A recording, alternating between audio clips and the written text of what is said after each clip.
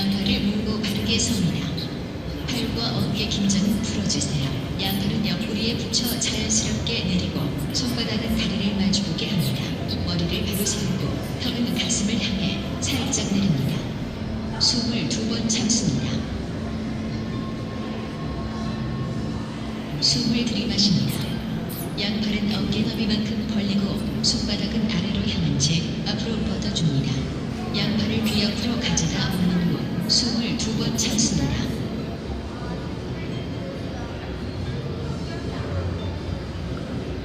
양팔을 내려주세요. 몸은 앞으로 약간 구부리고 두 손을 배 위에 올려둡니다.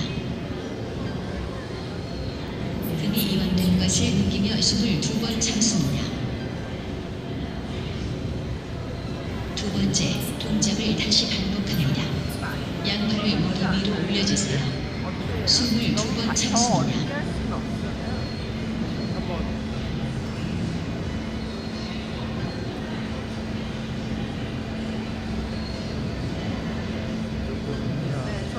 숨을 뱉으면서 양팔을 아래로 내려주세요. 팔꿈치는 허리에 닿게 하고 손바닥은 위를 향합니다. 엄지손가락과 나머지 손가락을 고정시킨 후 숨을 2번 참습니다. 숨을 들이마시고 시계 방향으로 3번 회전합니다. 하나, 둘,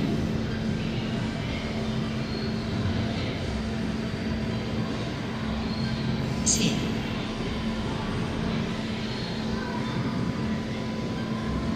시작 자세로 되돌아옵니다. 그리고 숨을 2번 참습니다. 앞팔을 올려 팔꿈치를 어깨 높이로 올려줍니다.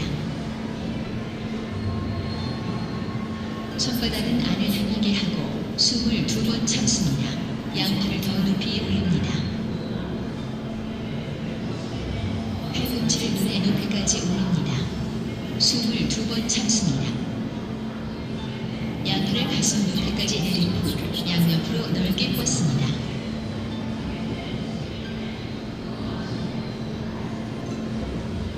손바닥은 바깥을 향합니다. 양손은 바깥을 향해 쭉 뻗습니다. 고개를 바르게 세우고 숨을 2번 참습니다.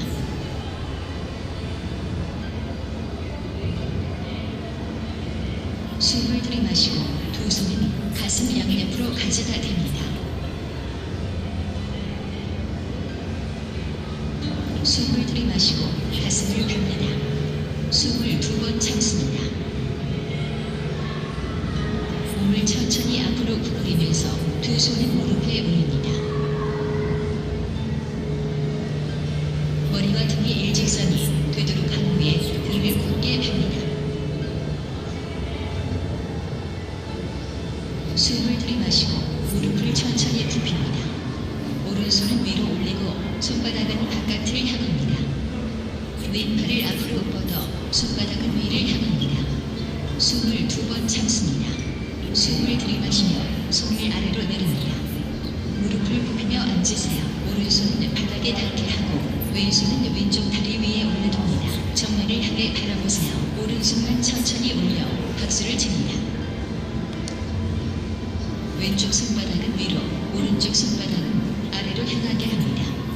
숨을 2번 참습니다. 오른쪽 손바닥은 무릎 앞바닥 위에 올립니다.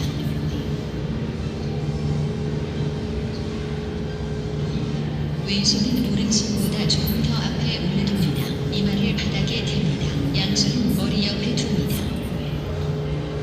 몸과 머리를 움직이지 않고 양손을 돌려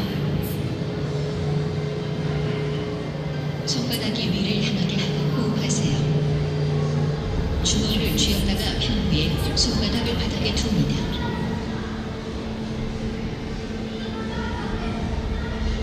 이 과정을 한 번 더 반복합니다. 숨을 깊게 들이마십니다.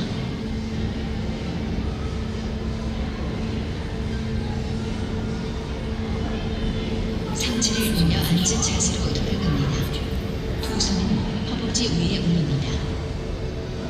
왼손을 어깨 높이만큼 올립니다. 검지와 중지를 위로 올립니다. 오른쪽에서 왼쪽으로 원을 그리듯이 천천히 두 번 돌립니다. 하나, 둘,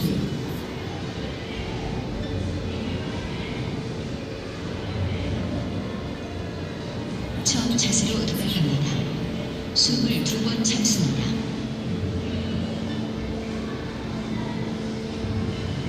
무릎을 꿇은 자세로 천천히 돌아갑니다. 왼손은 아래에 내려두세요. 오른손을 돌려서 손가락 끝으로 이마와 가슴,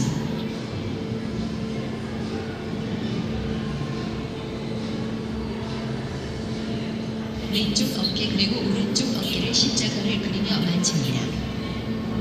오른팔은 약간 대각선 위로 올리고 나서 숨을 깊게 들이마십니다.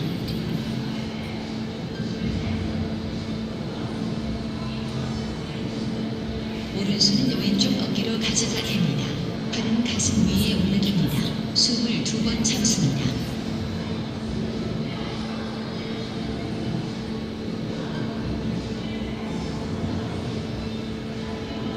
숨을 들이마시고 손은 아래로 내립니다. 무릎을 꿇고 앉으세요. 천천히 일어나서 다시 처음의 자세로 돌아갑니다.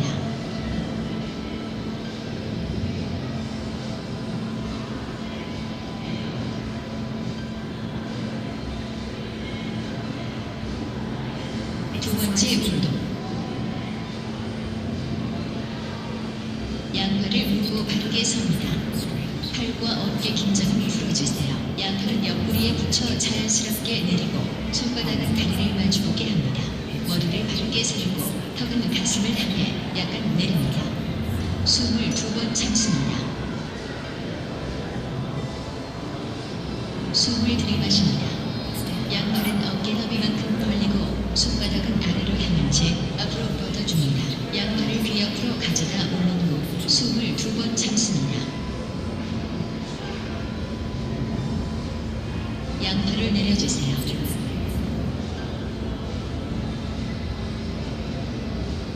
몸은 앞을 향해 약간 구부리고 두 손은 배 위에 올려둡니다. 등이 이완되는 것을 느끼면서 숨을 두 번 참습니다. 두 번째 동작을 반복합니다. 양팔을 머리 위로 올려주세요. 숨을 두 번 참습니다.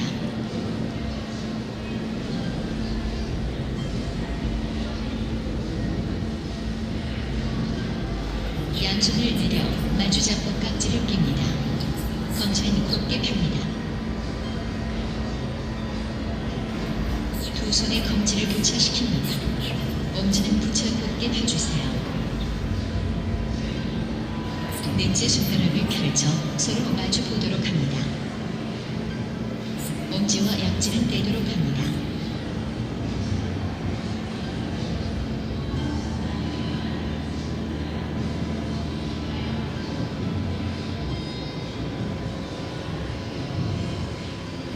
넷째 손가락을 교차시키고 약지는 서로 붙여줍니다. 엄지손가락을 곧게 펼치고 숨을 두 번 참습니다.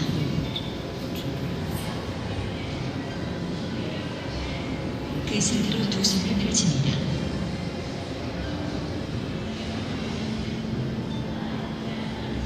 중지를 서로 교차시킵니다. 검지는 바깥을 향해 뻗고 약지는 서로 뗍니다.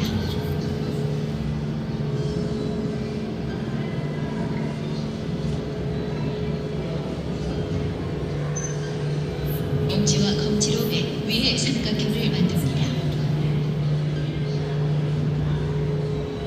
숨을 들이마시고 오른발은 어깨보다 약간 넓게 펼칩니다. 손을 앞으로 뻗어 발을 곧게 세웁니다. 왼쪽 손바닥은 위로, 오른쪽 손바닥은 아래를 향하게 합니다. 오른발을 뒤에 두고 런지 자세를 취합니다. 손바닥을 안쪽으로 오른손을 내립니다. 오른팔을 천천히 앞으로 뻗어 위로 올립니다.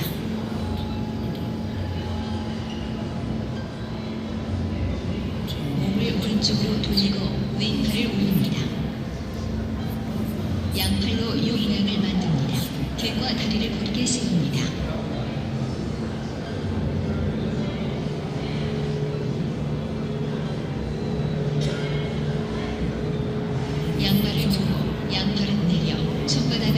바깥을 향하게 합니다.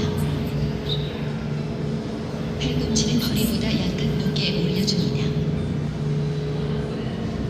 왼손은 손바닥을 위로 앞으로 뻗고 팔꿈치는 목에 붙입니다. 오른손은 왼쪽 어깨에 올립니다. 왼쪽 어깨를 8번 두드립니다.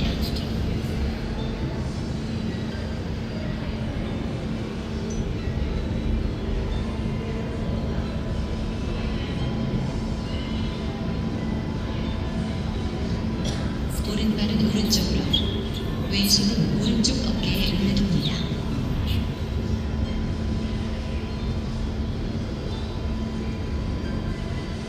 양발을 바르게 모으고 팔을 아래로 내립니다. 왼발은 왼쪽으로 벌립니다. 양팔을 허리 높이만큼 왼쪽으로 향하게 합니다. 손바닥은 위를 향하게 합니다. 양발을 가지런히 모으고 양팔을 아래로 내립니다. 오른발을 오른쪽으로 벌립니다. 양팔은 어깨 높이로, 손바닥은 아래를 향해 오른쪽으로 올립니다. 두 발을 가지런히 모으고 두 팔을 내립니다. 왼발을 앞으로 향하게 합니다. 고개를 움직이지 않고 몸을 오른쪽으로 절반만 움직입니다. 숨을 참습니다. 왼발을 처음의 자세와 같이 가지런히 모아줍니다. 오른발을 앞으로 가져갑니다. 고개를 움직이지 않고 몸을 왼쪽으로 절반만 돌려줍니다. 왼발을 처음의 자세와 같이 가지런히 모아줍니다. 이 동작을 한 번 반복하고 고개를 돌립니다.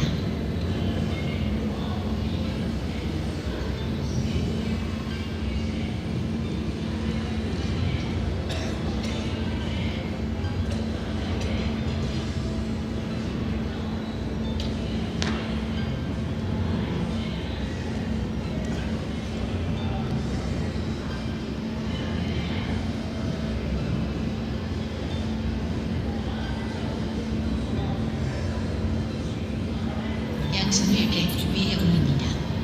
오른손은 왼손 위에 위치시킵니다. 손바닥은 위를 향합니다.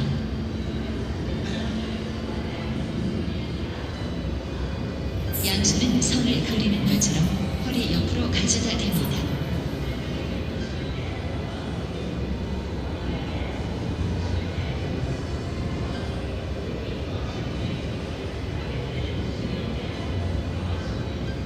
주먹을 쥐고 숨을 2번 참습니다.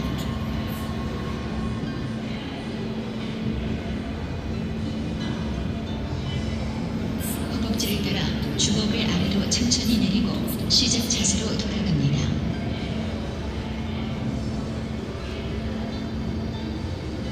세 번째 운동. 두 발을 모으고 바르게 서서 팔과 어깨 긴장은 풀어주세요. 양팔은 옆구리에 붙여 자연스럽게 내리고 손바닥은 다리를 마주보게 합니다. 머리를 바로 세우고 턱은 가슴을 향해 살짝 내립니다. 숨을 2번 참습니다. 숨을 들이마십니다. 양팔은 어깨 너비만큼 벌리고 손바닥은 아래로 향한 채 앞으로 뻗어줍니다. 양팔을 귀 옆으로 가져다 올린 후 숨을 2번 참습니다.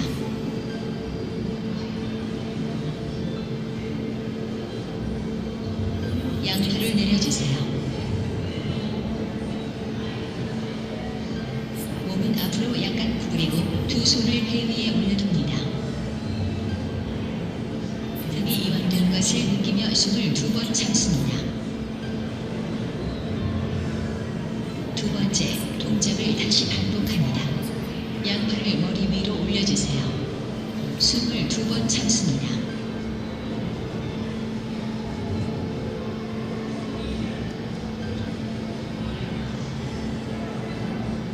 양팔을 십자가를 그리며 가슴 위에 올려둡니다. 숨을 2번 참습니다.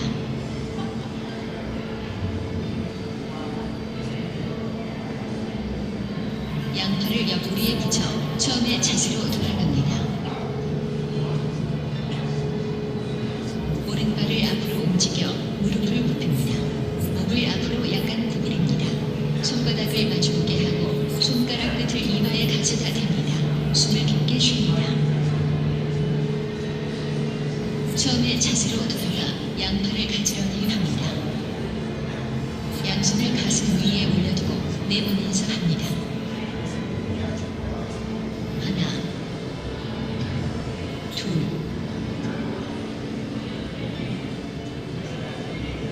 셋,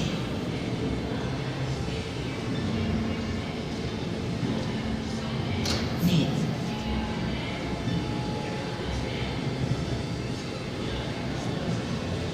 양손을 머리 높이에 올리고 자세를 유지합니다.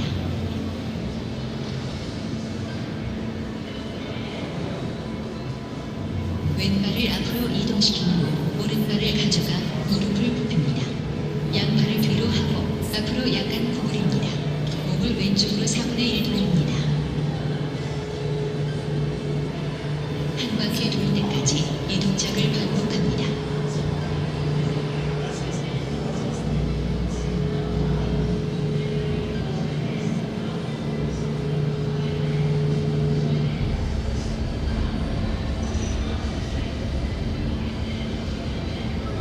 두 발을 벌린 채 무릎을 굽힙니다. 가슴 높이에서 손바닥을 모아줍니다. 목을 왼쪽으로 4분의 1 돌려 한 바퀴 돌 때까지 이 동작을 반복합니다.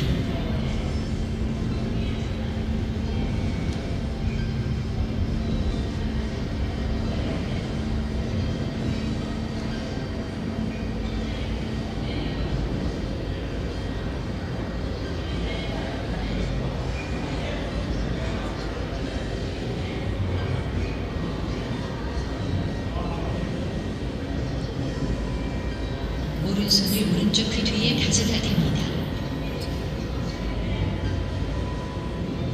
왼손을 왼쪽 귀 뒤에 가져다 댑니다. 그리고 똑바로 섭니다.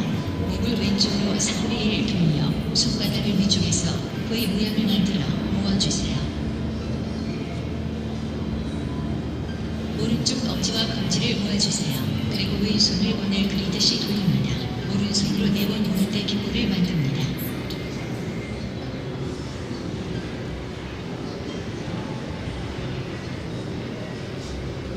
왼손을 아래로 내려주세요. 엄지로 오른쪽 손가락 끝을 하나하나 만지세요.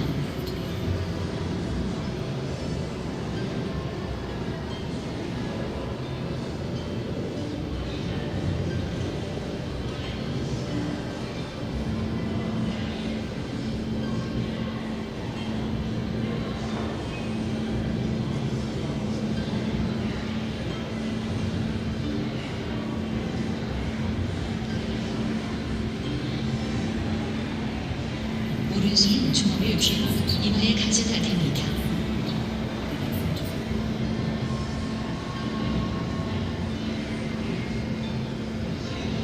이 과정을 오른쪽에서 반복하고 좀 더 오른쪽에서도 반복합니다. 눈으로 손을 따라갑니다. 호흡을 유지하세요. 두 손은 머리 높이에서 모아줍니다. 왼쪽 주먹을 오른쪽 손바닥으로 감싸세요. 양팔을 아래로 내리고 처음의 자세로 되돌아갑니다.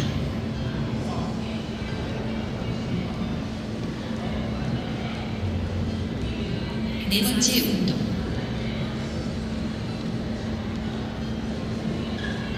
두 발을 모아 바르게 서서 양팔과 어깨 긴장을 풀어줍니다.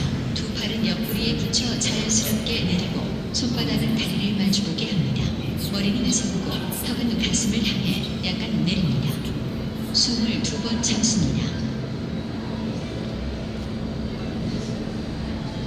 숨을 들이마십니다. 양팔은 어깨 너비만큼 벌리고 손바닥은 아래로 향한 채 앞으로 뻗어줍니다. 양팔을 귀 옆으로 가져다 올린 후 숨을 2번 참습니다.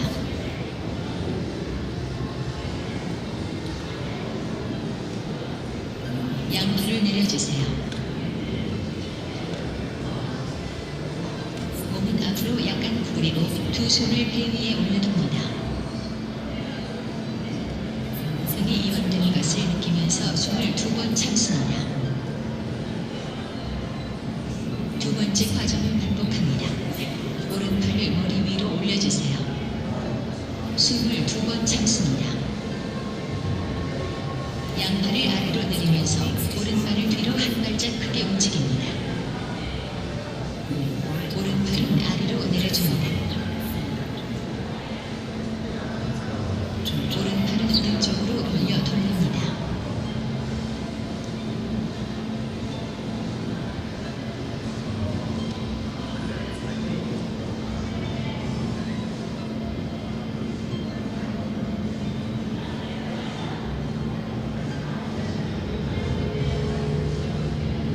주먹을 쥐고 무릎을 구부리며 몸을 튕깁니다.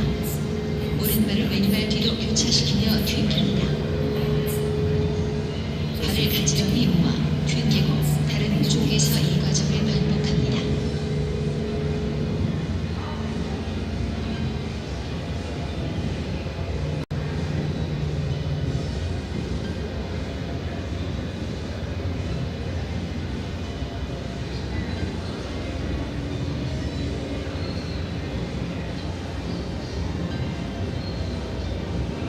오른발을 앞으로 가져가고 손바닥을 마주봅니다. 앞뒤로 움직입니다. 이 과정을 2번 반복합니다.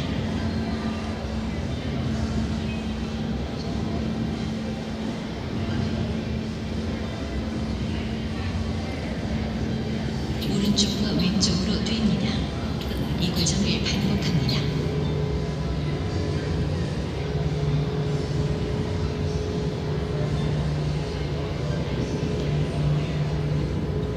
왼팔과 왼발을 올립니다.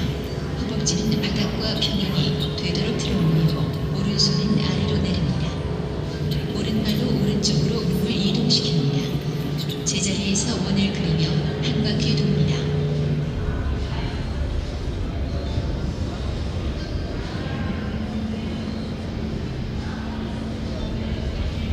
오른발 앞에서 왼발을 교차시킵니다. 왼팔을 올리고 오른손은 허리에 둡니다. 상체를 오른쪽으로 구부립니다. 머리를 오른쪽으로 돌려 시선은 아래로 향합니다.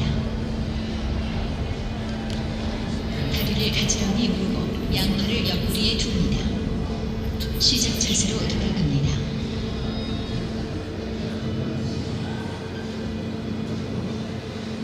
다섯 번째 운동.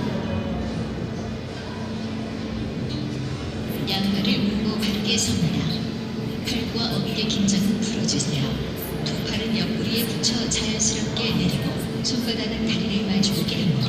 머리는 세우고 턱은 가슴을 향해 약간 내립니다. 숨을 2번 참습니다. 숨을 들이마십니다. 양팔은 어깨 너비만큼 벌리고 손바닥은 아래로 향한 채 앞으로 뻗어줍니다. 양팔을 귀 옆으로 가져다 오는 후 숨을 2번 참습니다. 양팔을 내려주세요.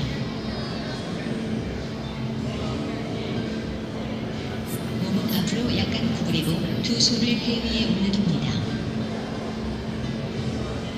등이 이완되는 것을 느끼면서 숨을 2번 참습니다. 두 번째 동작을 다시 반복합니다. 양팔을 머리 위로 올려주세요. 숨을 2번 참습니다.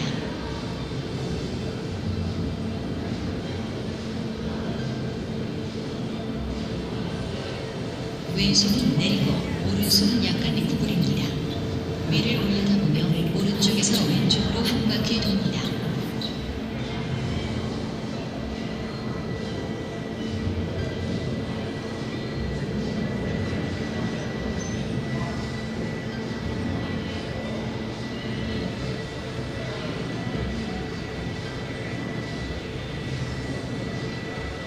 왼손을 오른손 위로 올려서 왼쪽으로 2번 돌며 손뼉을 칩니다.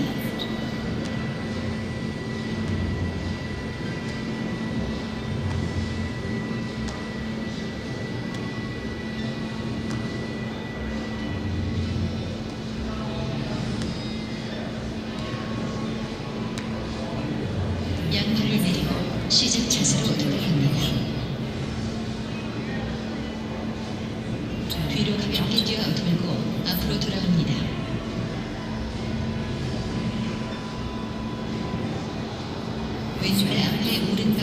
진행시킵니다. 오른손을 왼쪽으로 가져갑니다. 같은 동작을 다른 위치에서 반복합니다. 양팔은 위로 올리고 손바닥은 바깥쪽을 향하게 합니다. 양발은 가지런히 모으고 손은 허리에 둔 채로 똑바로 섭니다.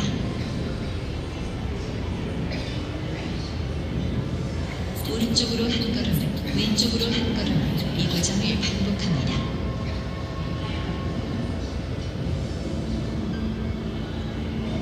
오른손을 벌리고 손바닥이 위를 보도록 굳게 펴니다. 목을 왼쪽으로 구부립니다. 왼팔은 옆구리에 붙이고 손바닥은 아래를 향하게 합니다. 오른팔은 등 뒤로 돌리고 손바닥은 위를 향하게 합니다. 다른 방향으로 같은 동작을 반복합니다. 똑바로 서서 정수리에서 주먹을 줍니다. 왼손을 맨 위에 둡니다. 오른발을 위로 올리고 왼발을 구부립니다. 오른발, 왼발, 오른발 순서로 발을 올립니다.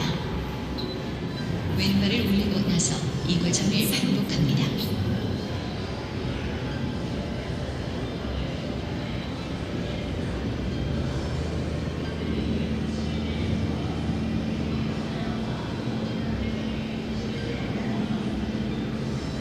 오른발을 펼칩니다. 왼쪽 허벅지는 수평이 되도록 올려줍니다. 왼손은 왼쪽 무릎 위에 올려두고 오른손을 주먹을 쥔 채로 머리 위로 올립니다. 왼발은 펼치고 왼손은 허리에 가져다 댑니다. 오른쪽 손바닥을 위를 향해 펼치고 몸을 오른쪽으로 구부립니다. 왼발을 바닥에 두고 무릎을 구부립니다. 오른쪽 다리는 곧은 자세를 유지합니다. 오른손 엄지와 중지를 붙입니다.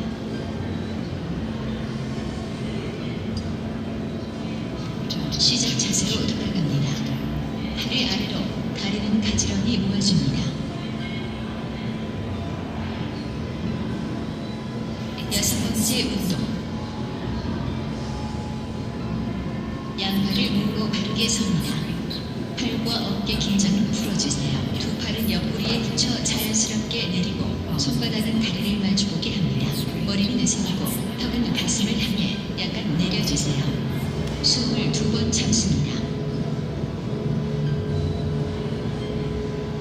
숨을 들이마십니다. 양팔은 어깨 너비만큼 벌리고 손바닥은 아래로 향한 채 앞으로 뻗어줍니다.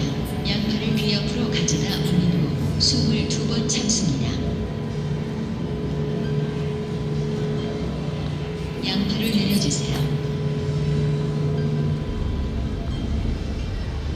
몸은 앞으로 약간 구부리고 두 손을 배 위에 올려둡니다.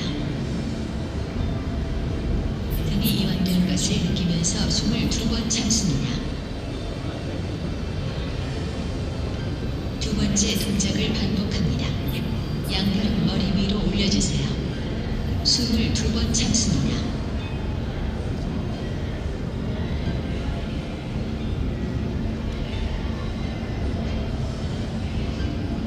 앞으로 뛰었다가 그리고 앉습니다. 다리와 발은 평행이 되도록 합니다. 양팔을 앞으로 펼치고 손바닥은 아래를 향하게 합니다. 무릎과 손을 바닥에 대고 땅에 입을 맞춥니다.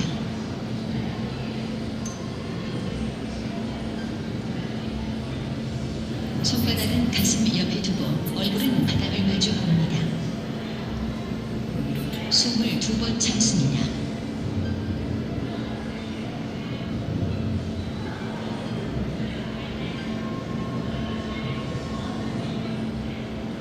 상체를 올려 무릎을 꿇고 앉습니다. 오른손을 올려서 주먹을 줍니다.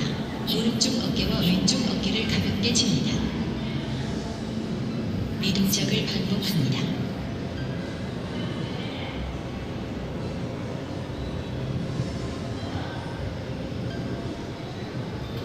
주먹을 쥐고 오른발을 앞으로 뻗습니다. 상체를 왼쪽으로 돌리고 튕겨줍니다.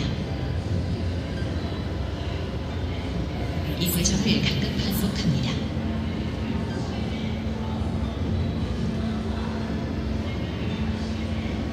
다리를 모으고 팔을 바꿔서 2번 반복합니다. 다시 튕겨줍니다. 팔을 바꿔서 다시 반복합니다.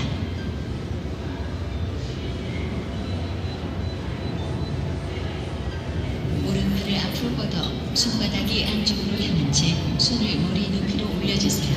왼손은 뒤로 하고 손바닥은 위를 향합니다. 두 번 당겨줍니다. 그리고 손을 바꿔서 반복합니다.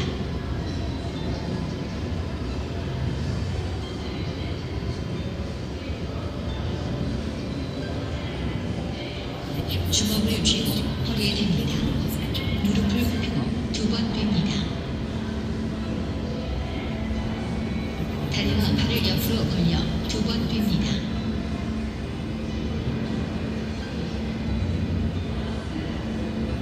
앞으로 뛰었다가 그리고 앉습니다. 가슴 높이에서 주먹을 줍니다. 상체를 약간 앞으로 구부리고 숨을 두 번 참습니다.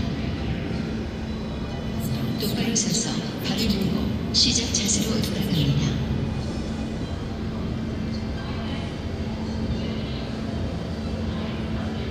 일곱 번째 운동. 두 발을 모아 바르게 서서 양팔과 어깨 긴장을 풀어줍니다. 양팔은 옆구리에 붙여 자연스럽게 내리고 손바닥은 다리를 마주보게 합니다. 머리는 세우고 턱은 가슴을 향해 약간 내립니다. 숨을 두 번 참습니다. 숨을 들이마십니다. 양팔은 어깨 너비만큼 벌리고 손바닥은 아래로 향한 채 앞으로 뻗어줍니다. 양팔을 귀 옆으로 가져다 올린 후 숨을 두 번 참습니다. 양팔을 내려주세요. 몸은 앞으로 약간 구부리고 두 손을 배 위에 올려둡니다. 등이 이완된 것을 느끼며 숨을 두 번 참습니다. 두 번째 동작을 반복합니다. 두 팔을 머리 위로 올려주세요. 숨을 두 번 참습니다.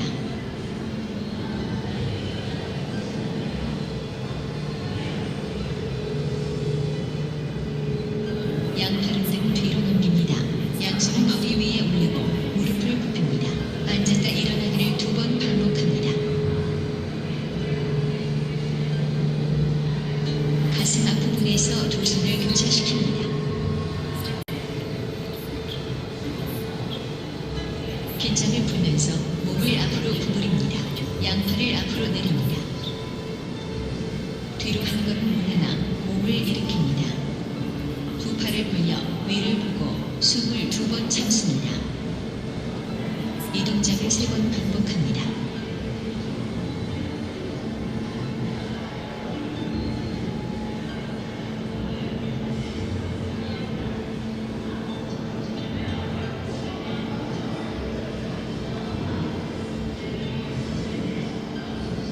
긴장을 풀면서 바닥에 눕습니다.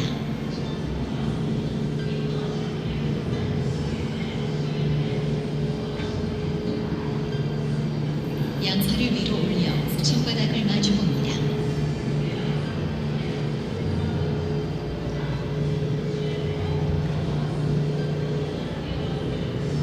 양반 자세로 앉아서 주먹을 쥐고 양팔은 지면에 붙입니다. 숨을 두 번 참습니다. 가슴 앞에서 손바닥이 바깥을 향하게 하고 숨을 두 번 참습니다. 엄지와 검지를 붙인 채 양손을 옆으로 돌려 세워줍니다.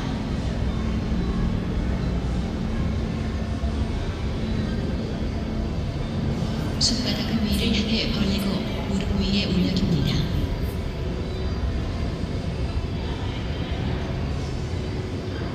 손바닥을 들고 숨을 두 번 참습니다.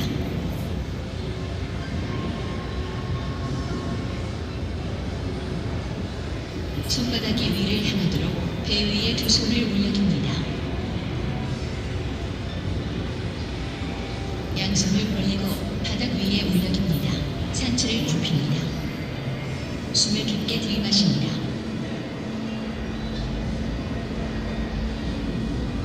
다리를 꼰 채로 무릎이 바닥에 닿게 합니다. 양팔을 벌려주세요. 숨을 깊게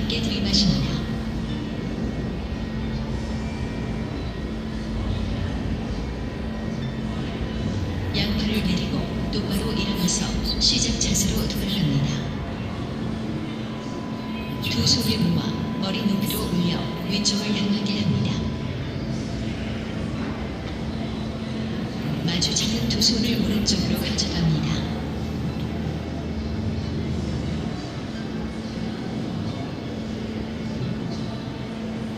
왼팔을 아래로 내리고 똑바로 섭니다. 주먹을 쥔 채로 오른손을 올립니다. 오른손을 어깨 높이로 내립니다. 똑바로 서서 양팔을 내리고 시작 자세로 돌아갑니다.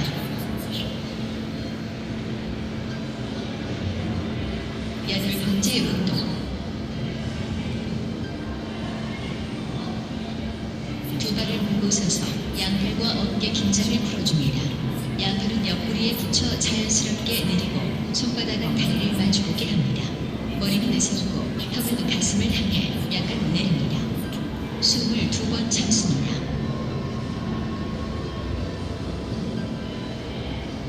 숨을 들이마십니다. 양팔은 어깨 너비만큼 벌리고 손바닥은 아래로 향한 채 앞으로 뻗어줍니다. 양팔을 귀 옆으로 가져다 올린 후 숨을 두 번 참습니다. 양팔을 올려주세요. 몸은 앞으로 약간 구부리고 두 손을 배 위에 올려둡니다. 등이 이완되는 것을 느끼면서 숨을 두 번 참습니다.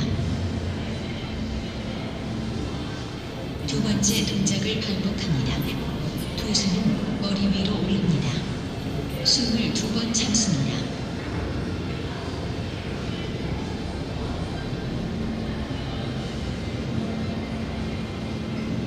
양팔을 아래로 내리고 목을 아래로 숙여 손을 바닥에 댑니다. 얼굴이 바닥에 닿도록 상체를 앞으로 숙입니다. 양팔을 옆구리에 갖다 붙입니다. 손바닥을 가슴 옆 부분에 가져다 댑니다. 숨을 두 번 참습니다.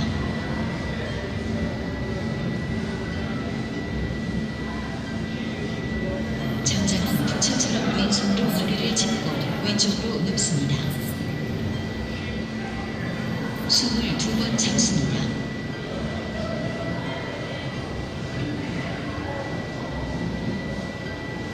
다시 얼굴을 바닥을 대고 양팔을 벌립니다.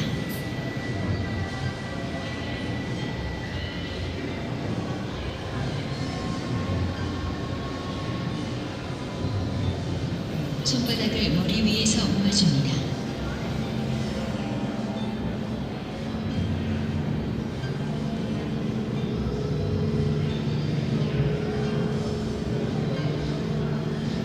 두 손은 옆구리에 붙여 똑바로 일어납니다.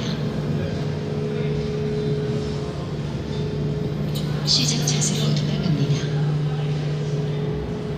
왼손을 옆에 가져다 대고 바람을 붑니다.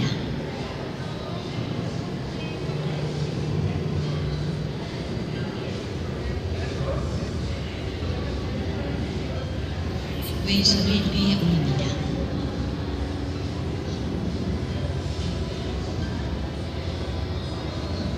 그리고 오른손을 위에 둡니다. 숨을 두 번 참습니다.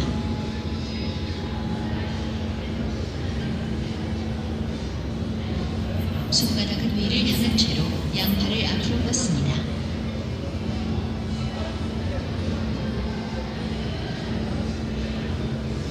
두 팔을 아래로 내립니다.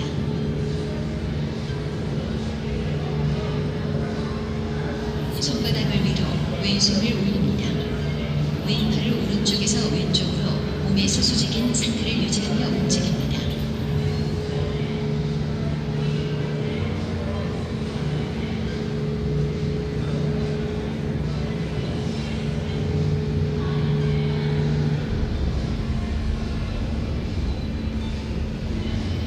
오른팔을 옆으로 들어 올려 양팔을 위로 뻗어줍니다. 머리 위로 손바닥이 마주보도록 합니다.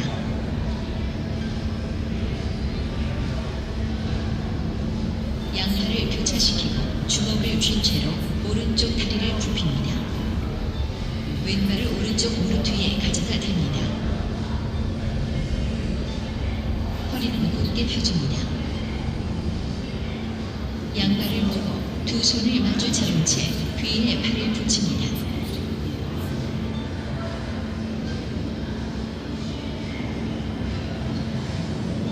손바닥을 위로 향하도록 벌리고 유지합니다.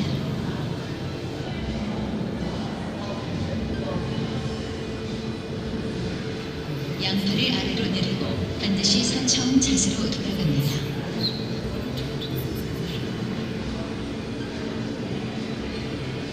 아홉 번째 운동. 양팔을 동고 곧게 서서 팔과 어깨 긴장을 풀어주세요. 양팔을 옆구리에 붙여 자연스럽게 내리고 손바닥은 다리를 마주보게 합니다.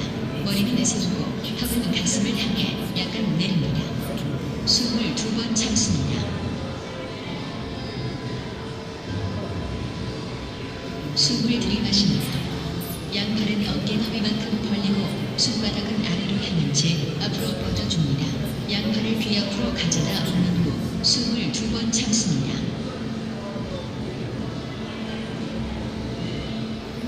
양팔을 내려주세요. 몸은 앞으로 약간 구부리고 두 손을 배 위에 올려둡니다. 등이 이완되는 것을 느끼면서 숨을 두 번 참습니다. 두 번째 동작을 반복하고 양팔을 머리 위로 올립니다. 숨을 두 번 참습니다.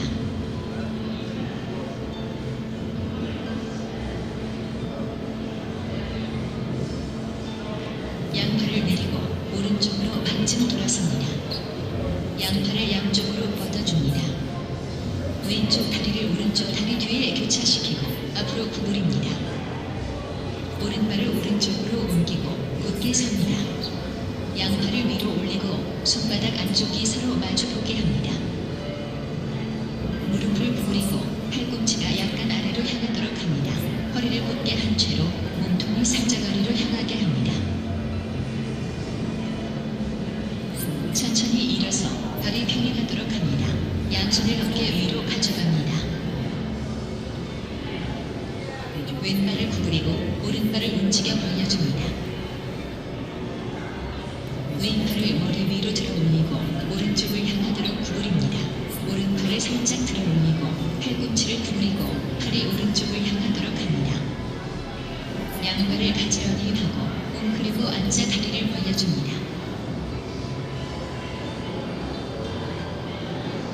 양팔은 아래를 향합니다. 손바닥은 함께 바닥으로 향합니다. 귀에 손바닥을 가져다 대고 유지합니다.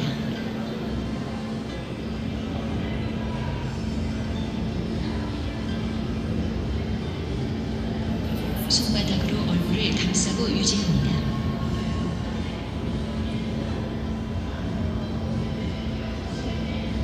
손바닥을 코에 위치시켰다가 가슴 위로 옮깁니다.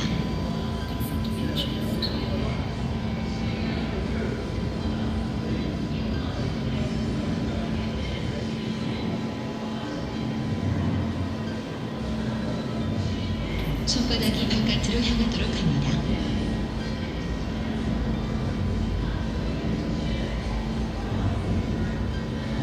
양손을 모아 손바닥으로 가볍게 원을 그려줍니다.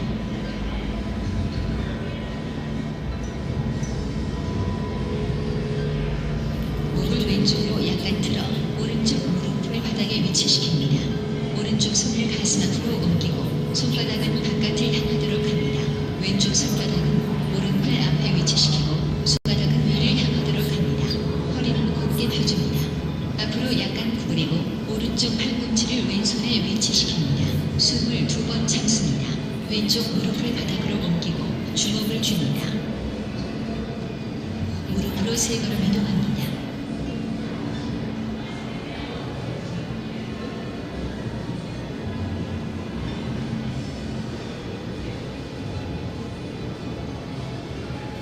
오른쪽 다리를 들어 올려 손바닥을 마주하시고 그 자세를 유지합니다. 일어서서 팔꿈치를 가슴 높이만큼 들어 올리고 옆으로 벌려줍니다. 왼쪽 손바닥은 바깥을 향하고 오른쪽 손바닥은 왼쪽을 향하도록 하며 엄지손가락은 접어줍니다. 왼발을 오른발 뒤로 교차시킵니다. 숨을 2번 참습니다. 양팔을 내리고 발을 모아 처음 자세로 돌아갑니다.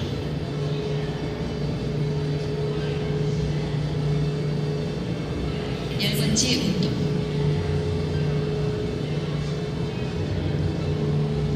두 발을 모아 바르게 서서 양팔과 어깨 긴장을 풀어줍니다.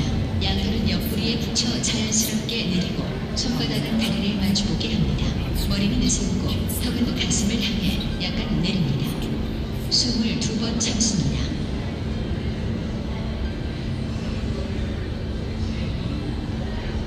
숨을 들이마십니다. 양팔은 어깨 너비만큼 벌리고 손바닥은 아래로 향한 채 앞으로 뻗어줍니다. 양팔을 귀 옆으로 가져다 올린 후 숨을 2번 참습니다. 양팔을 내려주세요. 몸은 앞으로 약간 구부리고 두 손을 배 위에 올려둡니다. 등이 이완되는 것을 느끼면서 숨을 2번 참습니다. 이 동작은 반복합니다. 양팔은 머리 위로 올립니다. 숨을 2번 참습니다. 주먹을 쥐고 가슴 양옆으로 내립니다.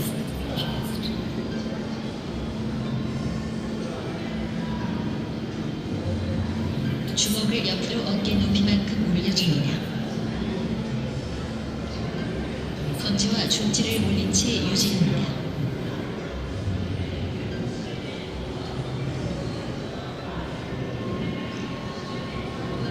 양팔을 내리고 주먹 쥔 왼손을 오른손으로 감쌉니다.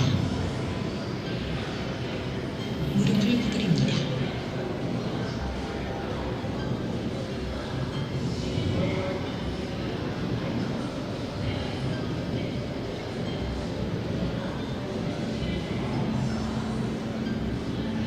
주먹을 함께 쥐고 이마에 위치시킨 후 시선은 아래를 향합니다.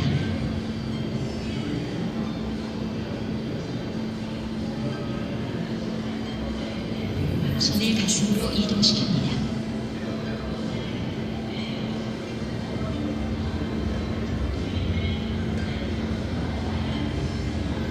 검지와 중지는 곧게 펴고 같은 모양으로 만듭니다.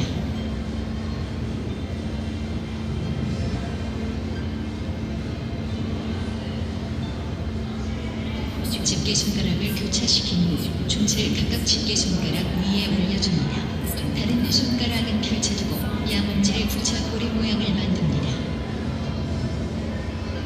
양손을 오므리고 양지는 서로 붙입니다.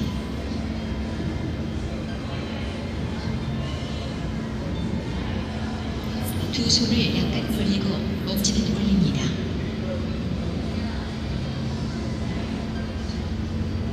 무릎을 꿇고 앉습니다. 손을 떼어낸 후 엄지와 검지는 붙여줍니다. 오른쪽 손바닥은 위로, 왼쪽 손바닥은 위를 향하게 합니다. 가슴 높이에서 주먹을 쥐고 손목을 비틀어줍니다. 주먹을 4번 비틀어 움직입니다. 가슴 높이에서 엄지손가락과 집게손가락으로 삼각형을 만듭니다. 이 자세를 유지합니다.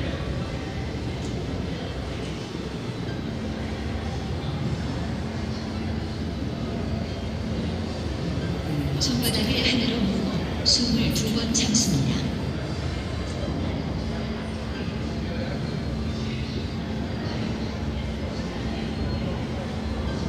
두 팔을 아래로 내리고 일어납니다.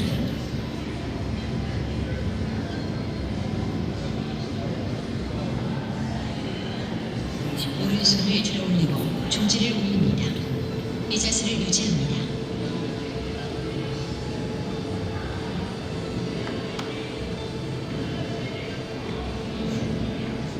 오른손은 가슴 높이에서 수직이 되도록 합니다. 테스트, 하나, 둘, 셋.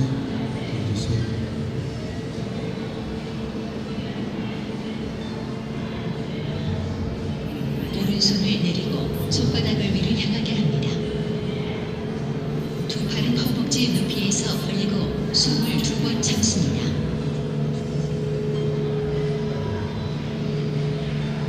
하나 둘 셋 마이크 테스트 중입니다. 하나 둘 셋.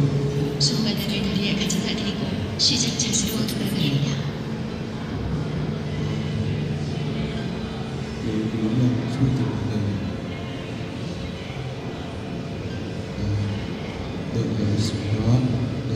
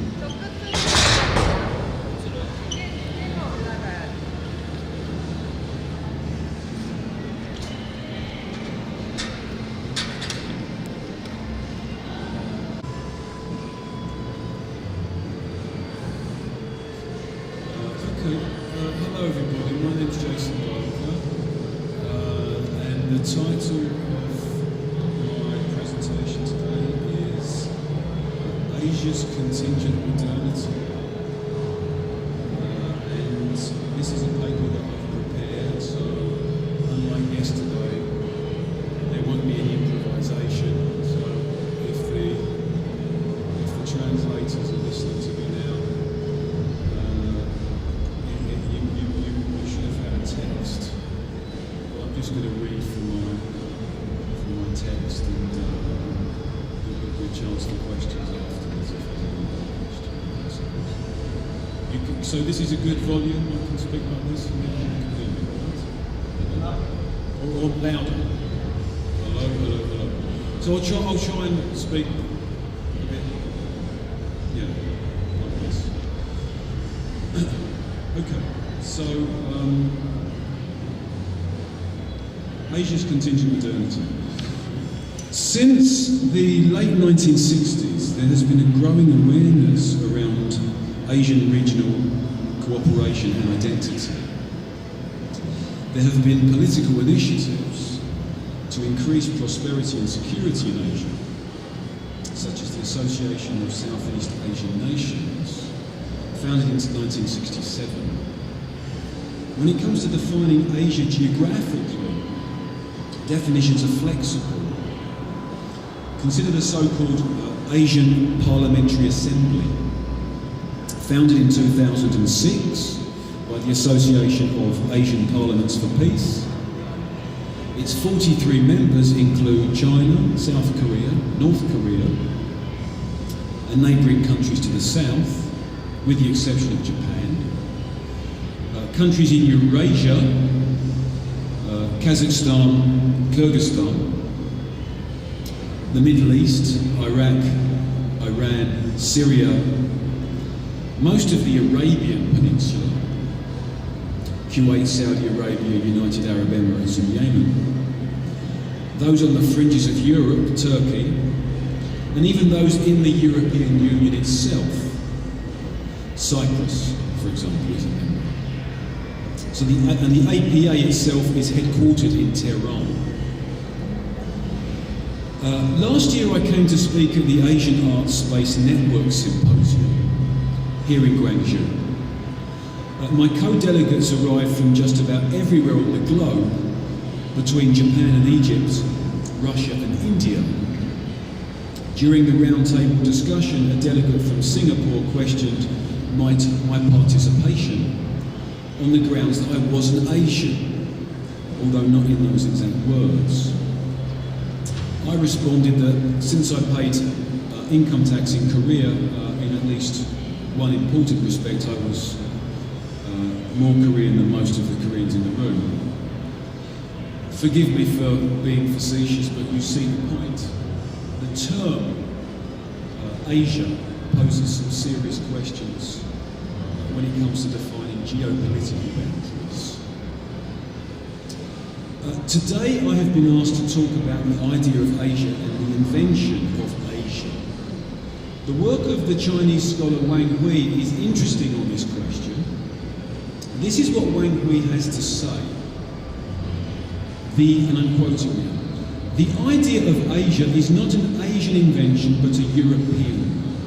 In the 18th and 19th centuries, the European social sciences, historical linguistics, modern geography, philosophy of rights, theories of state and race, historiography, political economy, developed quickly along with natural sciences. Together they created a new world map. The ideas of Europe and Asia were integrated into the concept of world history. Montesquieu, Adam Smith, Hegel, Marx, among others, constructed the idea of Asia in contrast with Europe and incorporated Asia in a teleological vision of history." End of quotation. Nowadays we use the word Orientalism to describe this kind of philosophical and cultural incorporation of Asia into Western or Eurocentric discourses. The Westerner regards Asia as if looking in a mirror. The reflection can only present a narcissistic, distorted fantasy far removed from any social and historical reality of Asia.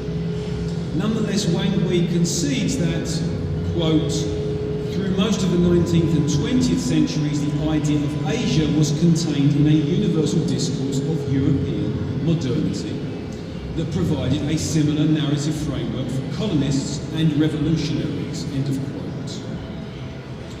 This is an important concession. The fantasy image of Asia imagined or invented through Western philosophical discourse is not the true image. It is a historical distortion.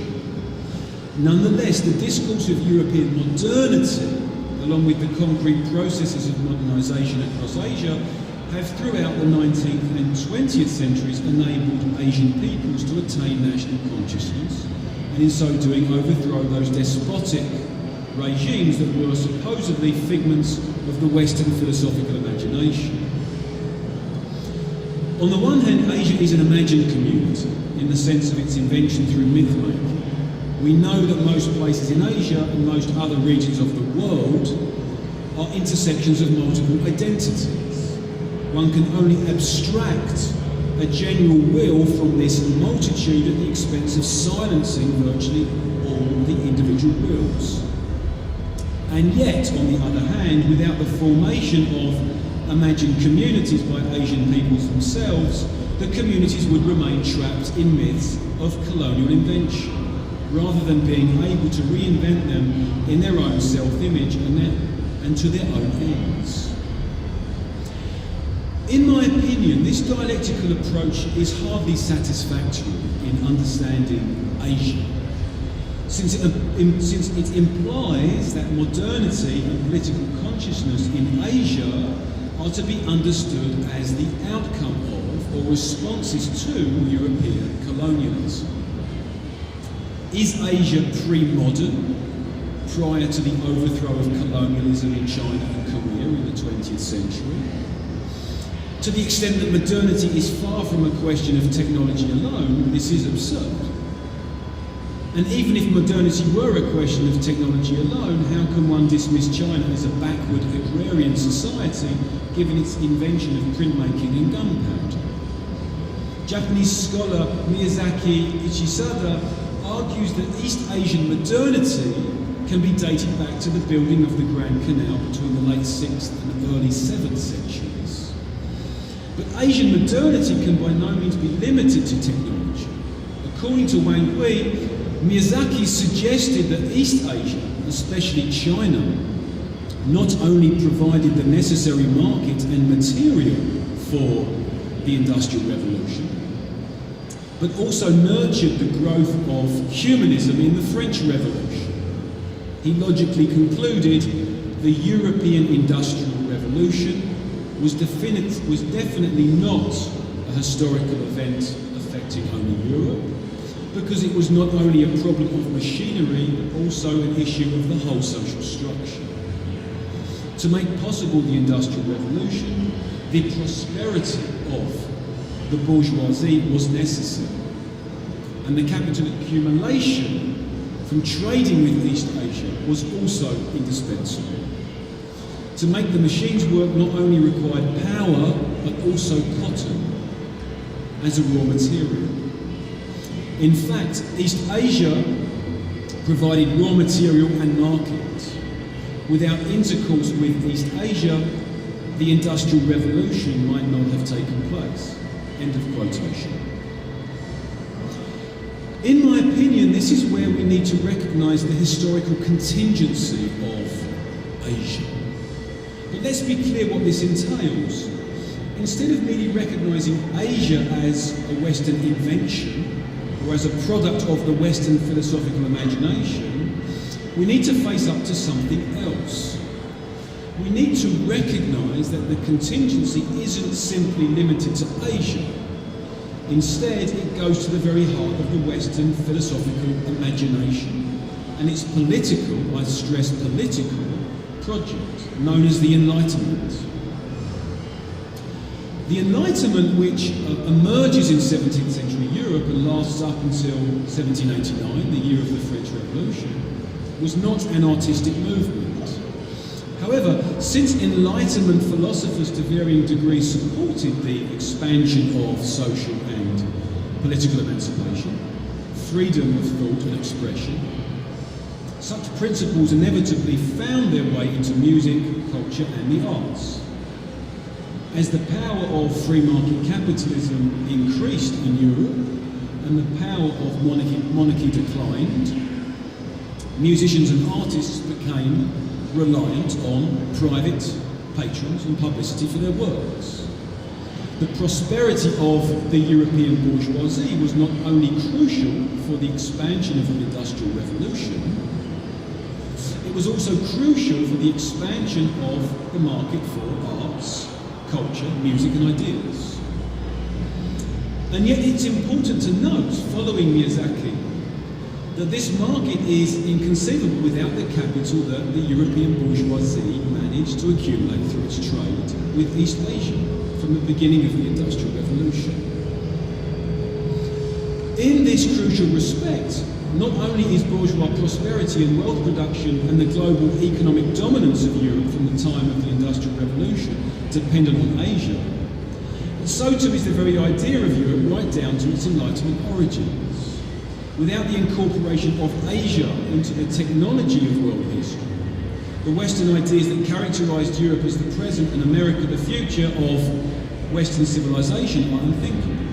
In other words, instead of thinking Asia as a Western invention, we need to consider Europe and Asia as reciprocally determined and conceptually independent. In epistemological terms, there is no Asia without Europe.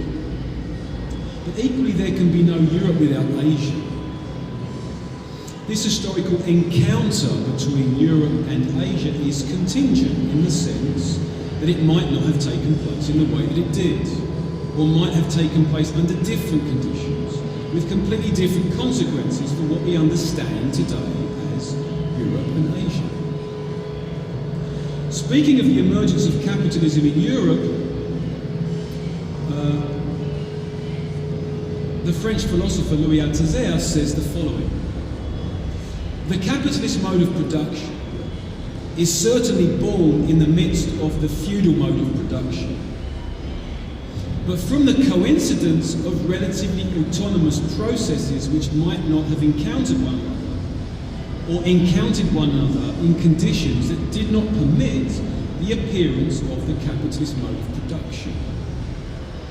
The proof of this is that it's quite conceivable that the capitalist mode of production was born and died several times in history before becoming sustainable. For example, in the Italian cities of the Po Valley towards the end of the 14th century, where we find the conjunction of astonishing conditions of large-scale mechanised industry, courtesy of hydraulic energy, of salaried work, and even the division of labour, travail parcellisé. Although I'm not familiar with the history of East Asia, and certainly can't claim to be any kind of expert in this area, presumably we could extend Althusser's reasoning to include any number of historically contingent interactions between capitalist and pre-capitalist processes that have taken place in East Asia since the 14th century. I want to devote the remainder of my presentation to some very brief remarks on the work of the South Korean artist Paik Nam-jun. Paik's work is particularly useful in illustrating the historical contingency I'm talking about here. In my opinion, it's useful. And more specifically, what we might call Asia's contingent modernity. Paik might be described as a pioneer of what is nowadays called the Post-Museum. According to Kim Hong-hae, director of the Seoul Museum of Art, the Post-Museum overcomes the conventional practices and limits of existing art institutions. The Post-Museum envisions a place for the people, the public and audience, and a space for networking, which popularises contemporary art and museum culture.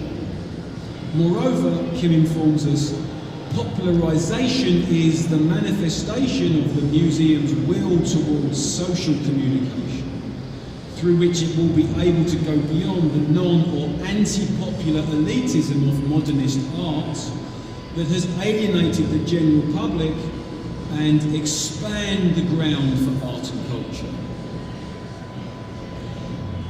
I am quoting here passages from the catalogue of the Seymour Biennale of Media City Seoul 2014, entitled Ghosts, Spies and Grandmothers.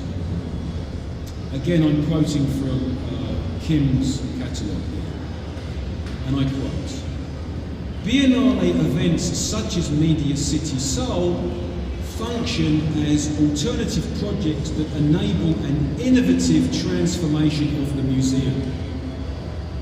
The Biennale is often a driving force towards the post-museum.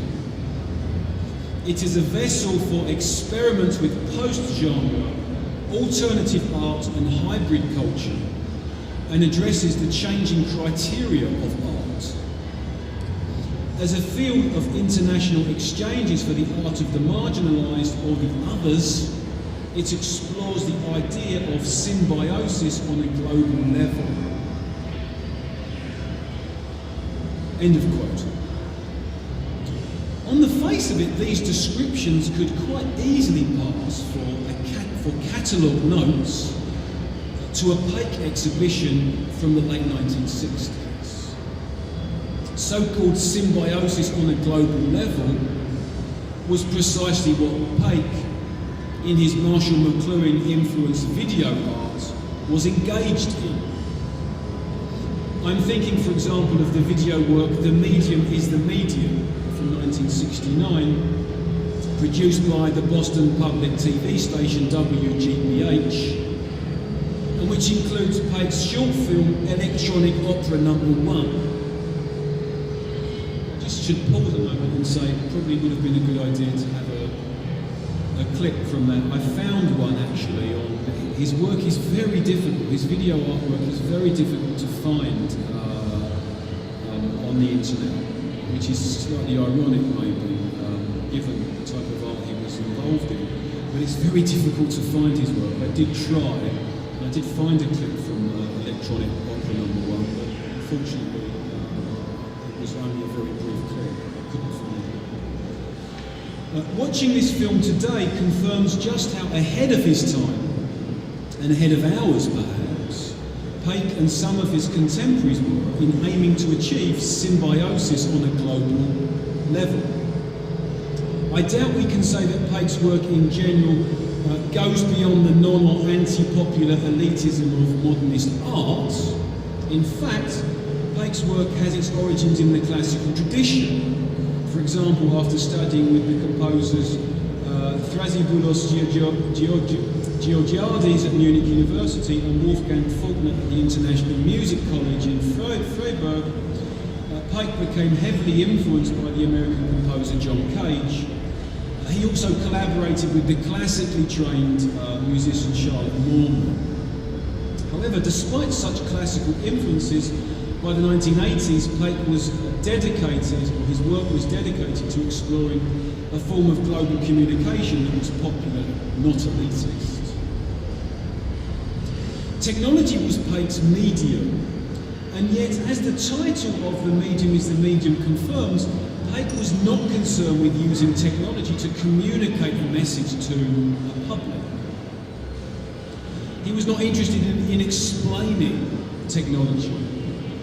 Recall the words of Kim Hong-hae in the Sema Biennale catalogue that, I quote, "Popularisation is the manifestation of the museum's will towards social communication, through which it will be able to go beyond the non- or anti-popular elitism of modernist art that has alienated the general public and expand the ground for art and culture." End of quote.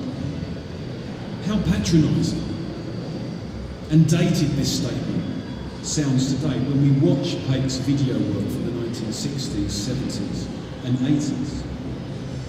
Alienating the general public was part and parcel of Paik's motivation. Although, let me restate my argument, we cannot use the term general public as if it were a ready-made concept. The very idea of publicity, the publicity of art and of the art-consuming public, is one which evolves with the rise of global capitalism, which in turn establishes itself with the rise of the European bourgeoisie, who in turn achieve political and economic power courtesy of the opening up of global trade with the East, and which, to paraphrase Althusser, occurs through the coincidence of relatively autonomous processes which might not have encountered one another, or encountered one another in conditions that did not permit the appearance of the capitalist mode of production. In other words, Kim's statement, that modernism alienates today's art-consuming Korean general public, completely misrepresents the historical contingency of contemporary art in Korea. Of course, it goes without saying that Kim's statement also upholds a very bourgeois European notion, which is endemic in Korea, of the international exchange of commodities, whether they be artistic works or the artists themselves. Not to mention Kim's pandemic description of the post-museum, which supposedly overcomes the conventional practices and limits of existing art institutions. The Kim says, the post-museum envisions a place for the people, a public and audience, and a space for networking which popularises contemporary art and museum culture. Surely we all recognise from Kim's description the impact and downright invasion of the post-museum in our daily lives. It goes hand in hand with the transformation of public space into a space for networking, by which Kim can only mean the buying and selling of commodities, whether those commodities are us or the public space itself, which is increasingly being parcelled up and put up for auction. Does Pake's work manage to escape from this bourgeois European ideology?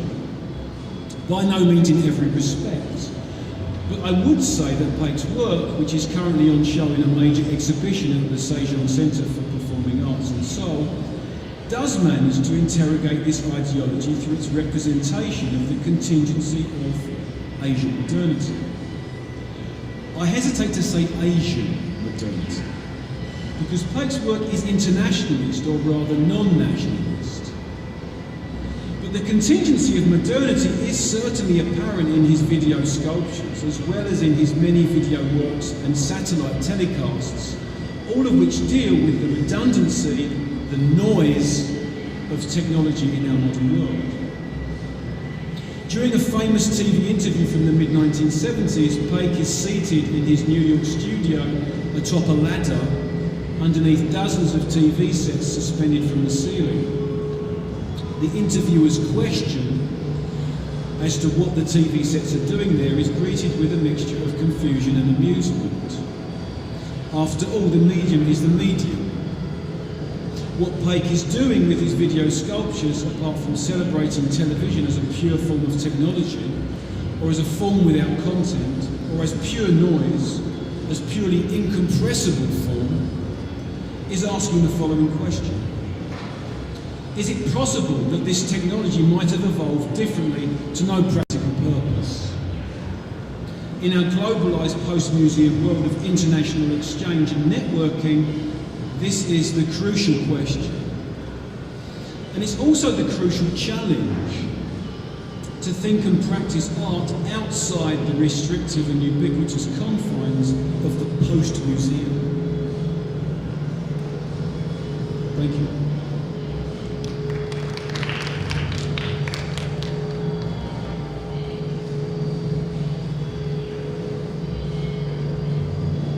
질문이나 의견들 있으시면 부탁드리겠습니다.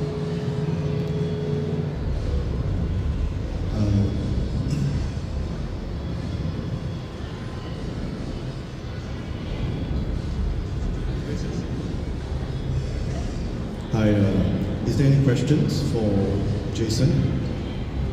Q&A time.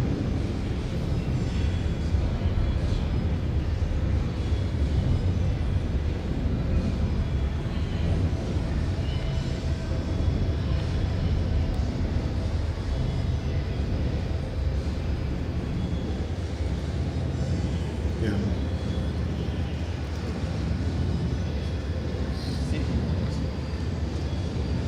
Could you please elaborate Can I come there and listen? Can you elaborate on the concept of post-museum and its connection to this networking?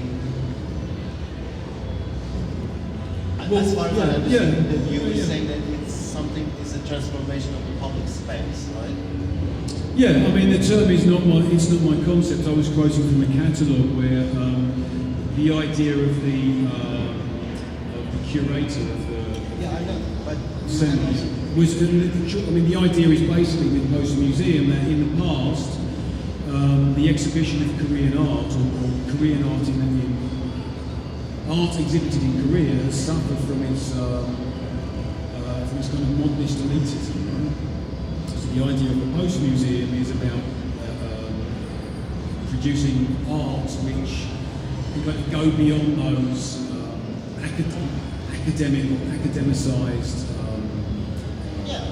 interpolations, right? And can actually bring in, I mean, I don't see it's a concept even, you know. I mean, it's just kind of a shift in the conceptualization or the ideology maybe of a presentation of art in Korea. Or, you know, kind of, That's as far as my understanding goes, really. There's been a shift from modernism in Korea towards exhibiting art which is accessible, is not, doesn't depend on a kind of educated public or a public educated in the history of art, the history of Korean art or the history of art from elsewhere. And that there is and this in itself creates a space where people can network. People can come and use the museum in a more democratic way. I mean, that's what I got from the catalogue. I mean, it's difficult, I think, to read these catalogues and take it at any more than face value. Actually, when I was quoting those passages, I'm not totally sure I get it myself. Because I'm sitting here and thinking about the parallel discussions back in the 70s, because the critique of the museum, one thing, the critique of the gallery space, has been ever since 70s one of the pillars of artistic practice. The very emergence of performance art was due to this critique of the gallery space, of the white cube, etc. So I was just trying to understand how to position this approach from Korea in relation to 30 years of discussions that have been taking place elsewhere. So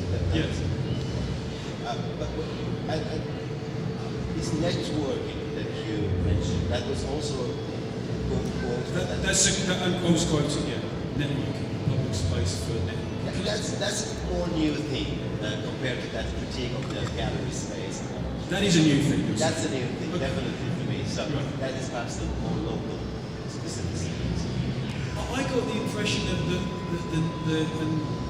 mean, obviously there are other Korean people here who can explore this with, I suppose, but my impression was that it was a shift from the modernist tradition directly. It didn't go through that critique.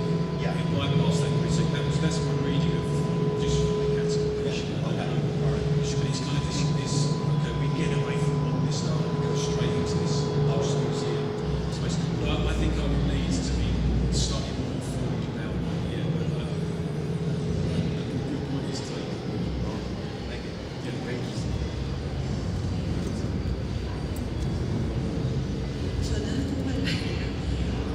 포스트 뮤지엄 이야기를 했을 때 김원장이 했었던 중요한 개념 중에 하나는 결국은 관객 파워, 티켓 파워, 자본주의 쪽으로 갈 수가 있을 것 같아요. 그리고 친기업적인 몇 명의 관객이 드는지 그런 것들이 이제 엘리트주의에서 굉장히 소외되고 일반 시민들이 보지 않는 공간에서 미술관을 조금 더 테마파크라든지 엔터테인먼트 공간으로 가게 되면서 지금 하고 있는 전시들도 그렇고요. 조금 더 이제 대중에게 달아가는 목표가 미술관의 자립성, 경제적인 자립성하고 이제 같이 연계가 되면서 그런 개념을 조금 더 이해를 하셔도 좋을 것 같습니다. 개념적으로는 물론 묻어진 지침을 탈피하고 엘리트주의의 공간을 탈피하지만 보다 현실적인 이유에서는 결국은 자본의 힘 그리고 미술관의 그 경제적인 불안정성에 대한 대안으로 이해를 하시면 좋을 것 같아요. Thank you. I want to add some comments on the talk. Actually, about the Post Museum. Okay, so I think the creator Yang Minxiang actually pointed rightly what happened actually in Korea in terms of a Post Museum. That means actually I think the original project has double meaning. It means the first one is, as you said, actually museum or some artists and art should be get out of the sort of state-centered museum policy or something. That such an art should come to the actually the life. That means that is exactly the essence of avant-garde. Sort of actually the avant-garde movement is in this sense a little bit it's kind of repetition of the 1960s radical art. But actually, when that kind of idea is realized and Korea or in other I think not Western country, we built up it ended up this sort of marketization. That is, normally, actually, the museum should be open to that kind of a market, or open to that sort of the publicity, something. But that publicity already occupied by capital and capitalism. Also, actually, sometimes the work of art is just a function, commodity, or sells as a commodity there. So that's why I think the concept is so problematic, even though a lot of critics and some artists insisting we should go to Boston Museum. But what I mean is that the term as such seems so old, a little bit old-fashioned. Yeah. And then we're always talking about that kind of end of art in Hegelian sense. We should actually talk about art, and such a kind of discourse, I think, might be a kind of symptom of such a end of art. So we actually we actually think about how to restore the kind of avant-garde spirit. This is a little bit what I mean. Actually, separate this kind of a practice is separated from what we institutionalize this kind of art movement. So I think originally that means we should actually liberate art from such an institutionalization like museum and gallery space. The thing is that what happened is definitely the market intervened the kind of movement, and they try to get the kind of excuse why the market should occupy such a place, which already established by such a state policy. So in non-Western country like in Korea, museum means definitely a state policy. It's an enlightenment, kind of enlightenment.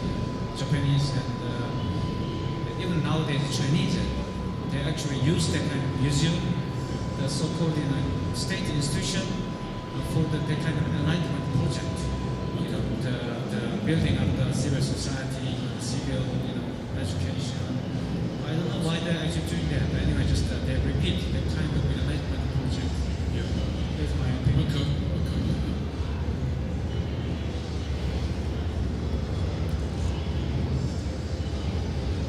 Yeah, so are there any other questions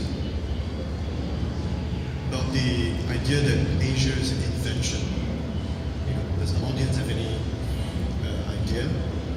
Or do you think about Asia? Because we accept that we're in Asia, right? Korea is part of Asia, like Singapore, like Taiwan, we're all part of Asia. But so what do you think of Jason's idea that the whole Asia is in fact a fabrication? There's no such thing as an Asia. Yes, but that's not my position. Yeah? That's not my position. I'm not saying that. Yeah, what about this idea? Hang on. Yeah. Okay. Yeah. But what about this idea? Right? Asia. I'm not sure that inventing Asia is because if you're inventing something, it's suggesting that something is fake about it. Actually, who is inventing Asia? I'm not sure that kind of. It seems like a loaded. And this expression, loaded question. In other words, a question there's already an answer in the question. So we already decided that Asia has been invented. Yeah, of course, there's another sense of invention, like during the Renaissance. Invention is like the rhetoric, where invention is like being creative. It could have another sense, but I agree that invention today is something negative. Some connotations. We have to kind of work. We have to decide what was it invented from. What the kind of core ingredients that went into it. I think the key part of my talk is to suggest that there is a historical explanation. There can be a historical explanation, of course, but there is a kind of contingency built into that, which can explain why it's art developed in a certain way and according to certain rules and according to certain. Yeah, I'm more interested in the question of why is it invented for? If Asia is invented by Europe, could you say a little bit more about is it just for capitalist development historically? Well, I don't Sharing think this is those helpful to say that Asia is invented. I don't think it's a helpful way of thinking about what we're doing, what's going on in art. Something's invented. Yeah, sure, everything's invented. So what? Okay. So what? Who cares? You have to invent art, don't you? When art is an invention, why should Asia be any different? What are we really talking about? Okay. All right. So, you have any other questions? Okay.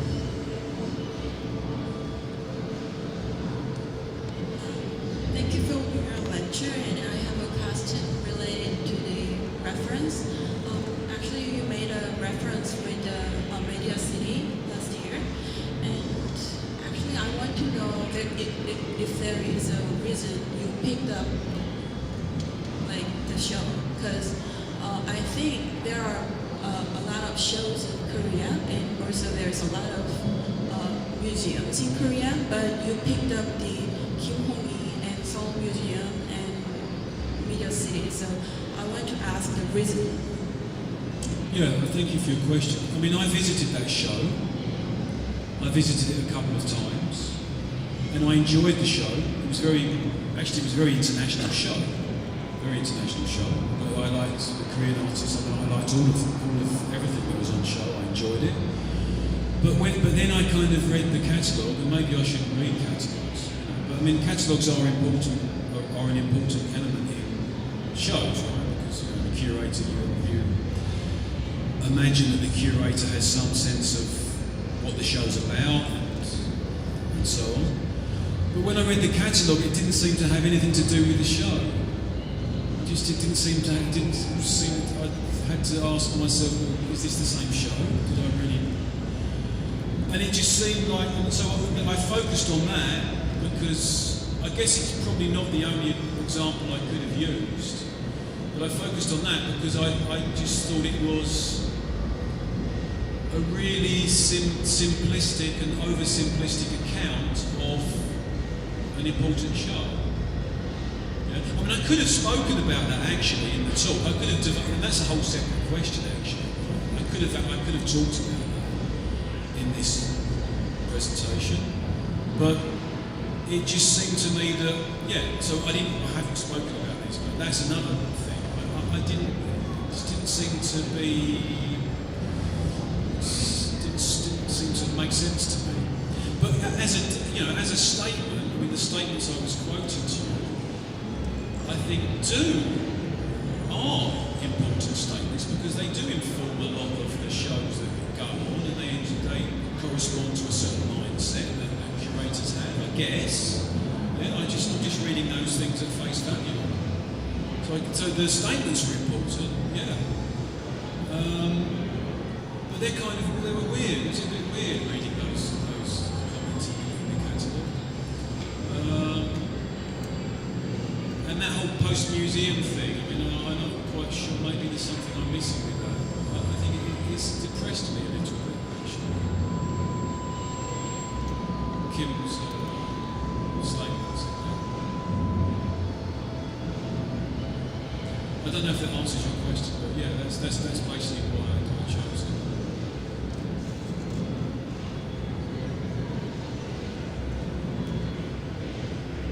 Why did you ask that question? Mean something?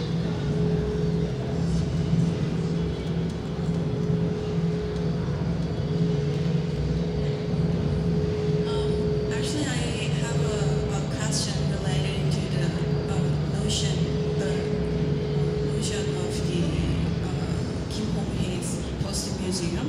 And actually, I think it's not that common idea of Korean museums. So if you It's not that common. Okay.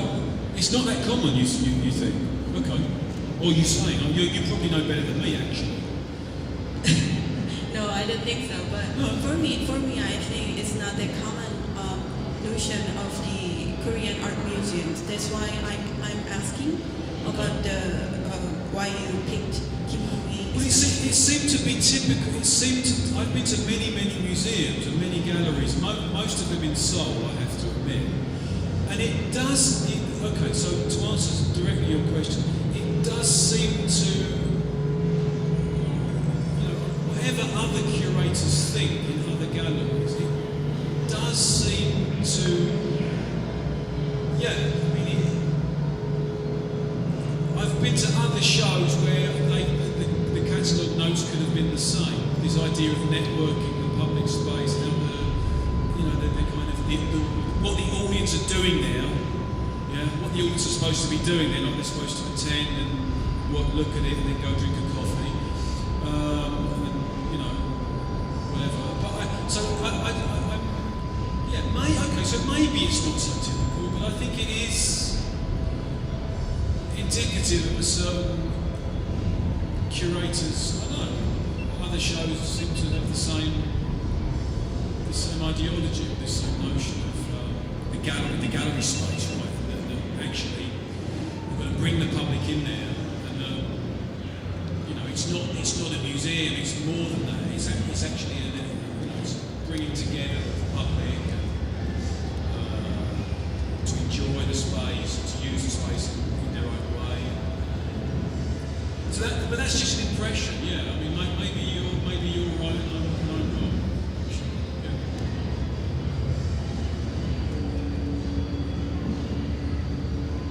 I mean, it's interesting this is something I need to learn about, actually. I probably need to learn more, read more catalogues. Although I've been to quite a few different exhibitions.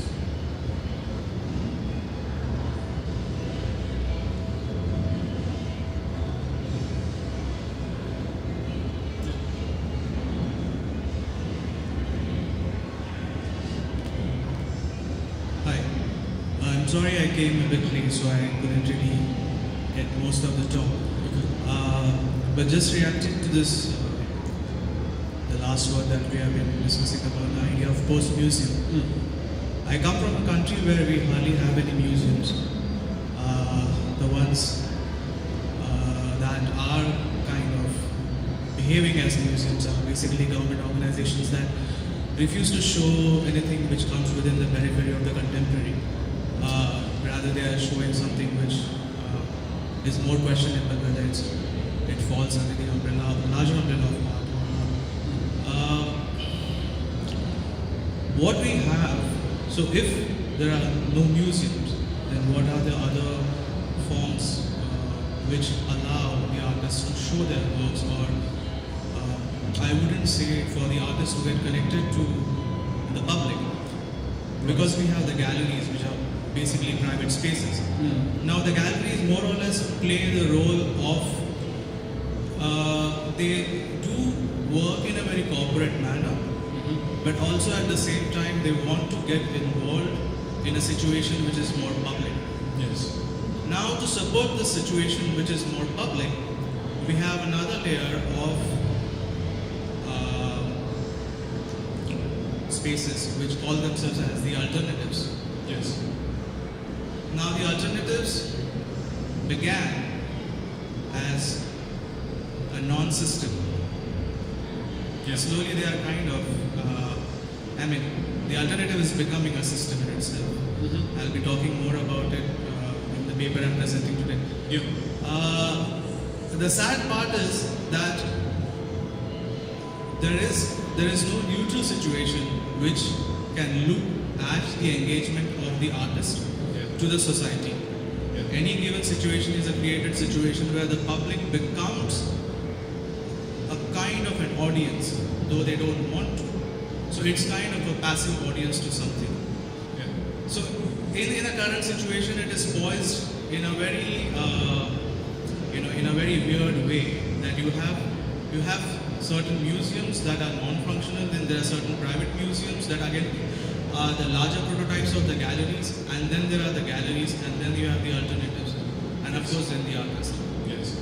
So there have been conversations amongst the artists, not only amongst the artists but also amongst practitioners from different fields, to create a certain kind of a cultural stage where there can be a cross-disciplinary dialogue, where there can be all these questions that can be addressed, where the people who are trying to somehow create a power structure can also be questioned. But sadly, it's not happening so. So how, I mean, what I see around outside India, I see there is a classification in terms of museums, galleries, non-profit spaces. Yeah. There are alternatives. Whereas in India, there has been, I mean, though it has been, sadly, it kind was, you know, it was a colony at one time. So there, one can see a lot of things that have been left behind, but the idea of a museum doesn't really, it didn't really got penetrated in that manner. Somewhere I think it got lost in transition. I don't know if you have any views on this. Well, listen, I mean, I'm not an expert in this. I came to Guangzhou last year, and I was involved in at that time actually, all of this was half, you know, half of it wasn't even built. Okay, it was quite incredible. I came last August. It was a symposium, Asian Art Space Network symposium. I was one of the speakers at the symposium. So half of this hadn't even been built actually. And then, a year later, it's all here. Bang, fantastic. What we did, actually, it was interesting because we went to see Guangzhou. What I found really fascinating about Guangzhou was we did a lot of tours, and I know from my experience of coming to Guangzhou last year that there are a lot of alternative art spaces in Guangzhou. Now you wouldn't know that coming here. You wouldn't know that about Guangzhou. Right? You just arrive here. It's like you're kind of, wow, this is impressive. But there are a lot of places around where independent artists are like exhibiting their paintings or their sketches in shops. You know, there's a market, right? All around by the market, and there are all these places where independent artists show their work in shops, the back of a shop or the front of a shop. Right? So there's a lot of stuff that you don't know that. You come here and it's the museum, you know, it's great. Wow. So that level of participation, I mean, I think that argument's people know that. And artists, you know, they know how to show their work, actually. They don't necessarily, I mean, this is the impression I got, right? Whatever other support they get for their work or for their practice, they know how to do their art and how to show them. They don't necessarily depend either because they're not able to travel and touch those funds or for whatever other reason, they can't actually exhibit their work in museums. So those networks exist. That's clear. But I can only, thank you for your observations. I hope there's a chance for us to speak a bit more about this later. This kind of idea of the alternative. If in terms of the kind of I don't like this idea. You know, the alienation was a bad thing. The alienation, art was too alienating. Art can be alienating. There's a whole tradition of art that lasts, you know, all through the 20th century. I mean, what this art was alienating. But that's in the post-museum discourse. That's supposedly a problem. If art is alienated, then that poses a problem for our audience. Well, then we have to think about the audience a bit more. Why the audience are being alienated, and why that's a problem. I don't know.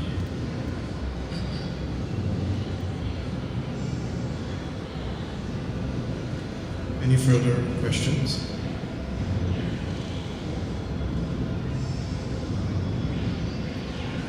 Okay, if there's no, you have one question? If you have no questions, we will take a 10 minutes break and then we will be back for the Q&A, for another presentation and then followed by Q&A. Right, thank you everyone. Right, so hope to see you again later. Okay, see you. 커피가 다가가 저쪽 라이브러리 쪽에 준비되어 있으니까요. 10분 정도 휴식하시고 이제 이태강 선생님 발제로 바로 이어지겠습니다. Could be invented. That is a point. So today, actually, I wanna present some paper about how that kind of invention will happen, through like a historical process. So I'm gonna deal with some sort of Dutch painting and Japanese painting as well as Korean painting. So this is, as you know, this is actually Vermeer's famous painting, A View of the Elephant. So I'm gonna read my paper about this, and then gradually we will change this or follow up what I talk. Okay, a couple of years ago I visited Delft, a Dutch small town well known as a place where a famous painter Vermeer was born into and spent his entire life. The purpose of my trip was to look at Vermeer's painting, View of the Elephant. In those days, I was writing on the Impressionist and hinted that Vermeer's technique taken for the work seemed to anticipate pointillism. Standing in front of his work, which testified to Dutch Golden Age, it occurred to me that Vermeer's picture did not show the neighborhood of Delft. Its title indicates that image is Delft, but not any street or interiority of the town or picture of the location, but rather only its facade. It was simply a landscape. It was quite monotonous representation. Surely this was Vermeer's style. However, you could easily watch the everyday life of the town, the vivid reality, even if calm and contemplative, as in other of Vermeer's paintings. The representation of everyday life, the veneer hiding the natural law or the circle of life, was the typical subject matter of Northern Renaissance. His aesthetics lay in the revelation of caesura, the rupture of daily temporality. However, the View of the Elephant inspired me from a different viewpoint. It was what I had known of Vermeer up until that time. I was curious about where Vermeer took the scene for the painting and decided to look for the setting. Dutch painters were not actually interested in working outdoors as much as the Impressionists. It is not until the 19th century that painters brought their brushes and palettes to the countryside. The traditional painters normally finished artistic procedure within their studios. This suggested that Vermeer may not have had real vantage point for the painting, but an imaginary place only posted in his mind. Nonetheless, I chose my direction and started to step forwards. The problem was that Dutch people I met did not care about obsessive aficionado like me, interested in searching for the imagined place for painting in a museum. There was no information to designate where to go if you wanted to see the real location in which Vermeer actually projected his idea onto the landscape. I was traveling all over the place. I had no brain like an elephant, but strong nose like a dog and the pose of pointer. I realized that the elephant still had a church Vermeer described. Finally, I found where the painting was done. There was a small bank covered with a clumsy cement. It was not difficult to spare the viewpoint with what Vermeer depicted on his canvas. The pier seemed to be still in use. Small boats and ships were busy shuttling cargo. There was the moment when an idea occurred to me. What Vermeer exactly represented in his work was nothing less than the very gaze of outsider, just arrived at the outskirts of the city, Delft, which was famous in those days for the trade across the world. What is the meaning of the gaze? The gaze belongs to the other, the representation of the total stranger. The meaning of painting is very intriguing in the sense that Vermeer depicted his hometown from the perspective of foreigners, whose origin was unknown to the people living in Delft. Why did Vermeer take this view of his hometown? Of course, it was a nice place to see the whole landscape of Delft. As a famed painter, he necessarily chose the perfect point, described characteristics prosperous city. However, there was a further implication in his pursuit. What was in fact revealed in the view of Delaport was the way in which Permir became estranged with his experiences of the city where he was born and had grown up. Perhaps he would meet some travelers or traders from different countries or some military officers who had explored a known world. Just like his contemporaries, Permir might listen to what visitors talk about and collect news from them. In view of Delaport, he discovered a lacuna in which the outer gaze of the outsider should be placed. The gaze was not attributable to any specific person, but rather purely abstract, while the image of the city to Permir really exercised the painter's some of finest mind. Yes, it was an image, or image work, as such in that Permir might seek to establish objective eyes on the view in his description of a Dutch civil society by endorsing the scientific knowledge of things. In Permir's time, Dutch society was transforming from a military to a civil society, from the monarchism to republicanism, from the Catholicism to Calvinism. Above all, the turbulent war, the war between the Netherlands and Spain, ended and was replaced with trade in the market. Above all, his painting was correspondences to the social transition and served as a defender for the new pleasure principle of civil society. View of Delaport was the byproduct of historical change, the imaginary crystallization of aesthetic demands in the public sphere.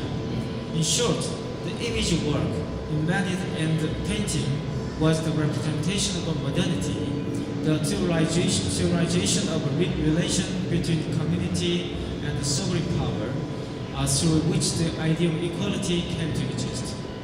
For Permir, the gaze of a stranger was the point, that the whole scope of the city could be visible. The gaze is mutual. It is not only the other who gazes at me, but also I who gaze at him or her from a different world. In this sense, the point of the outsider is the neutral position of a conversation, the symbolic exchange of individual interests. What Permir visualized in his painting is simply the way in which an image works as a theoretical moment. The gaze of outsider is the locus of theory, the place of theory, and theory preserves the way to see a perspective to classify the order of things, which emerge in terms of modernization. Modernity as such will be the theorization of the world relation, such as community and immunity, interiority and exteriority, politics and economy, etc., etc. The crucial factor in such a theorization is a new foundation to credit new epistemological aesthetic regime. I think, therefore I am. Descartes' announcement will be the new starting point from which the origin of modern subjectivity recognized itself. Permir also observed what that subjectivity accounted for. Descartes aspired to achieve the new beginning of the truth by eliminating all preconception of knowledge. What he persisted was simple argument to doubt everything given. Finally, as is well known, in epistemology nothing is left to accept, I think. Strictly speaking, Descartes' conceptualization of thinking was the way of doubting, so the proper translation of the original sentence, cogito ergo sum, would be I doubt, therefore I am. To sum up, the doubt was the foundation of modern subjectivity, the preparation for rationality. Impressively, his idea was inspired from architectonic imagination. It seemed to me that Descartes' invention of I think was indebted to architecture. He adopted a bird's-eye view when recounting the method that he discovered the absolute foundation of knowledge. From a distance above the earth, a philosopher or architect could map out the whole scope of the world. This is actual structure of a panopticon. This is a moment when the idea objectively comes to stand for itself. Yes, the idea stands alone. Once accomplished, like a landscape, there should be a self-fulfillment, separation from generic process. The objectivity is completed as if it has no origin. It contains the origin, the gaze of the outsider, and finally seals it within itself. What is the origin of objectivity? It might be the real, what is missing in the construction of the objectivity, like an architect's gaze from the beginning of building up any architecture. Henry's painting disclosed secret of gaze, that is to say, which the objectivity hides in it, the excluded locus of the nameless stranger. He constructed the image of development, but the truth of it was from without.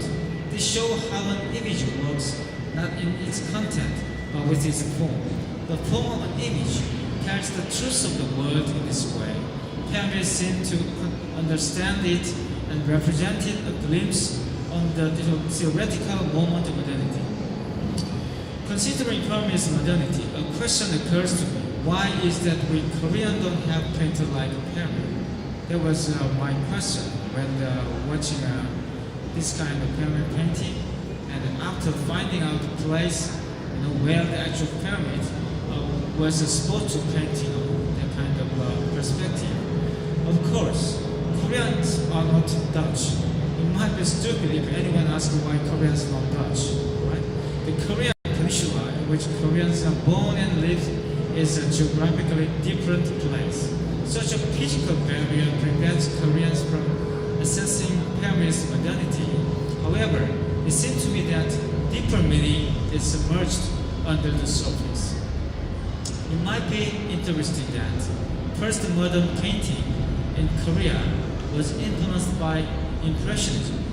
In other words, in Korea, the history of modern painting began with Impressionists, not Permian. Indeed, Koreans have no classicism and romanticism, but only Impressionism as a modern art. There was a rupture between traditional aesthetics and modern aesthetic by the introduction of so-called Western painting, in Korean 서양화. Of course, modernism means the aesthetic break with tradition. However, the effect of a modernist shift from the old to the new was quite dramatic in the history of Korean art. Let's have a look at one of the earliest Korean modern paintings, which has been known as the first Western painting produced by a Korean painter. Which is Tony, please actually touch the button, please. Actually, flip over. You're gonna see that actually the Korean painter. The title is Self-Portrait with a Pen and painted by Go Hee-dong. Go was the first Korean who studied Western art and was trained as a modern painter in Japan. According to record, he went to Tokyo in 1908 and graduated from Tokyo School of Fine Art in 1915. He was originally an administrative officer in the government, but he developed his career as a modern painter. What is interesting in his self-portrait with pen is the reproduction of the Impressionist theme of self-portrait and a pen. This is a so interesting, actually popular theme for the Impressionist. At least the brush touch of glimpse and rough matière. These are totally new factors in early modern Korea. Jacques Rancière points out that modernism is the embodiment of democratic aesthetic political regime. This aesthetic regime depends on the distribution of the sensible. The old sense is transformed to the new one. The dislocation of a sensible is significant in changing the given aesthetic regime. Modernity means here now. In other words, it dilutes the geographical boundary and creates the new sense of temporality, which is symbolically universalized. That is the way in which Permian discovered the gaze of outsider. Permian's objectivity was a product of estrangement from the habitual perception of his location. A singular thing happened to Gauss. A similar thing happened to Gauss' encounter with the Western painting. The aesthetics of Impressionism allowed him to create distance within his perception of sensible. The given distribution of sensible consists of the regime, structured with ethical agreements among community members. Ethics are based on communal consensus as to which one is good or bad. The gaze of a stranger has the advantage of a mutual position, being dislocated from communal norms. Korean audience would regard Gauss' painting as the new sensible, even though it was at best last-rate arrival of Korean avant-garde art. The reception of Western painting in Korea shows the way in which the image works as an estrangement effect. It was inserted from outside to the inside and so created heterogeneous spatiality in the previous regime of perception. Let's take another example for this. I have explained that Go went to Japan for studying Western painting. That implies that Japan had established an educational system to teach modern art. In terms of Seiyangwa, that implies that Japan had established the education system to teach modern art. Yes, Japan was friendly to receive Western civilization from the early 17th century and further contracted an international treaty with the United States in 1854. What happened to Japan following their encounter with the stranger? It could be traced in the transformation of Japanese traditional paintings. There was the putative transition from the old sensible to the new sensible, in Jack Rangse's sense. The unexpected chemical affinity were happening to 19th century Japanese paintings. One Japanese traditional painting is ukiyo-e, which literally means the painting of view from the sky. It turned out to be the woodblock print for mass production in 19th century due to the booming tourism. Similar to 19th century Paris, there was development of public transportation in Japan and flourishing of demand for the consumption of landscape. The ukiyo-e print of the famous places was extremely popular in those days. Ando Hyoshige's work, Sudden Shower over Shinwashi Bridge and Atake, tells us clearly that ukiyo-e looks like this. This image will be familiar to the Western audience because Vincent van Gogh copied it for his training. Just as an objective eye in cinema, the gaze of viewer in the painting seem taken from upper distance. You're gonna see this one. And however, one can see something different in Cherry Blossom on the Full Moon, another work carved and printed by Yoshige in the same period. What is described by the same painter does not resemble the way in which Sudden Shower over Shinoshige Bridge and Atake depicts reality. The painter adopted the Western way of seeing, so to speak, the perspective that dominated Western art since the Renaissance. Interestingly, this painting illustrates the mixture of the two forms. The traditional form was preserved, while the modern form revised the original framework. Hence, the figures of the crowd were depicted according to the skills of ukiyo-e, while the buildings followed principal perspective. Look at another Hyoshige's work.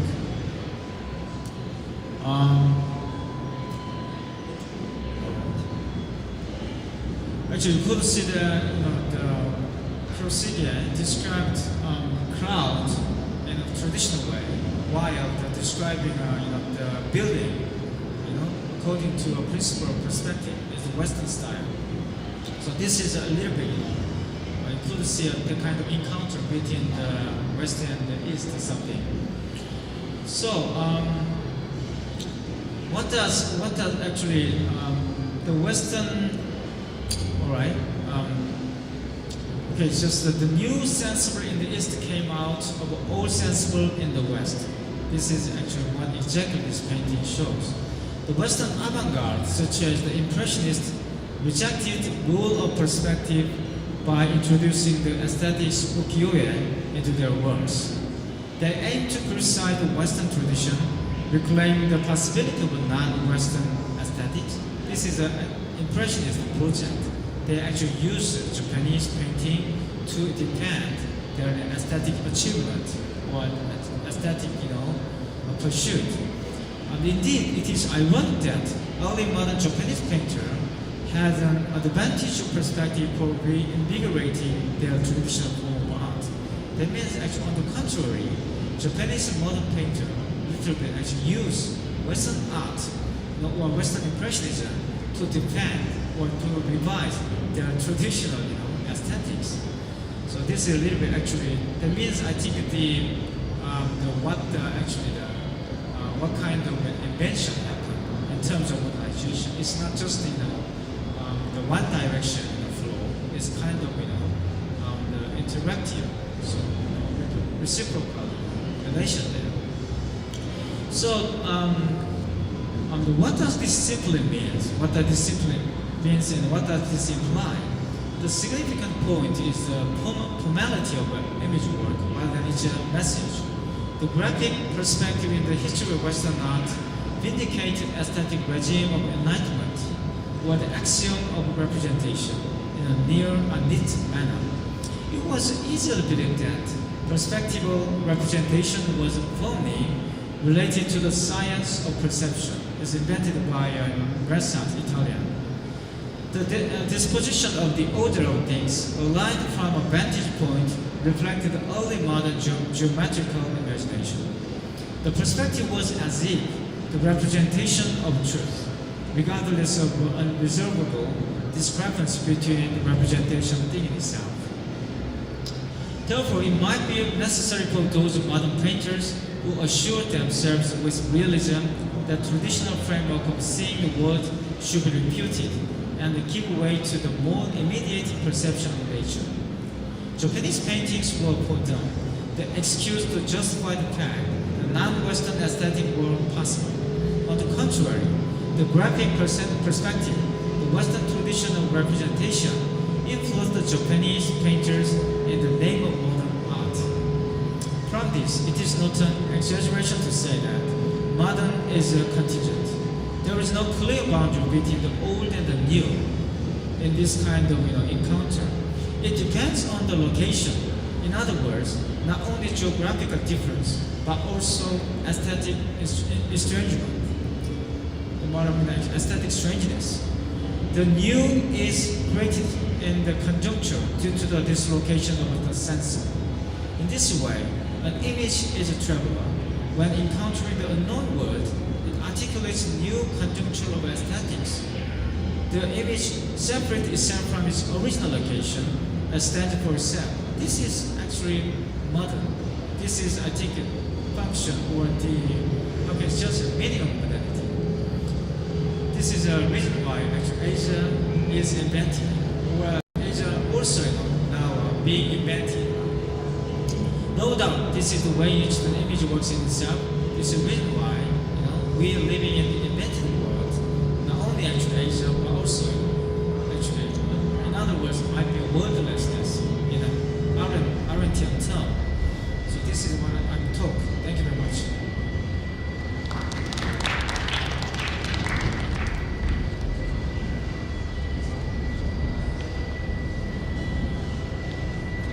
Any question?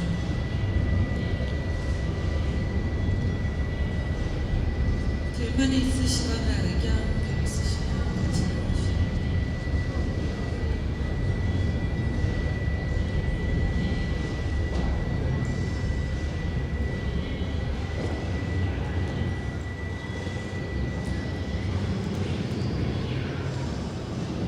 안녕하세요. 설명 잘 들었습니다. 제가 궁금한 부분은 지금 말씀하셨듯이 이제 뭐 아시아와 서구가 어떤 식으로 호환하면서 미술을 통해서 그것을 바라볼 수 있느냐를 말씀하신 것 같은데 저는 그거는 가능할 수 있는 사실이라고 생각을 하고 대신에 그렇다면 지금부터 어때야 한다라는 선생님이 가지신 당위 같은 것이 있는지 궁금합니다. 네, 당위는 이제 이 에세이즈, 이 발표는 제가 이제 다루지 못하고요. 그러니까 제 생각은 그거죠. 사실 이제 원래 모더니티라는 것은 지리적 발견을 통해서 이루어졌다고 봅니다. 물론 그 지리적 발견은 여러 가지 경제적이고 보통 카피탈리즘이라고 하는 자본주의라고 하는 또는 뭐 글로벌라이제이션 이런 식의 어떤 여러 가지 과정들을 통해서 이루어진 것이지만 그 과정에서 지리적 차이들이 이제 발견되고 그 지리적 차이에서 과거의 어떤 그런 방식들, 전통이라고 불리는 것들이 사실은 이제 단절을 겪게 되죠. 굉장히 흥미로운 것은 이제 그 과정들을 우리는 이제 모더니티라고 부르고 근대성이라고 부르고 또는 이제 계몽이라고 이제 부르고 그러면서 세계가 갑자기 이전의 어떤 그런 방식으로 세상을 분할하는 게 아니라 완전히 이제 다른 방식으로 보기 시작했다는 거죠. 이제 그게 이른바 이제 서구 중심주의일 것이고 그게 이제 우리가 알고 있는 그런 세계일 거란 생각이 들어요. 거기에 대해서 이제 일단 제가 문제제기를 한 거고요. 그게 사실은 알고 보면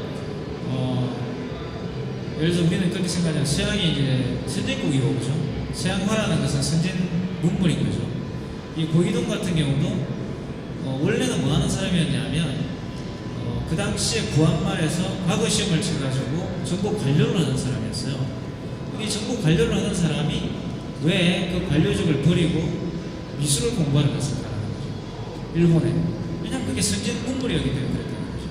그러니까 이미 자기들이 살아왔던 그 모든 것들을 순간에 모두가 부정해야 되는 사건이 이제 생기는 거예요. 이게 단순하게 그냥 고이동이 서양 화가가 되었다.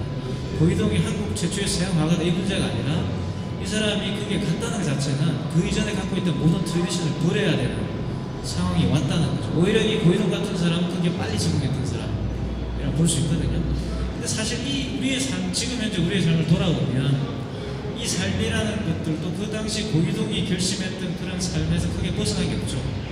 계속 서양에 가서 선진 문물을 배워서 와야 됩니다. 그리고 근데 흥미로운 것은 그 서양의 선진 문물이라는 것도 베르메르의 그 그림이 잘 보여주는 것처럼 사실은 낯선이, 다시 말해 서양이 아닌 것을 발견했던 그 우연성에서 그 우연성을 파악하기 위한 객관성, 의심이죠. 그 의심의 어떤 객관성, 생각의 어떤 토대를 놓는 그 과정, 그 과학적 과정을 통해서 나온 거예요. 그러니까 타자를 발견했기 때문에 나온 것을 서양 문명이라고 본다면 우리는 그것을 또 배워가지고 와야 된다는 거죠. 그것을 배워와가지고 또 여기에다가 그 삶을 이제 정리하는 그것을 이제 당연하게 받아들여 왔잖아요.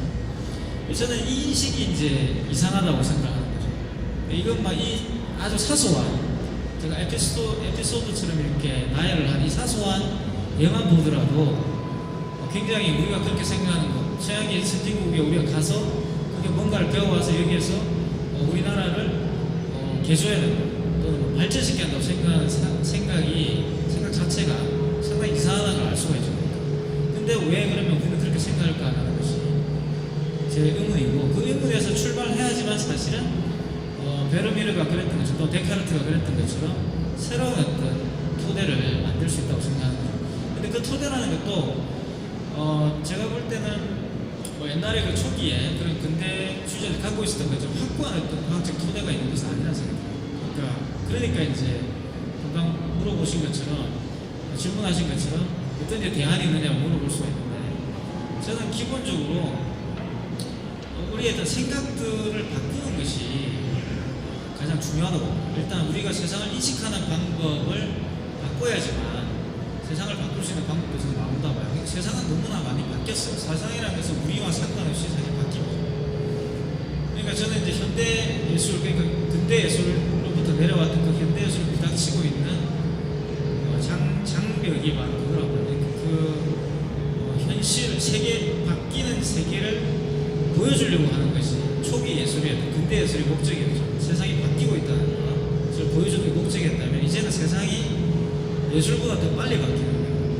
오히려 이제 예술이 바뀌지 않고 예술이 더 이제 세상을 따라가기에 급급하고 세상이 더 빨리 바뀌어버리는 거예요.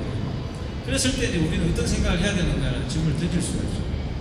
당연히 이제 바뀌는 세상을 향해서 멈춰야 된다고 이야기를 해야 될 것 같아요. 그러니까 이제 그게 발트 베냐민이 말하는 비상경보죠. 그 브레이크를 넣는 겁니다. 그러니까 진보에다가 프로그레시비즘에다가 또 프로그레스에다가 경고를 날리는 그런 어떤 알러밍의 기능을 하는 거예요. 그 비상경보를 울리는 그 역할을 해야 되는 거 아니냐라는 생각이 들고, 아까 전에 그 발표에서도 이제 제스 바커 교수가 비슷한 이제 포스트 뮤지엄이라는 개념과 비슷한 이야기를 했는데, 사실 나는 개인적으로는 포스트 뮤지엄이든 뭐든 간에 지금 한국에서 이루어지는 많은 그 예술 작업들은 대체로 과거에 나왔던, 이미 서양에서 나왔던 것들을 반복하는 거라고 생각해요. 그러니까 그것을 왜 반복하고 있을까를 물어봐야 된다고 생각합니다. 왜 우리는 이걸 반복하고 있을까? 왜 우리는 이걸 해야 될까? 저는 그걸 밀고 가는 유일한 아이디어가 계몽의 아이디어라는 거예요. 그러니까 서양이 계몽되어 있고 우리는 덜 계몽되어 있기 때문에 우리를 더 계몽시켜야 된다. 서양의 학문이나 예술이나 뭐 서양의 어떤 문명을 가지고 이렇게 생각한다는 거죠. 근데 그러한 어떤 서양의 문명조차도 사실은 아시아의 발견 또는 아시아를 창조해내지 않고는, 인벤트를 하지 않고는 사실은 있을 수가 없었다. 다시 말하면 아시아와 서양이라는 것은 분리되어 있는 게 아니라 원래부터 하나였다는 거죠. 그러니까 아시아를 인벤팅하지 않고는, 아시아를 발명하지 않고는 서양도 발명될 수 없었다는 거예요. 이런 생각을 해보면 이게 이제 지금 제가 발전시키고 있는 생각인데, 이게 이제 프란츠 파논 같은 사람이, 프란츠 파논이라는 콜로니얼 시오리스트죠. 프랑스의 이론가인데, 이 파농이 하는 재미있는 말. 이 파농의 이야기를 많은 사람들은 그냥 콜로니얼즘 나빠, 이렇게 또 흑인에 대한 어떤 인권성 이렇게 생각하시는 거예요. 사실 파농이 설명하고 있는 그 많은 그 철학적 문제들은 사실은 이제 해결에 대한 도전이죠. 해결에 대한 도전이고. 거기서 파농이 말한 되게 중요한 이야기가 바로 주인과 노예 변경법을 가지고서 백인과 흑인을 설명하는 게 있습니다. 그러면서 굉장히 파농이 재밌는 말을 하는데, 백인 노예는 사람이 인간이 되고자 하지만, 이 파농의 말이에요. 백인 노예는 맨이 되고자 합니다. 사람이 되고자 하지만, 흑인 노예는 백인이 되고자 합니다. 이게 이제 콜로니얼리즘입니다. 콜로니얼리즘. 그러니까 흑인 노예들, 다시 말하면 난 웨스턴들은 사실 웨스턴이 되고 싶은 거죠. 맨이 되고 싶은 게 아닌 거예요. 이게 굉장히 예리한 지적이죠. 사실 그런데 이걸 어떻게 극복할 수, 이 다이렉틱을 어떻게 극복하느냐, 이 주인 노예의 변경법을 어떻게 극복하느냐가 제가 볼 때 우리의 과제예요. 난 웨스턴으로, 또는 뭐 웨스턴도 마찬가지라 생각하고, 그럴 때 이 변경법을 뒤집어 보면 되는 거죠. 그러니까 노예가 없었다면 주인이 없는 거 아니겠어요? 오히려 주인이 있고 노예가 있지만, 사실 거꾸로 말하면 노예가 창조되지 않으면 주인이 있을 수가 없죠. 다시 말하면 흑인이 창조되지 않으면 백인이 있을 수가 없다는 거예요. 백인이 흑인을 발견함으로써 주인이 되는 것입니다. 흑인이 없다면 백인도 없는 거예요. 그러니까 이렇게 이 변형법을 뒤집으면 전혀 다른 이제 인식이 나올 수가 있어요. 그게 제가 볼 때 아트의 어떤 예술이 가지고 있는 영역이죠. 예술이 해낼 수 있는 영역이고. 그래서 뭐 거기에 대해서 조금 더 이제 발전시키면 될 거고, 뭐 대답이 됐는지 모르겠지만 이게 제 대답입니다.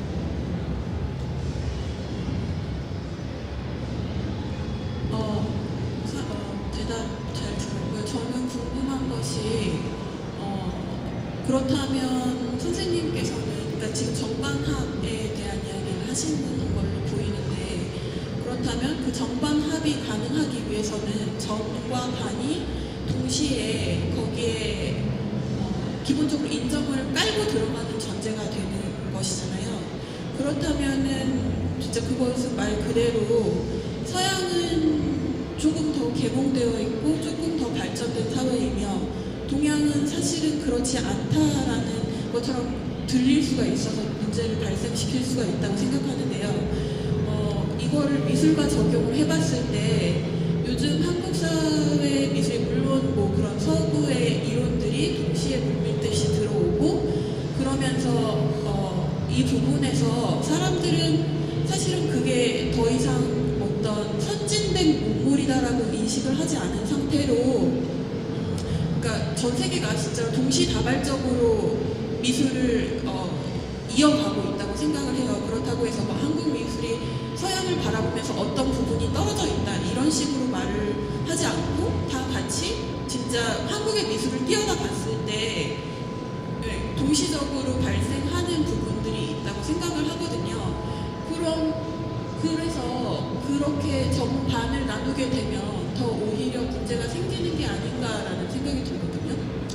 그러니까 전반 합의라는 거는 이제 사유의 방식이에요. 그러니까 사물의 운동을 설명하기 위한 철학적 사유 방식인데 좋은 질문이죠. 그러니까 이제 제가 말하고 있는 그 이야기예요. 그 이야기를 하고 있는 거고 동시성이 나타난다는 거죠. 근데 이제 흥미로운 건 한번 생각해 보십시오. 예전에 비한다면 지금 아시아는 그러니까 이제 예전에는 오히려 더 이제 19세기 초반, 18세기, 19세기 초반에 서양과 서양이 아닌 그 비서양, 또 동양 이 구분이 더 명쾌했죠. 오히려 지금 사실 보면 동양이나 서양이나 별 구분이 안 가요. 예를 들어서 말씀을 드리면 예전에 제가 미국에 가면 미국의 어떤 그런 쇼핑몰에 가면 메이드 인 아메리카라는 제품이 있었어요. 그죠? 그래서 이제 뭐 어디를 가서 뭘 사면 그거는 미제죠. 미국 메이드 인 아메리카예요. 근데 지금은 가면 메이드 인 아메리카가 있는 게 아니라 미국의 쇼핑몰에 메이드 인 차이나가 있어요. 그죠? 그렇다고 해서 뭐 중국에 간다고 해가지고 메이드 인 아메리카가 있느냐? 없죠. 거기도 다 메이드 인 차이나가 있어요. 그러니까 이게 세상이 통합되는 방식인데 금방 말씀하셨던 건 정관합에서 정 그러니까 그렇게 세상이라는 게 그렇게 구성되어 있다고 생각하면 그거는 문제가 아니야. 모든 것의 출발은요 정에서 시작되는데 그것은 다 누가 정했습니까? 서양이 일단 정했죠. 서양이 모더나이제이션을 통해서 정합니다. 정하는데 그 다음에 반발이 생겨요. 그거에 대한 반발, 노예들의 반란이 일어나는 거죠. 이 노예들의 반란의 핵심은 인정을 해달라는 겁니다. 리커그니션을 해달라는 거예요. 커그니션이 아니라 리커그니션이죠. 처음에 이 화이트맨 서양이 커그니션을 해가지고 커그니션에 근거해가지고 어떤 원칙들을 정립하면 그 다음에 그 원칙들의 빈틈들이 있습니다. 그 빈틈들을 가지고서 리커그니션이 일어나죠. 그 빈틈에 대한 리플렉션이 일어납니다. 근데 이 두 가지가 사실은 어때요? 굉장히 디모크라틱한 과정을 가지고 인정투쟁 속에서 점점 정치적인 발전을 하게 되죠. 그게 바로 합의 상태죠. 그러니까 과거의 어떤 그런 그 해결이 가지고 그런 변형법이라는 것은 굉장히 단순한 게 아니라 그냥 복잡하죠. 이 합의되었을 때 그런 뭐냐는 거예요. 합의되었으면 마치 옛날에 속료 해결이라는 데 주장하는 것처럼 모든 모순이 사라지냐. 그게 아니라 모순들이 다 차이로 나뉘게 됩니다. 그러니까 모순이 생기는 게 아니라 다 차이화되는 거죠. 디프런스들이 쫙 깔리는 거예요. 공평하게. 이게 바로 디모크라시예요. 제가 볼 때는. 이게 파노티콘입니다. 그러니까 파노티콘이라는 것은 감시 내재화라고 해요. 서베일런스가 처음에는 보세요. 화이트맨들이 서양이 이 파노티콘을 만들었을 때는 한 명의 감시자가 나머지 사람들을 감시하는 그런 구조였다면 이 파노티콘이 거꾸로 말한다면 이 나중에 감시당하고 있는 사람들이 오히려 이제 감시자를 감시하는 그런 역전 현상이 발생하는 거예요. 이게 이제 반이죠. 이게 바로 민주주의예요. 민주주의가 되면 다 서로 감시하는 거죠. 이 상황이 합의 상황이에요. 그러니까 이게 바로 우리가 지금 직면하고 있는 상황이라고 해요. 그러니까 이 상황을 만들어낸 것은 뭐 우리가 보통 글로벌라이제이션을 말하는 경제적 이해관계였습니다. 이 경제적 이해관계가 사실은 모든 것을 이제 시장화하고 또 시장을 자연화하고 자연이라는 영역을 사라지게 만들고 그러면서 고전적 개념의 전에 예술들을 다 사라지게 만들었던 거예요. 왜냐하면 자연이 사라졌으니까. 그리고 시장이 자연화됐기 때문에 제가 볼 때는 그 시장의 어떤 메커니즘을 반복하는 그런 것들은 이제 더 이상 의미가 없어진 거죠. 예전에 그런 것들이 나름대로 초기에는 그게 있었지. 그래서 그 과정이라는 것은 처음에는 모든 시간의 움직이라는 것은 처음에 시간의 화살이 지나가야지만 시간이 움직이는 것처럼 처음에는 폭압적인, 폭력적인 어떤 그런 이 모더나이제이션이 이루어지는 거죠. 근대화가 이루어지고 그 근대화의 모순 속에서 근대화에 반발하는 세력들이 다시 생기고 또 거기에 맞춰가지고 합의 전혀 이제 다른 차원의 어떤 그런 동시성의 상황이 발생하게 되는 거죠. 그래서 우리가 지금 그 상황에 와 있다는 게 제 생각이에요. 그 상황에 와 있기 때문에 그러니까 세상은 점점 더 동질화되고 그죠? 동질화되는 만큼 또 점점 더 거기에다 차이를 만들려고 하는 시도가 생깁니다. 그러니까 대표적인 아이폰 같은 거잖아요. 아이폰이 처음에 나왔다. 아이폰이 재밌는 게 새로운 기종이 나올 때마다 번호를 붙이죠. 아이폰 2가 있고 아이폰 3가 있고 아이폰 4가 있고 아이폰 5가 있는데 이런 식의 그 번호를 붙이는 이 번호야말로 바로 그런 동질화된 세계에다가 차이를 이제 부여하는 것들이 생기더라고요. 근데 이 차이라는 것은 기본적으로 이 동질성을 넘어갈 수가 없는, 오히려 동질성을 강화하는 그런 역할들을 한다고 합니다. 그래서 이러한 어떤 세계에서 우리가 새로운 걸 만들어낼 수 있는 그런 게 뭐가 있을까? 그게 제가 볼 때는 관심사항이죠. 그러니까 새로운 것을 만들어내는 것에 대한 고민들, 그게 저는 필요하다고 해요. 그러니까 그게 뭐가 될 수 있을지에 대한 많은 이론적인 제가 볼 때는 논의들이 있었는데, 그거는 뭐 여기서 다 소개해드릴 수도 없고, 제가 가지고 있는 생각들은 그런 새로운 것을 만들어낼 수 있는 여러 가지 실체들이 있다고 봅니다. 그러니까 기존에 가지고 있는 이런 어떤 상황에 대한 사유, 인식이 생기면 그와 관련된 실체들이 이루어질 것이고, 그게 관련된 여러 가지 새로운 방법들이 나올 것이고, 그 과정 속에서 이루어질 거라고 봐요.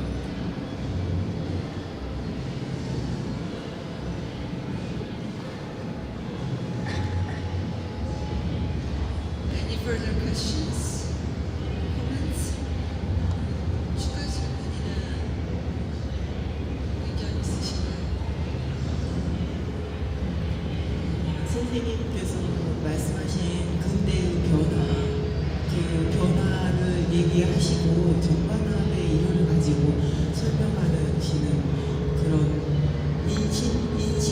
인식론 그 자체, 선생님이 가지고 계신 그 인식의 틀 자체가 서구적인 것 같습니다. 그러니까 제가 말씀드리지만 우리는 그 서구적인 인식이라고 불리는 그것 이전으로 돌아갈 수 없어요. 우리가 돌아가가지고 다시 뭐 유교적으로 사유를 한다? 장자적으로 사유를 한다? 제가 말씀드린 것은 그 학문적 틀 자체하고 사유되는 그 틀 자체가 서구에서 공부하고 오셔서 그 틀 안에서 해석하고 계시는 것 같습니다. 그거는 이제 제가 말씀드리지만 그 서구적이라는 그 자체가 동양이 없었으면 생길 수가 없었던 거예요. 그러니까 해겔의 변증법 자체도 서구적인 것이 아니고요. 그 서구적인 철학이 등장하기 위해서는 동양이 필요했어요. 해겔의 그 철학에서 가장 핵심적인 것은 동양에 대한 사유입니다. 칸트도 마찬가지. 칸트도 비서구에 대한 사유가 있어요. 그게 칸트의 철학이고 해겔의 철학이고. 그것은 자타의 문제일 수도 있다고 봅니다. 자기와 타자, 자타의 문제일 수도 있는데요. 주관주의 미학으로 넘어와서는 자기 중심으로 세상을 바라보는 관점이 생겨서 다원주의가 되었기 때문에 그런 입장에서 근대화와 아시아 쪽을 설명하기에는 좀 편파적이 될 수 있지 않을까 그런 생각이 듭니다. 그러니까 이제 그런 다원적인 사회에서 그 중심을 서구 중심에다 두고만 바라보는 관점이 너무 확고하신 것 같아서요. 근데 제 견해로는 금방 말씀하신 그 질문도 굉장히 서구적인 견해죠. 왜냐하면 아시아라는 것을 인벤팅을 해야 되기 때문에. 근데 제가 생각할 때는 아시아든 서양이든 사실은 존재하지 않아요. 그러니까 그건 지리적인 분리일 뿐이죠. 예전에는 차이나가 있었고 차이나 이외에 나머지가 있었죠. 그죠? 근대가 등장하기 전에 그때도 이미 분할이 있습니다. 그러니까 중국 중심의 세계관이 있었던 거죠. 그럼 우리의 고유한 생각이라는 것은 그럼 중국 중심의 세계관을 돌아가는 걸까요? 아니 그게 아니고 자기 자신의 인식에 대한 문제를 그러니까 말씀하시는 그 자기 자신의 인식이라는 개념 자체가 서양의 개념이에요. 인식의 개념이 그러니까 동양에서도 흐름이 있었고 서양에서도 흐름이 있는데 그 서양의 흐름을 가지고 바라보는 관점이라는 것이죠. 서양의 흐름을 가지고 그러니까 제가 드리는 답변은 뭐냐면 금방 그렇게 말씀하시는 서양과 동양을 나누는 그 인식 자체가 저는 서양적인 거라고 말씀드리는 거예요. 선생님께서 그렇게 계속 말씀하시니까 제가 그 이야기가 관점이 발견이 돼서 그런데 사실은 제가 금방 말씀하셨던 것처럼 그걸 나누는 것 자체가 되게 서양 사람들이 먼저 했다는 거예요. 대단히 군대적 관점에서 이렇게 말씀하시니까 해결 이야기 나오고 우리가 군대인이잖아. 우리가 군대인이잖아. 우리가 뭐 공군시대 사람은 아니잖아요. 네? 우리가 군대인이지 않습니까? 군대인. 저는 지금 여기에 있는데요. 지금 여기가 군대예요. 여기에 있어요. 그런 선생님의 생각 규정이 자체가 군대죠. 그런 생각들 자체가 지금 여기에 우리가 있다는 것 자체가 근대적 생각입니다. 지금 여기에 있다는 것은 현대적 관점이고요. 과거, 미래, 현재가 있다는 시간적 관점을 갖고 있는 것이 근대적 관점입니다. 근대와 현대를 어떻게 나누시는지 모르겠는데 굉장히 차이겠죠.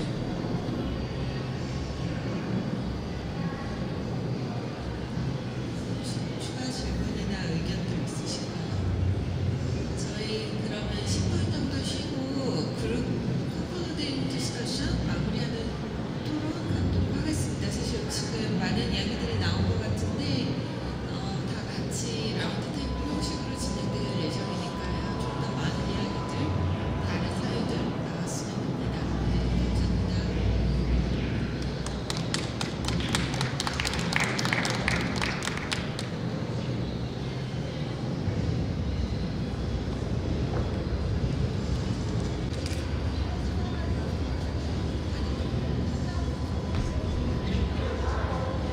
So we'll have a roundtable discussion for Invented Asia.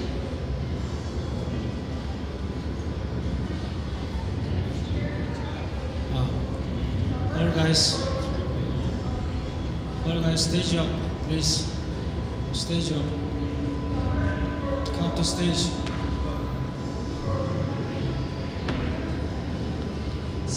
Six people.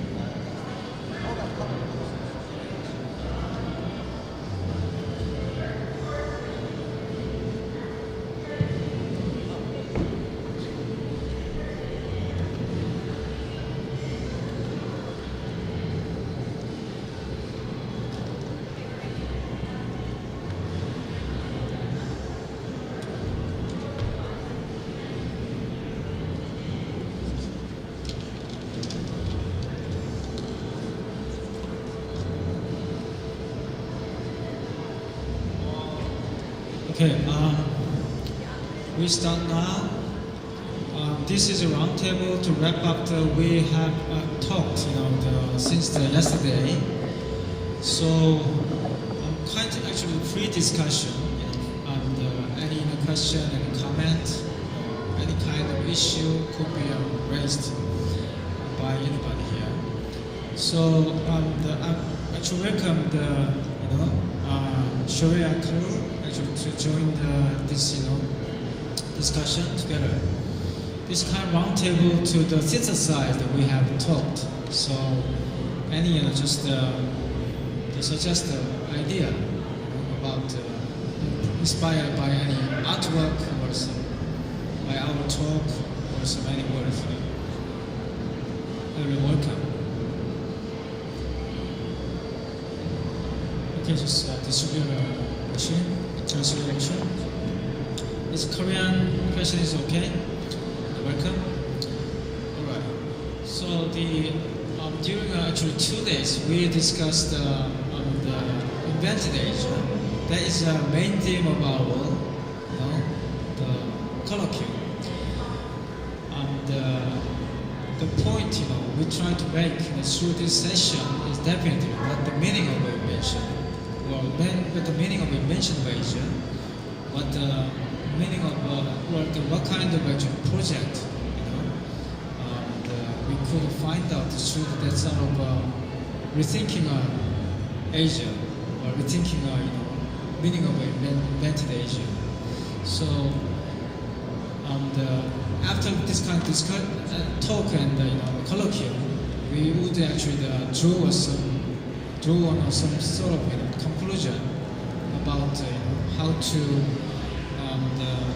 develop our idea about Asia, or some kind of division between the West and Asia, or something, or some rethinking modern art, or some gallery space, or actually the Jason suggested kind of post-museum discourse.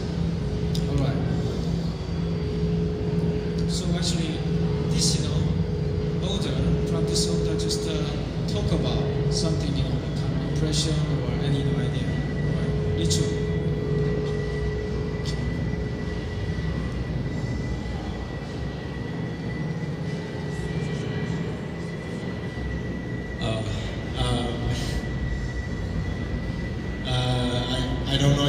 we could wrap up the various topics, issues that we have touched on. But I just, since I kind of caught off guard by Alex, he enjoys catching me off guard, all right? But I just want to bring up one issue which I found very important and intriguing, raised by Jason in his wrapping up yesterday, which is the limit of the stage, right? Where the stage begins, where does it end? And when it comes to performance, where and when performance begins and where and when it ends. Most of the speakers out here have the experience of, on the first day we arrived in Guangzhou, we have this experience of being kind of involved, kind of unsuspectingly into a performance, during which we were not sure what was going on, whether we are in a performance. Should we look at the performer through the usual aspect, the kind of familiar aspect or perspective that we're used to as an audience, looking at what is going on the stage. And so I'm just trying to bring up this question to see if we can get any more feedback. And I'm also thinking about the topic that definitely was raised by my own paper, my own presentation about stage. That kind of what appeared to be a kind of very ordinary entertainment for the common people in Taiwan. And I think there will be numerous similar examples in different parts of the world as well. That kind of the everyday life. But that kind of staging in everyday life where there might not be a stated goal of immersing art into life or vice versa. But that might be what is going on and what actually actualize that kind of avant-garde ambition of immersion, that kind of two-way immersion art and life. So let me just throw out these questions and see if we can get any feedback from other speakers. And then if I have to, if it all comes back to me, and then I'll try to see if I have, and then I will have more time to think about it. Okay. Can I pass that to Tom? Kind of caught off guard as well. So thank you very much. It's kind of an event.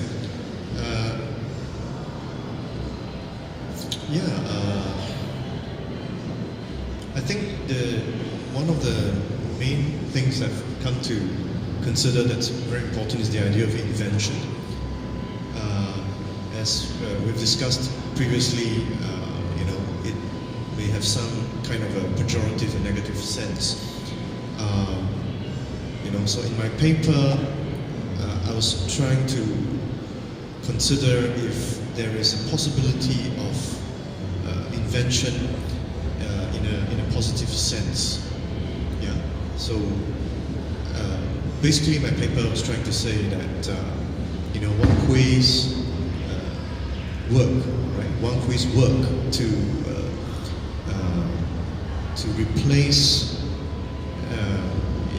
this American hegemony, right, with a so-called Chinese Confucian kind of a political idea based on the Analects and Yao Shunyu. So my paper is trying to say, isn't that an attempt to replace one imperial political order with another? Right? So it is not so much de-imperialization as Chen would want to say, right, towards method. So it is not so much de-imperialization, but a case of re-imperialization using another model, where the structure of oppression continues, right? right? So at the end of it, the question of invention is important to me, as Alex would want to point out, right? Because if this re-imperialization continues with an invented idea of Asia,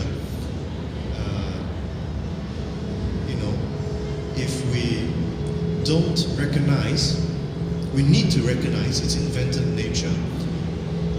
It could be the source of another form of Chinese racist colonialism, right? Which I think Chen has pointed out in one of his chapters, where one of his friends died in Hong Kong because of suspected kind of Chinese Han imperialism, what you want to call. So my paper is not really so much against China or against the Han Chinese, but against the structure of oppression which is inherent in Western metaphysical, using a Heideggerian term, form of thinking. So I'm trying to work out a positive sense of invention, which kind of resonate with the Renaissance idea of invention. But at the same time, you need to work with the idea of invention as fabrication. I think in the Heideggerian sense, invention is not necessarily a bad thing, because nationalism, the people, right, needs to be constructed. So it has to do with the Platonic idea of fabrication. So can we refabricate people in a way that is non-fascist, which recognizes, Western influence, Eastern influence, but without being attached to them, but working towards a non-fascist or even an anti-fascist way of thinking. So I hope to probably get some response. Yeah. Thank you very much.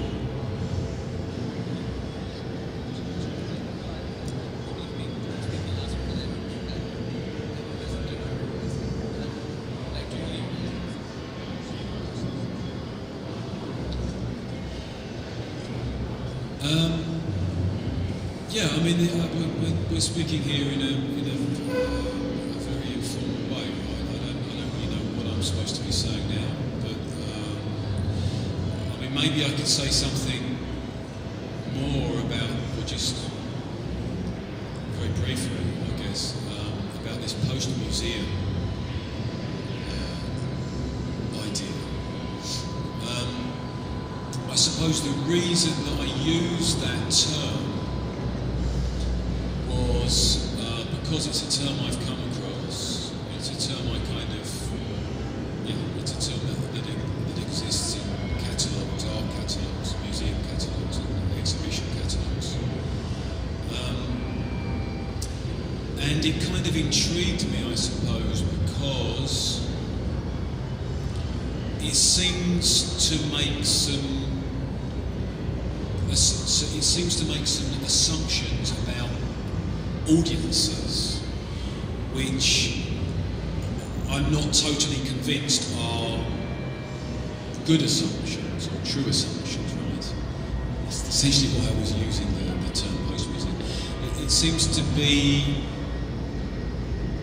I don't know why people have many different motivations for going to exhibitions and for going to art galleries, and for, why would someone want to go to an exhibition on a Sunday afternoon rather than going to a restaurant or the cinema or something, or doing something else. But the statement that I mentioned in the catalogue, the statement by Kim, seemed to be quite sort of patronising, because it was essentially saying, look, in the past, art was modernist, it was alienating, it wasn't really bringing the public into the gallery, new concept of the gallery space. We need this idea of a post-museum to bring in the public and open up the gallery to people who have no formal training in art or perhaps have no knowledge in the history of art. So, I mean, the point I was making was quite simple, right? I mean, it's not very complicated here. It's essentially saying that, well, that is not a serious attempt to engage with an audience, right? People have many different motivations for going to see an art exhibition. Maybe people aren't experts, but they still might have some knowledge or some intellectual curiosity in the exhibition, right? And that intellectual curiosity is not going to be enhanced by someone writing that type of statement or someone telling you that, well, modernist art was too intellectual, now we have a new type of post-modern art or whatever. I mean, so that's what's missing, I think, in this concept of post-museum.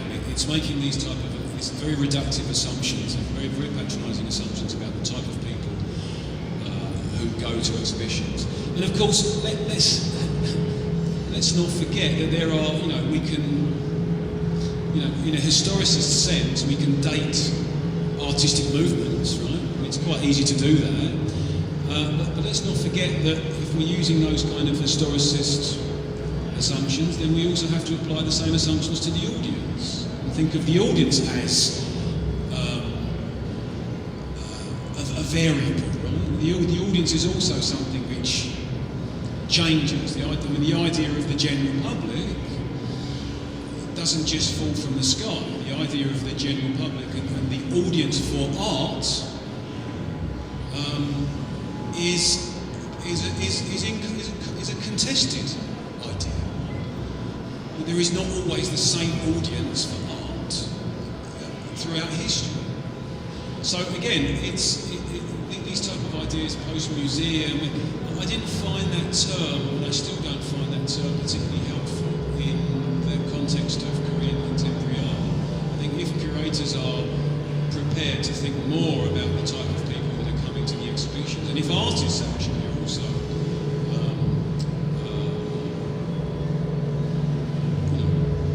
as artists, that part of what they do should also be informed by the type of people coming to the exhibitions. So I don't know if this is even controversial, what I'm saying? I don't know. But that was why I kind of seized on that term. So yes, staging, I suppose, is one interesting idea, right? But the idea of the general public is another one.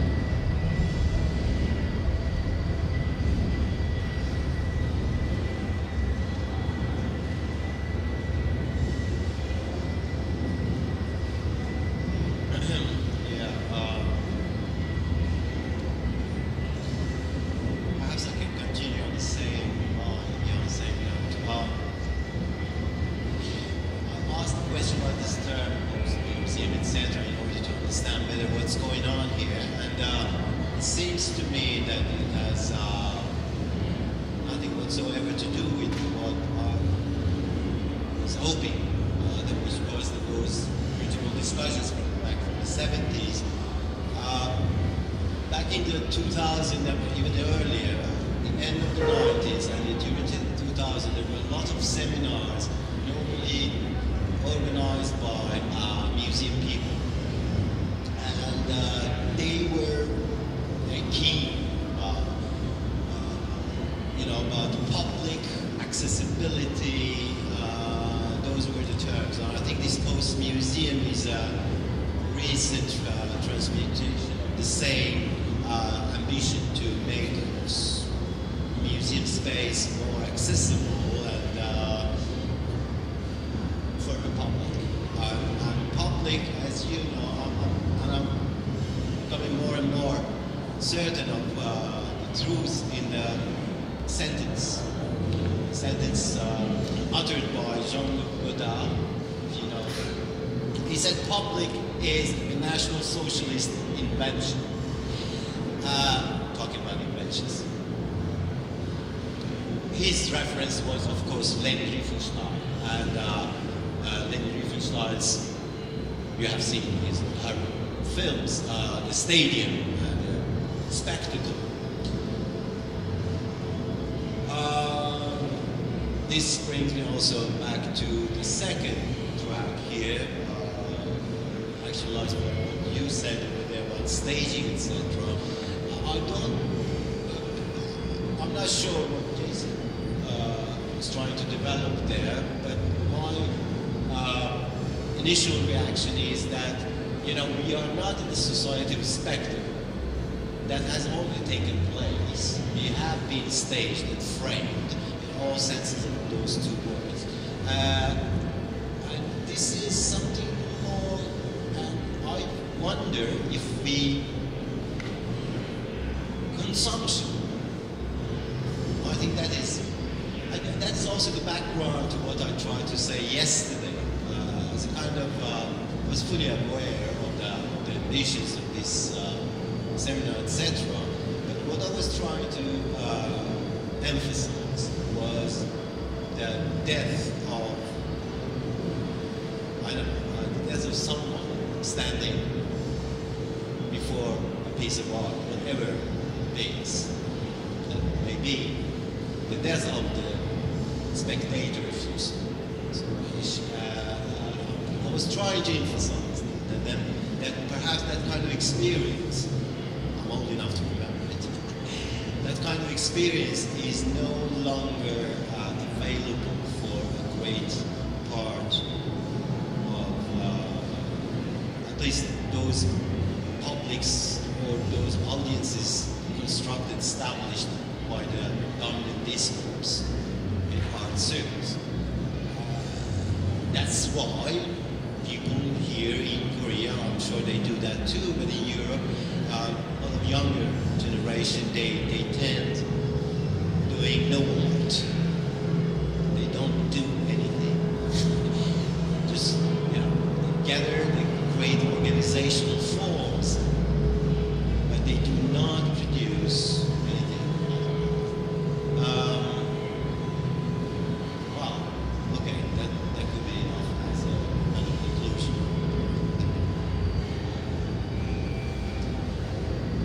Hello.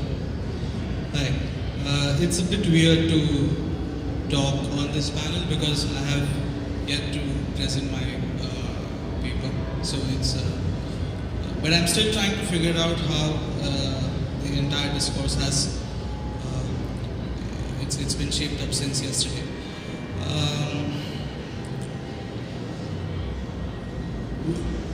What we're talking, I'll try to touch all the factors that were discussed. Maybe not all, but some of them at least.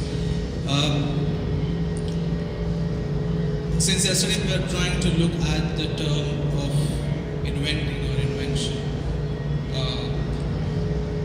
What we are, I don't know how much do I really stand by this terminology. If we can look at it as proposing a cultural, more of a cultural or a socio-political discourse on things, rather than talking about the idea of invention.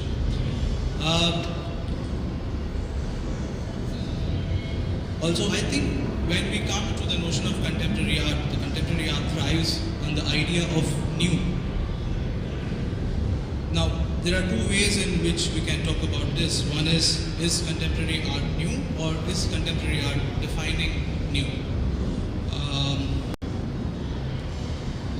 I was recently part of an interesting workshop that happened back in Bombay, which raised a question about what is contemporary for artists or for people who are living outside the art centers of the country. Like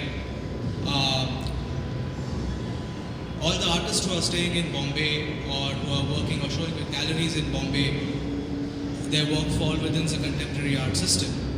All the artists who are based in the rural situation, though they are practicing, there is a question of how can one define their art, or how can their art be contemporary, or the question that they rather ask to themselves that what they are doing, is it contemporary enough or not? So how do we really define the notion of contemporary in that sense?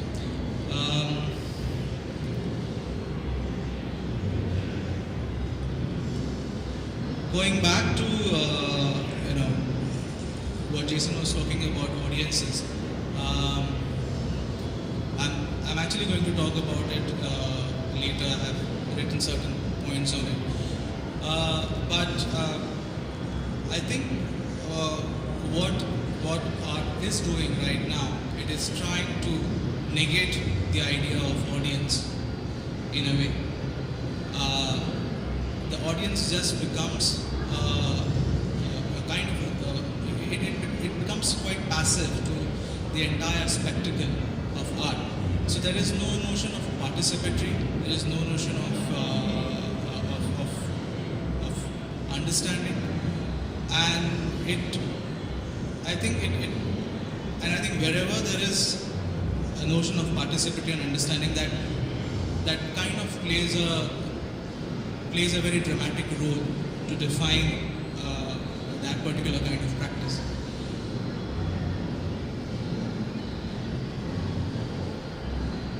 Yeah, so I think basically these are certain points or certain observations that I have, and it would be interesting if we can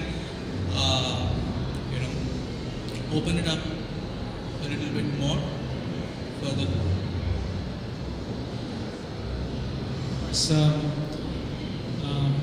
we actually exchanged the kind of idea, what they encountered at this colloquium. So we got some response. We're gonna expect some response from the audience. So 질문을 좀 해주시면 좋을 것 같아요. 네, 저 질문이 있는데요. 지금까지 어제 오늘 발제들이 이제 제가 생각할 때는 아시아가 어떻게 발명되었는지, 발명된 아시아가 지금까지 온 상황들에 대한 이야기들이 많았다고 생각을 합니다. 그리고 저희 지금 있는 곳이 광주에 있는 아시아 문화전당 아시아 컬처 센터예요. 그래서 여기서 지금 광주에서 아시아 문화를 디파인하는 내셔널 기관인 건데요. 이제 국민 기관인 건데 이 문제에 대해서 어떻게 생각을 하시는지 궁금합니다. 그게 아마 지금의 아시아를 이야기하는 출발점이 될 수 있을 것 같아요. 그래서 발명된 아시아가 이제 서구의 시점에서 보는 아시아였다면 지금 광주에서 우리가 우리 스스로를 한국인이 아니라 아시아인으로 정의를 문화를 통해서 스테이징을 해서 이 공간에서 만들려고 한다면 그 아이덴티티를 만드는 이 현재 상황들에 대해서는 어떻게 생각하시는지.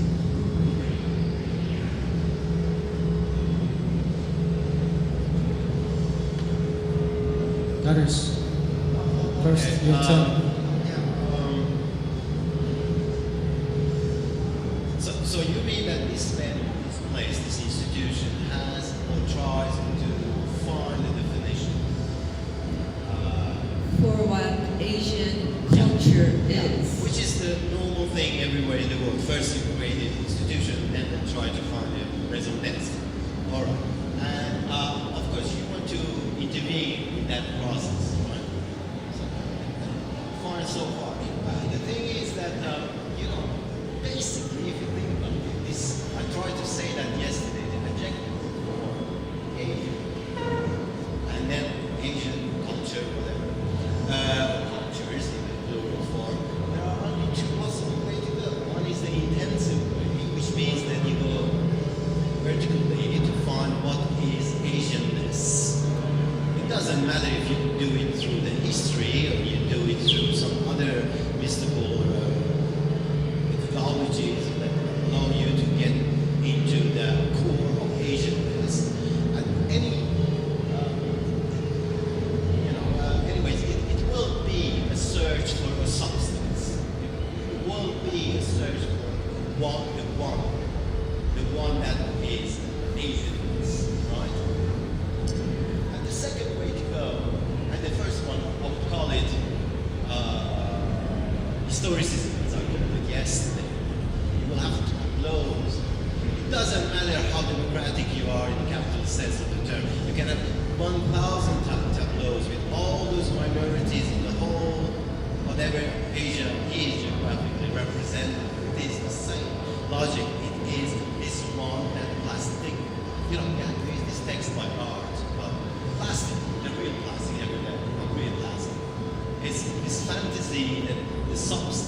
one can multiply itself endlessly.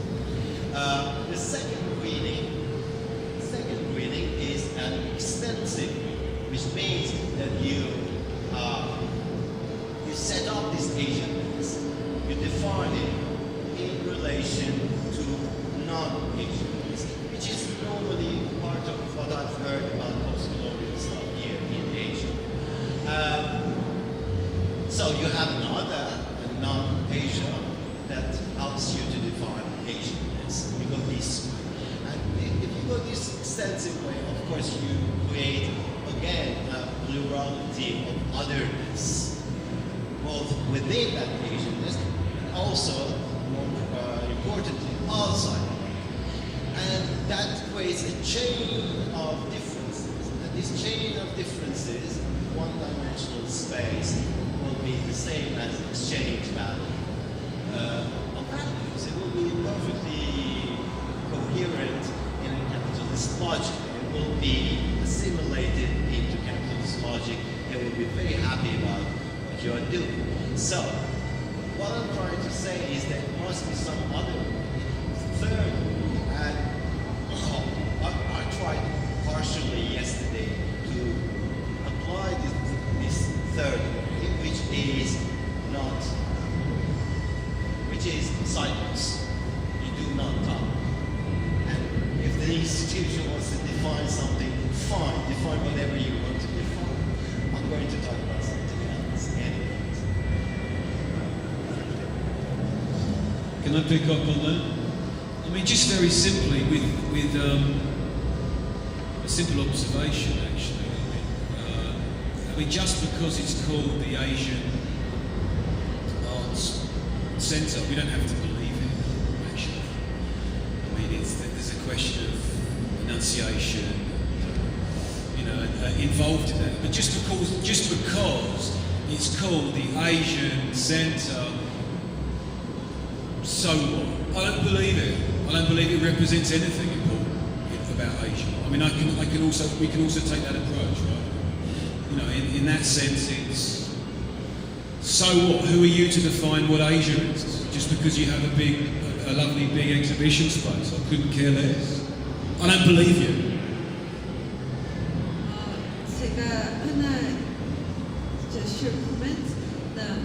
제가 궁금한 거는 그러니까 지금 저도 물론 많은 부분에서 제이슨하고 공감을 하는데 그 대신 이 센터가 만들어지게 된 그 국가적인 욕심 아니면 경제적인 이유 아니면 창조 경제에 대한 아이디올로지 이런 것들이 많이 있었을 텐데 그런 것들을 이제 하게 되는 결정된 상황 이후의 것들을 사실 질문을 하는 상황입니다. 그게 아시아의 존재를 어떻게 정의를 이 자리에서 한다기보다는 그런 모든 문화사회적인 상황에 대해서 어떻게 생각을 하시는지 지금 현재적인 상황에 대해서 그게 그거는 여기 계신 분들은 잘 모를 것 같고요. 일단 제 생각을 좀 이야기를 하자면 이것도 역시 두 가지 층위가 있는 것 같습니다. 두 가지 층위가 있는데 이걸 일단 아시아 문화의 전당이라고 제목을 정했다는 거, 그 다음에 창조라는 개념을 집어넣었다는 건데요. 일단 그 아시아라는 것은 사실 이제 제 뭔지도 모르지만 제가 지금 앞에서 이야기한 내용도 그렇지만 아시아라는 것은 사실 서양이라고 불리는 것과는 분리될 수가 없다는 이야기죠. 그러니까 남자가 있으면 여자가 있는 것처럼 여자가 없는 남자라는 것은 의미가 없잖아요. 그러니까 아시아가 없는 서양이라는 것은 사실 의미가 없다는 거죠. 동양이 없는 서양이라는 의미가 없다는 개념에서 우리가 스스로 아시아를 주장한다는 것은 우리가 세계다라는 주장을 한다는 거예요. 그러니까 이게 이제 아시아라는 이름을 붙이는 이유는 우리가 세계인이다라는 이야기죠. 그러니까 마치 유럽인들이 자기가 우리는 유럽이다라고 이야기할 때 그거는 특정한 어떤 그 지역에 거주하는 인구만을 유럽인이라고 부르는 건 아니거든요.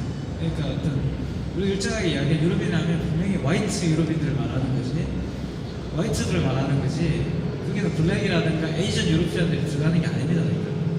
그러니까 이제 그런 식의 어떤 그 인지들을 통해서 우리를 자기 정체성 주장을 했을 때 세계인이 되는 것이라고 봤을 때 아시아 문화의 전당이라는 것은 명백하게 국제화되고자 하는 욕망을 가지고 있죠. 그러니까 그러니까 국제화라는 개념과 아시아는 개념 같은 거라고 보고 국제화를 하는데 뭘 가지고 갈 거냐 할 때 우리는 아시아를 가지고 가겠다는 이야기예요. 그러면 아시아를 우리 스스로가 또 발명을 해야 된다는 거죠. 서양 사람들이 미처 모르는 아시아를 우리가 발명해서 보여준다는 것이 아시아 문화전의 의미인 것 같고 여기에 창조라는 우리 갖다 붙인 거는 아마 이 정부가 가지고 있는 어떤 저는 이것이 이제 어떻게 보면 굉장히 복고적인 어떤 그런 욕망이라고 생각하는데 뭐 시대착오적인 것까지 말하기는 쉽고요. 그러니까. 왜냐면 뭐 어떻게 그렇게 모든 예술은 다 시대착오이기 때문에 시대착오라고 해서 문제가 아니라고 봅니다. 시대착오적인 것이 의외로 새로운 것일 수도 있단 말이에요. 그러니까 시대와 동떨어지는 것이니까. 근데 창조라는 말을 가지고 있는 의미들은 이미 사실은 다 퇴색했죠. 퇴색했다는 생각이 드는데 왜 그럼 굳이 이걸 갖다 붙였느냐라는 의미가 드는 것이고 이거는 이 정부가 정신문화라는 말을 사용하는 것과 좀 같은 맥락입니다. 그러니까 18세기적인 감수성인 거죠. 창조를 갖다 붙인 거예요. 그러니까 왜냐하면 18세기가 낭만주의 시대였고 사실 낭만주의자들이 가장 강조했던 게 창조였거든요. 근데 이 창조는 어디에서 이루어지냐 그러면 사실은 낭만주의자들은 이제 개인의 욕망, 개인이라고 불리는 천재죠 보니까 천재라고 불리는 그 지니어스라고 불리는 그 천재성에서 왔다라는 거예요. 이 천재성이라는 거는 그 세계에 소속되어 있으면서도 그 세계와 관할할 수 없는 근무원, 신비로운 거예요. 수수께끼 거기에서 온다는 거예요. 그러니까 이게 굉장히 이제 지금의 어떤 그런 지금 왜 이 18세기의 어떤 그런 용어를 동원해가지고 이 18세기적 상상력을 동원해가지고 지금의 어떤 자본주의의 어떤 모순을 해결하기 위해서 이런 어떤 정책들을 쓰고 있는가라는 거. 저는 이게 굉장히 중요한 문제라고 보고 그게 이제 한 가지 저는 제가 가지고 있는 생각을 아주 쉽게 말하면 이건 한국은 일단 예술이나 미술의 굉장히 경제적인 저는 이유라고 여기 창조를 많이 갖다 붙이는 거는 국가가 시장의 노릇을 해줘야 되는 단계가 온 거죠. 예술 시장이라는 게 한국에 없기 때문에 그런데 이 예술가들이라는 사람들 한국에서 굉장히 고등교육을 받은 사람들이잖아요. 이 사람들이 사실 일자리가 없어요. 그러니까. 이 사람들이 일자리를 어디서 구하냐? 시장에서 구해야 되는데 우리 시장이 없으니까 이제 국가가 그 역할을 해줘야 되는 그게 저는 한국의 뮤지엄이라고 봐요. 뮤지엄을 갤러리나 뭐 뮤지엄 또는 포스트 뮤지엄이라는 단문도 저는 이것과 밀접한 관련이 있다고 봐요. 그러니까 외향 폴리틱인 거죠. 예술과 전혀 상관없고 물론 예술이 폴리틱일 수 있어요. 하지만 그런 예술의 어떤 본성으로서의 폴리틱을 말하는 게 아니라 예술의 어떤 지구들을 어떻게 나눠 가질 것인가 관련된 레알 폴리틱이라는 거죠. 그러니까 저는 이런 측면에서 약간 이제 물론 제이슨이만 아시아는 없다라는 개념과 이것은 저는 일맥상통한다고 봐요. 그만큼 한국의 포스트 뮤지엄, 한국의 어떤 미술이라는 것도 사실 이런 면에서는 보편성을 띠고 있다라고 저는 볼 수 있고 그런 개념에서 아시아다. 그런 생각이 좀 들죠. Alex, can I, if you allow me to intervene in your Korean dialogue here, with all due respect, I don't think that what you are saying is very specific for Korea. Creativity as a commodity, we have been discussing that for many years. It's the surplus produced in, for instance, information technology.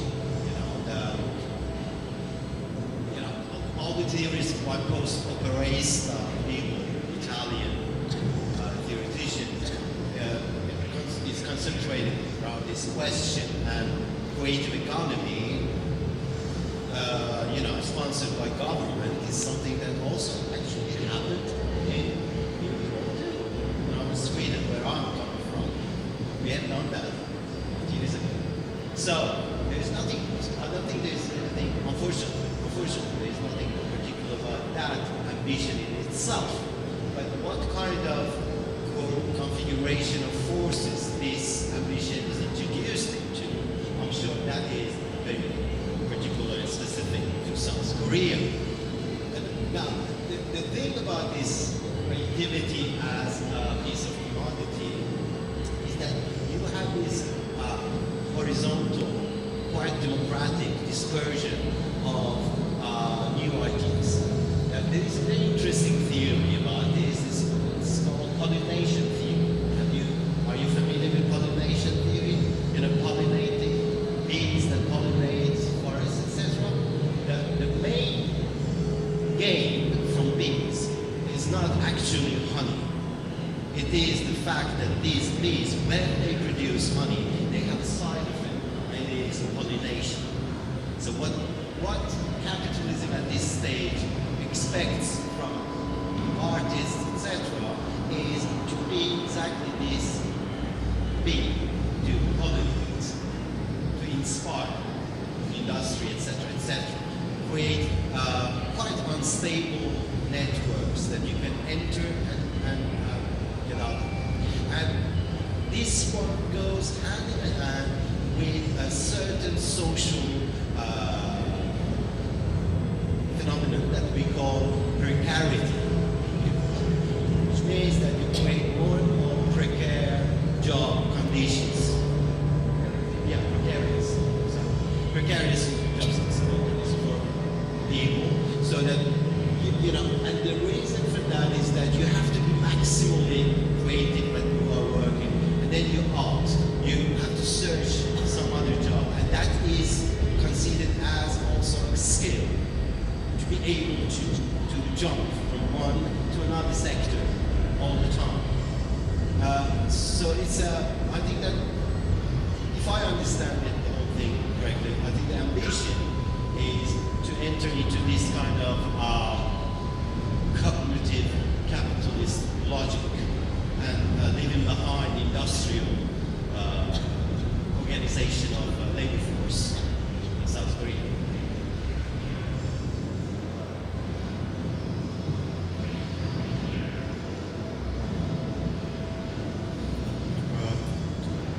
Just responding to the question whether it's the original question, whether it's possible to think of Asia. I think in order to think about Asia, you need to recuperate the idea of religion. Because if you look at the concept of Europe, there has been a lot of discourse on what is Europe, and some people in the past say there's no such thing as Europe. There's France, there's Germany, but there's no such thing as Europe. So the concept of Europe, or the concept of Asia, what is it invented and all, it has been done before in European discourse, right? So one of the conclusions is that Europe as an empty center, meaning that it is vacuous in the center.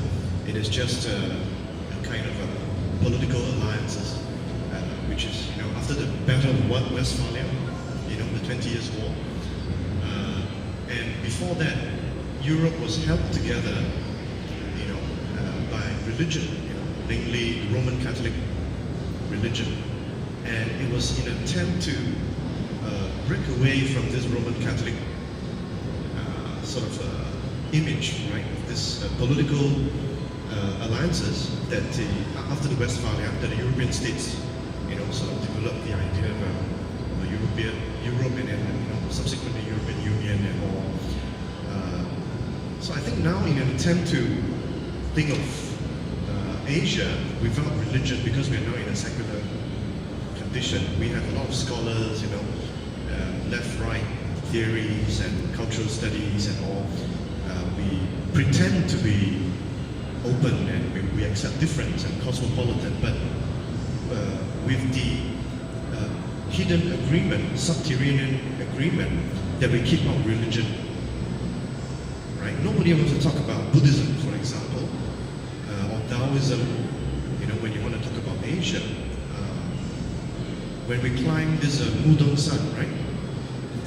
The mountain without different stages, I see Taoism, Buddhism, Confucianism, right? So why are these scholars excluded from this course? Just for example, right? Are they not Asian? Or do we only ask what is Asian for Western trained scholars, which theoretically you're not ready to handle the question of Asia? So I think we live in a secular age where, because of some European historical reasons, we keep out religion. If you look at Hobbes, his entire philosophical system, he constructed the Leviathan and all, but it began with this observation that religion causes war. therefore we keep out religion. And so his whole political philosophy is about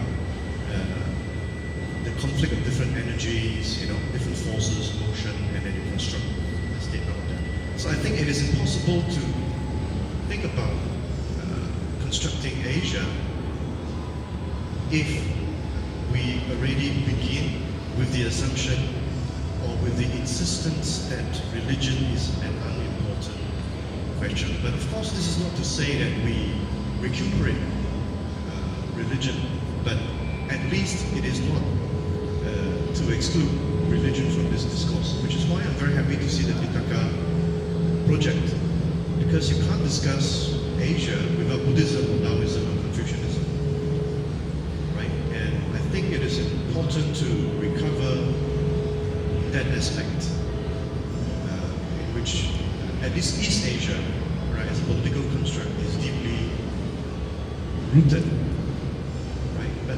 But we live in the 21st century, so we can't just recover those traditions. We need to, at the same time, applaud and support the state's efforts. Given our European Western training, we are always suspicious of the state. But as a Deleuzian might say, if the state does not specifically a fascist state, then there are certain things which you can support, right? So I like Alex's idea where it happens in Singapore too, where the art industry is created is an invention, right, to create jobs. So I think there's something there, right, and using the mechanics of capitalism to create a new image of Asia and to reinvent in Asia, but an invention which is not rootless, as Heidegger might say, but an invention which is grounded in the rich soil of the Korean, for example, spirit, right? So we need to reinvent a new Asia which is rooted in the Chinese spirit, in the Korean spirit, in the Japanese spirit, which is deeply rooted. And I think it is good to ask the question, but in my opinion, we are not technically proficient at that point because we don't have the scholars which are aligned with this project. So I see it as a big project which needs to be, which I applaud the Korean government and the gallery and all the curators and intellectuals working consciously or unconsciously in a Hegelian sense towards this new Asia. And yeah. Can I just jump in there? I just follow up on something Dariush, hopefully on the same track. I don't know if it was intentional, but there seems to be a kind of, there's a gap between us here, right? Like physically a gap. But it's not intended, so it's a spiritual thing, I think. But I think in all seriousness, I think there is concepts. There is a danger here, I think, in the discussion can become very scholastic. Right? So that, okay, you're a Heideggerian, and he's a Hobbesian, and he's a Hegelian, and I'm a Deleuzian, and I'm not actually, but you know what I mean, or a Lacanian, or whatever. The concepts of what is Asia and the concept of Asia, these concepts are only useful to the extent that they have a bearing on here now, to the extent that they have a bearing on contemporary art practice. There's no real reason to have a kind of, this type of scholastic debate, unless it's actually going to help us, and unless it's actually going to help, us, the audience, and all of us here, grasp how art and artists can do their work, can happen in a contemporary setting. Otherwise, the concepts are completely meaningless. So what I was trying to do with this idea of Asia's contingent modernity, I was trying to suggest, look, what is it about Asian contemporary Korean discourses in art which might frustrate that process? which might actually hinder Korean artists in doing interesting, challenging, worthwhile art that people might actually want to come to see. So I ended up in this idea of the Post Museum, which is a kind of, not even a concept but a word that I plucked out of an art catalogue, a Korean contemporary art catalogue. Post Museum, what is that? Okay, well it's explained as a way of making art more inclusive and bringing in people, and we want to get away from modernist art, which was too elitist and which made all these, which was stopping people from coming in. You can't, this is a very abstract way of thinking about art, right? Extremely abstract in the negative sense, kind of ideological idea, if you want to use a more simplistic term. You make those type of assumptions because you have an agenda. Right? Anyone who writes that, we're in a post-museum world, we're in a world where we want to bring in the public and get the public in and enjoying art and losing their inhibitions and coming into the gallery and making the gallery a place that welcomes people and so on. This is part of an agenda.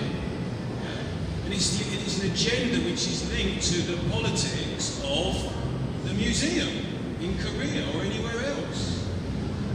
Curators don't just write this stuff because it happens to kind of coincide with their kind of a certain, their artistic ideas or their ideas about aesthetics or whatever.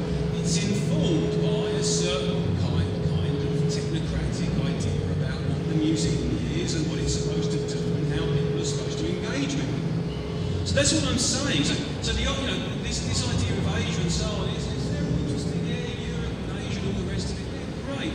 But unless we can really use that, unless we can really apply those insights about what is Asia and what is not Asia and how we understand inventing Asia, unless we can apply that to the art in Korea or art in Asia or the practice of art in Korea or the practice of art in Asia, it seems to me that these kinds of discussions are completely meaningless and they serve no real function other than providing a kind of stage for us to wax lyrical and talk about stuff.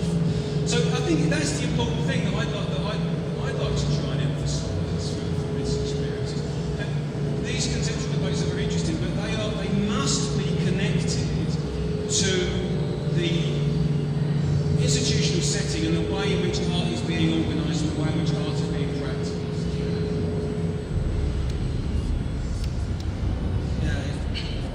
I agree with what Jason is saying because I think that's my personal observation since yesterday, and somewhere we were drifting away from the reason why we are all here, probably not in the middle of the city center, talking about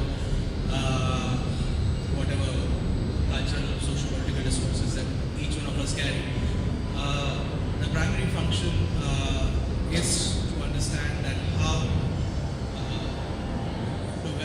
whether art itself, it basically comes as a very narcissist theory. Does it still continue to do the same thing, or does the art in the 21st century merges with the understanding of what is the social and the political? Does it, on the same note, does it also talk about the aesthetics and the grammar that it carries, or does it only talk about the changing language? Because I was just having a discussion earlier that what is really important is the grammar of the language, not the language itself. Any language can evolve only if the grammar of the language evolves. And all these theories, they are kind of, everything we talk about in the social political context, they kind of superficially scratch this language of art rather than really interfering or merging with the grammar of it. And if it does merge with the grammar of it, in which way does it do? And I think there are a lot of practices that are going around in the world, and there is a theory of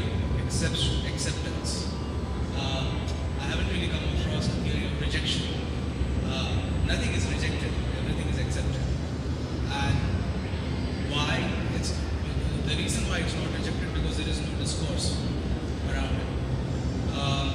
So I guess it's interesting that at least we are trying to accept and reject certain things rather than accepting everything.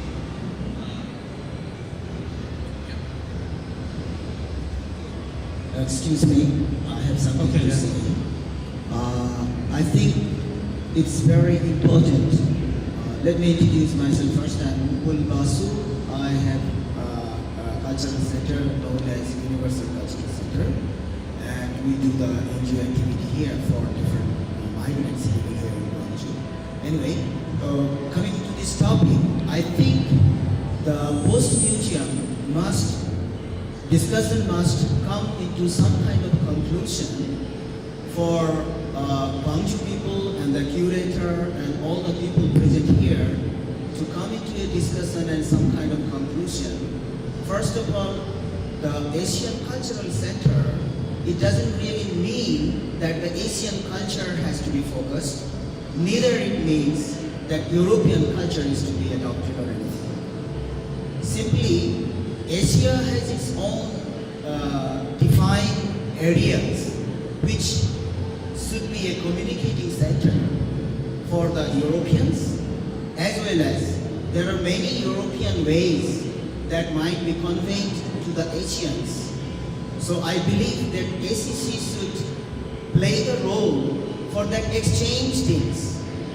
And especially when we talk about the museums, the first thing that I would like to bring into the notice of our curator and staffs here, entire Europe, there are full of lots of museums, and they are for every age groups and different kind of people.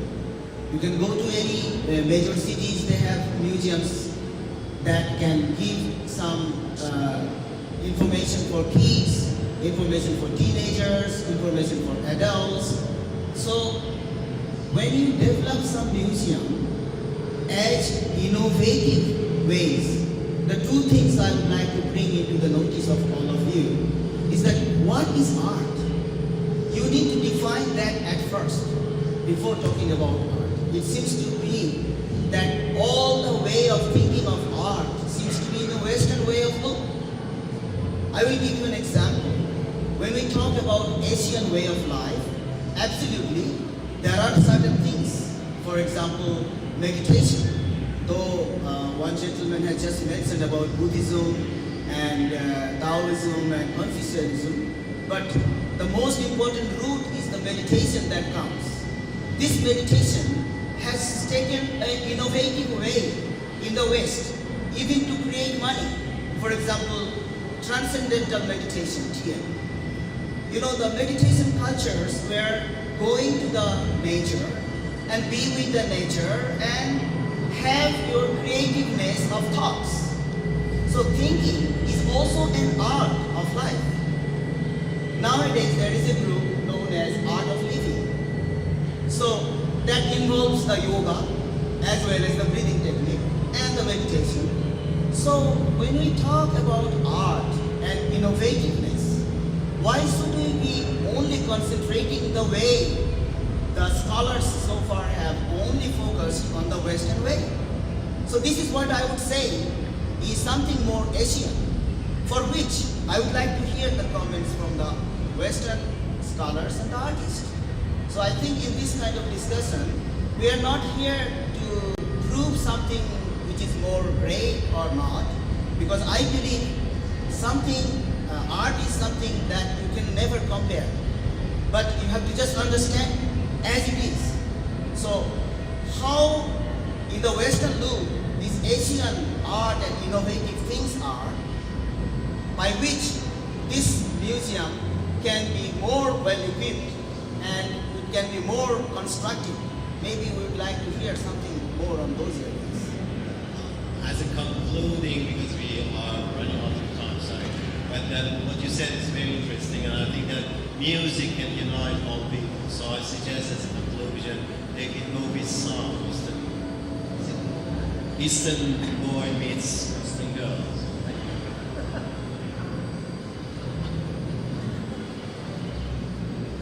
Okay. Actually, we're approaching the end of this discussion. So okay, just all right. Anybody who'd discuss more about this issue, Asian issue, or something? We're already at the debate. Okay, so we're gonna finish right now. 5 minutes? Oh, okay, just sorry about that. So.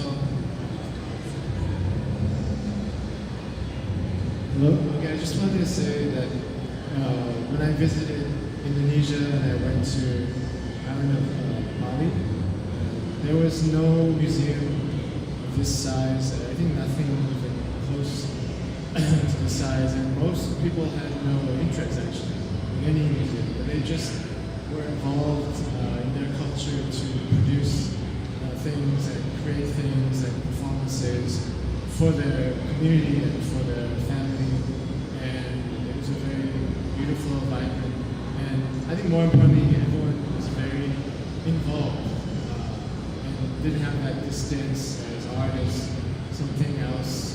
There was art producing those objects and performances created their whole community life and created this unity of all the people. So I just wanted to make.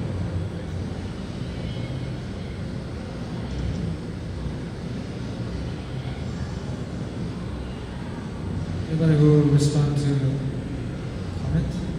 No?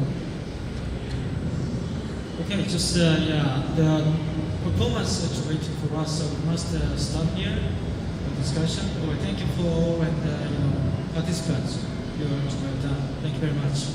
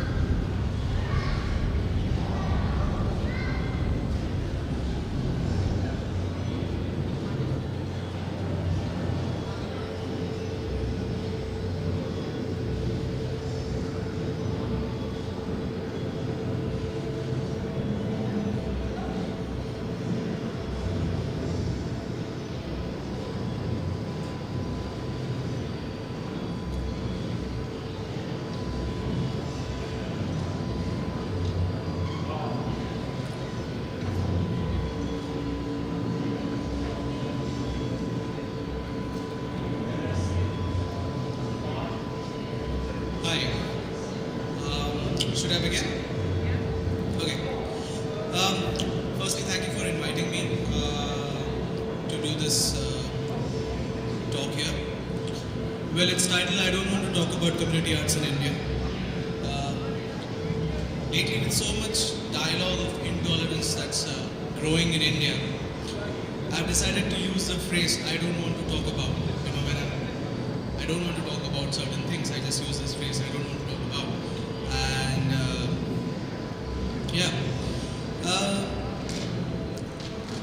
community community arts in India is a wide subject. I was of course asked to speak on that. There were other subjects that immediately came to my mind. Maybe like I'm a performance artist with bad acting skills, or performance arts do's and don'ts. And there are other some important ideas. Instead of banging my head on all these ideas and polishing my acting skills, I got engaged in recollecting my memories to Masan last year. So the first thing that came to my mind was Kimbap, and I had a lot of Kimbap last year. So that was something that I was desperately, looking for. Of course, I've stuffed myself with Kimbap now, so I can begin.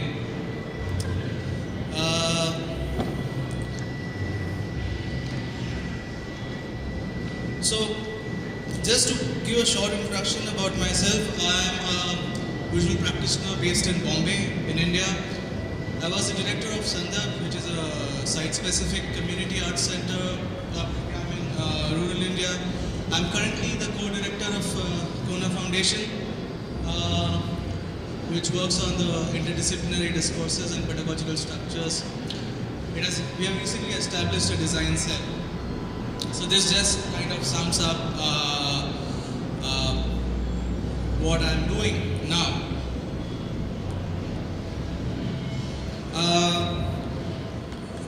I just begin with this small video just to throw some light on how things are.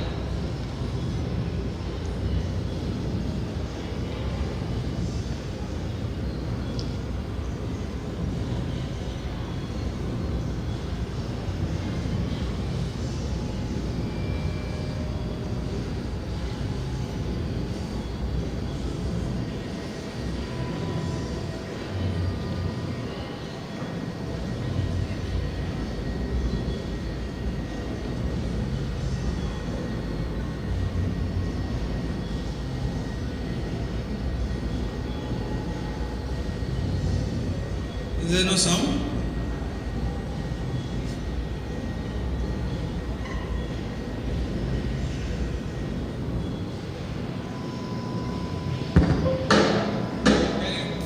Can you play it back from the beginning?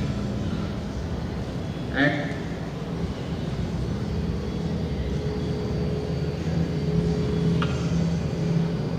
one day, the earth was attacked by a big eye which came from the sun.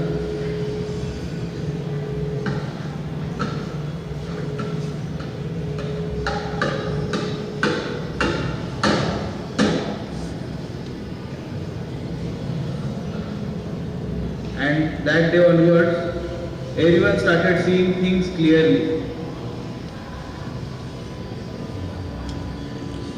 Well, it's just a very small teaser to kind of start looking at things in a much more clearer manner.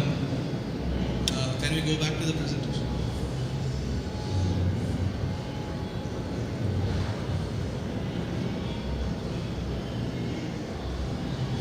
So,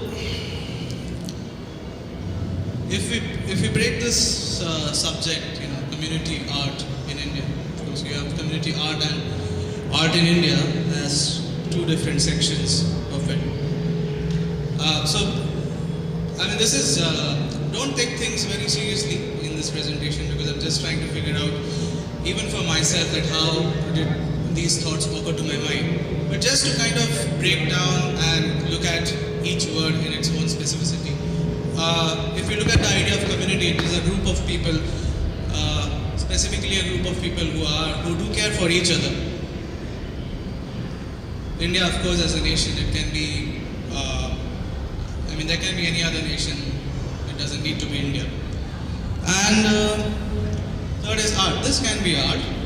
This can be art. This can be art. This can be art. This can be art. This can be art. Let's say if this is art, and let's restructure the sentence.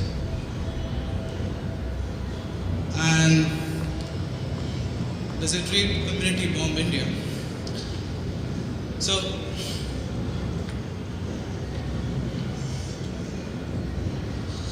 the sentence construction completely changes the idea of community, art, and the nation. So in the talk further, let's try to be specific about what art means when we talk about community, about a nation.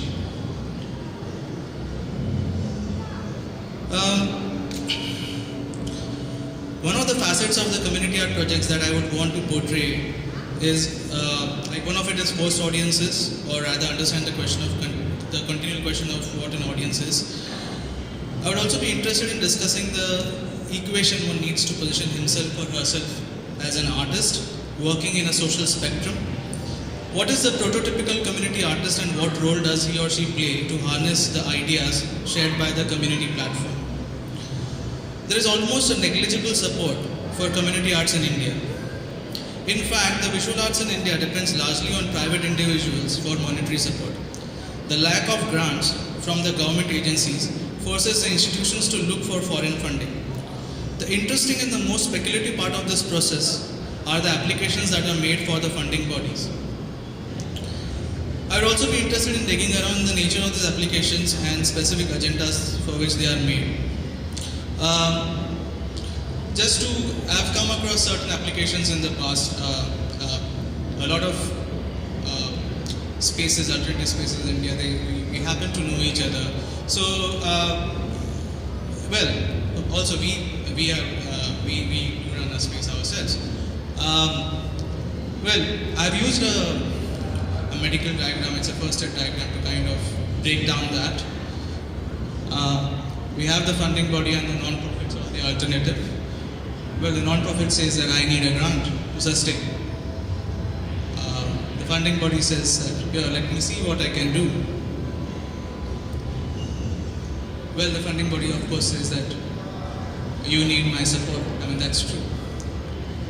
Now, this is looking very odd. I mean, can you think of, this position is very odd. Can you think of a good community project? In that way I can explain why I have given the money and you can say why you have got it. So this is more or less how the agencies work. It is my perspective. I'm not commenting on anybody in particular. Now to just I've taken these definitions from Wikipedia. So what I've done is I've both the definitions of community and art are from Wikipedia. I've just marked words and I've tried to see if there is a new sentence that evolves. So all the words that come together, they formulate community arts as a social activity of any size, involving human in their most general form in a given aesthetics, which includes production of work of art in a given imaginative geography and history.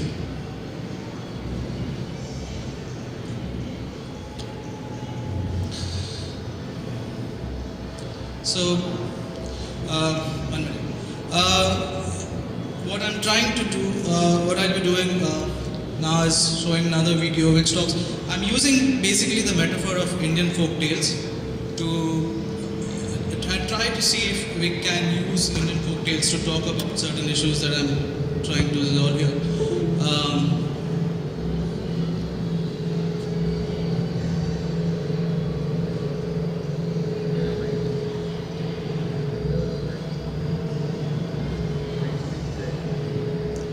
Do we have sound?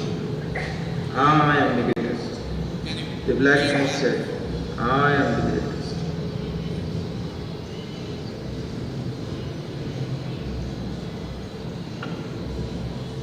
One day, there was a white snake and there was a black snake. White snake said, I am the greatest. I am the greatest. The black snake said, I am the greatest. I am the greatest. So they both decided to have a fight to decide who was the greatest.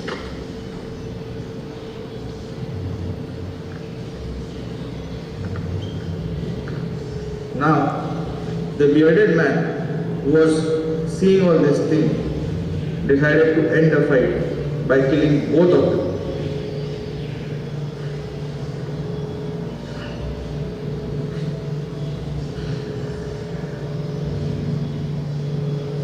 He said, my sons and grandsons will rule this world. So I am the greatest.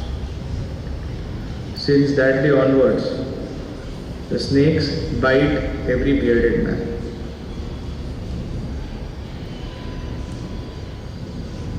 Well, it's an invented folktale. It's called The Snake and the Bearded Man.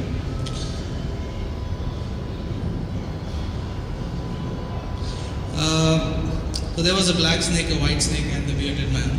The black snake and the white snake were fighting amongst each other to prove their respective greatness. The bearded man interrupted their fight and killed both the snakes, thus claiming his greatness over the two. He said, "My sons and grandsons will rule this world." Since then, the snakes bite every bearded man. The story begins with the idea of establishing hierarchy between the two reptiles and is later intervened and theorized by the bearded man, claiming his supremacy over the world. The last two sentences of the story generalize and categorize the community structure at the same time. The bearded man, living in the danger of a snake bite, now narrates the above theory. He barely gives attention to which shape of the reptile would bite him. Secondly, he is also categorizing himself as a person belonging to a bearded community, not taking into account the non-bearded men and women. Neither he is bothered about the snakes biting or not biting them. So basically, this diagram talks about bearded man's theory of the black snake and the white snake, and how he is kind of not looking at it as a community of different snakes and different categories, rather he is kind of generalizing everything. Now the role of the artist. The role of the artist, aka the bearded man. So, through the notions of art, though the notions of art float on the imaginary horizons of its content, it allows itself to escape from its own boundless body. The ideas flow in the form of smaller streams to rivers, further dispersing into larger oceanic systems. The same process, if reverted, would create floods among the settlements alongside the streams. Similarly, it would then become difficult to control the pressure of the theories that are overlaid on the linear aspects of the community.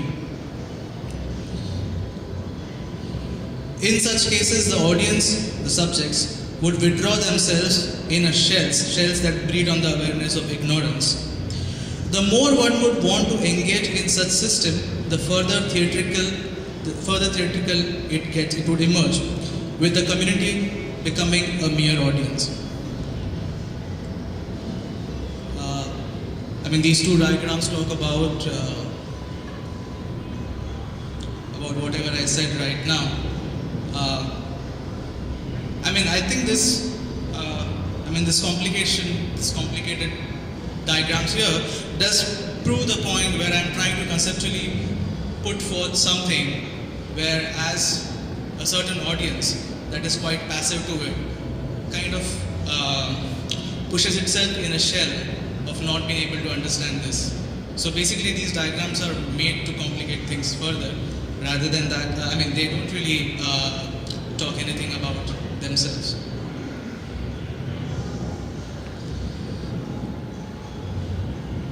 Yeah, this is the last part of it. Sorry.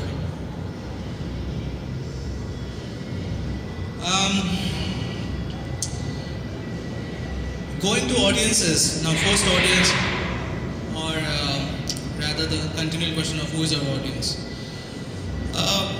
There is a story, again a folk tale. I'll just read it out. This is a longer version, I have an edited version. It's a story in search of an audience. It's in Telugu. An old lady was desperately reaching out to people to narrate the story of Adi Narayan, the Sun God. All those who were busy refused to listen to the old woman. They fell victim to their act.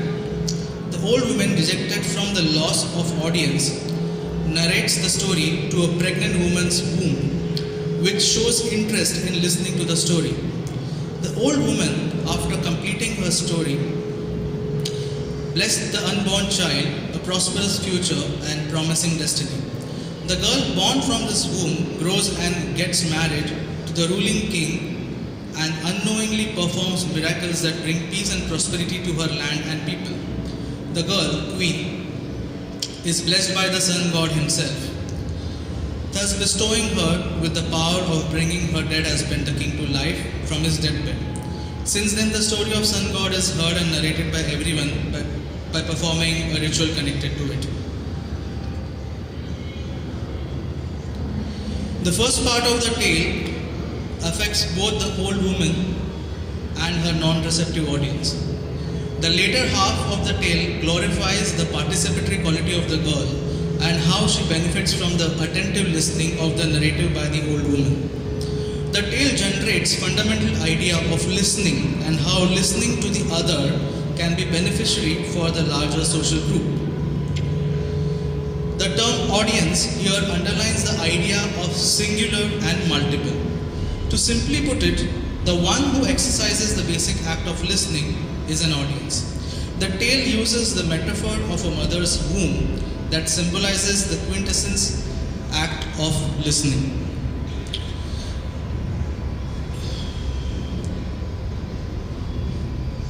Three years of running an alternative space has educated us to identify or differentiate our audiences.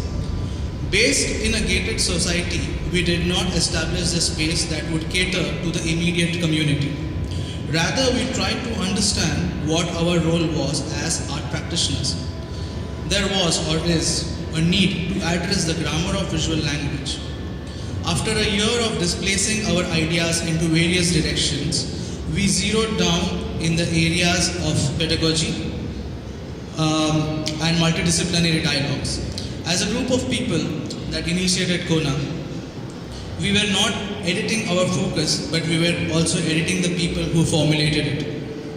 All those who had vowed in as founder members had already begun to opt out from the initiative.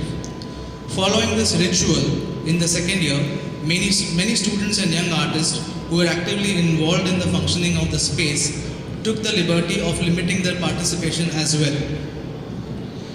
As the founder directors of Kona, we were initially a bit unhappy with this constant inhaling and exhaling of people in the foundation, but slowly got used to the tone of it. Kona emerged as a transitory space rather than a launch pad for young artists to be. So for a lot of young artists and students, it didn't position them in the art circles, neither it was a shortcut to securing a gallery. This brings to the understanding of what art in India is about. It's a very larger subject, but I'm trying to put it in a narrow manner here. This behavioral pattern of the art dwellers led us to inquire into the structure of art practices in Bombay, or rather its prototypical approach followed in major cities in India, which fell under the radar of contemporary art practice.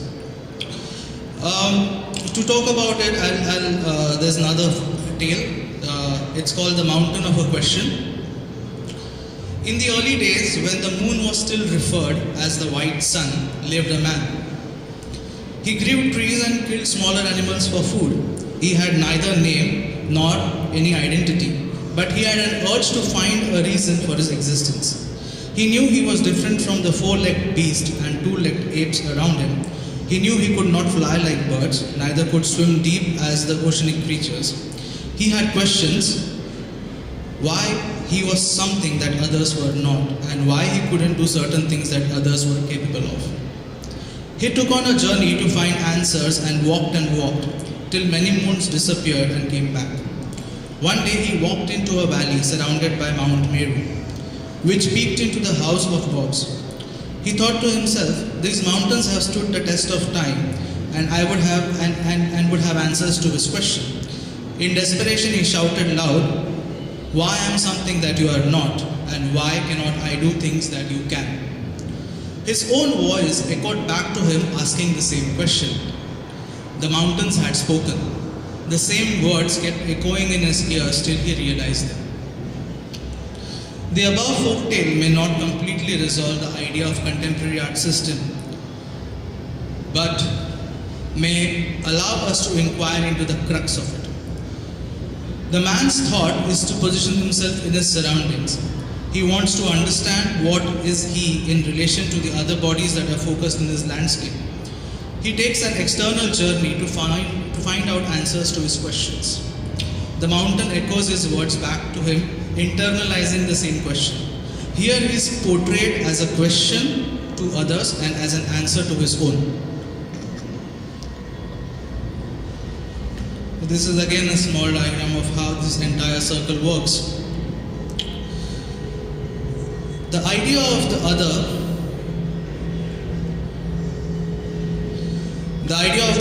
is prevalent in the contemporary art structure.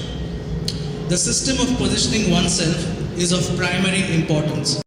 The contemporary art market thrives on the notion of fear of the artist, the fear of unidentified status, same as the man in the folktale. While dealing with art students and younger artists at Kona, a lot of questions came from the created landscape that surrounded them. There is a prototypical method that one can undertake to carve his or her niche in the system. Anyone disobeying these established methods is considered as an outcast. Also, there was a need to position the outcast. The contemporary landscape reasons everything. Nothing can exist without being labeled to the extent that no label is labeled as no label. The New Age portals labeled themselves as the alternatives. These were equipped to play all kinds of roles, from being private curated spaces to curated public spaces, from being the refuge for the minority to being the mediators of the capitalist. The alternatives could fit any purpose. The alternatives gave birth to a new market system that would fill the voids in the existing one.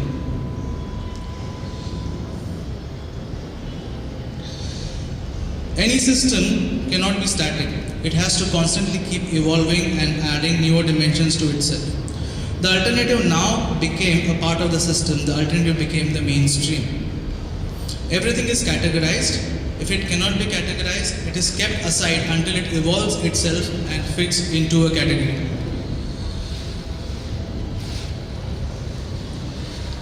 Any given situation does not describe how holistic view of the matter. As an artist, organization or an alternative, it is important to place these situations on a horizon and look at them. Though the horizons exist as an imaginary line, it lends oneself to the perspective of viewing. This is the last video that I'm showing, and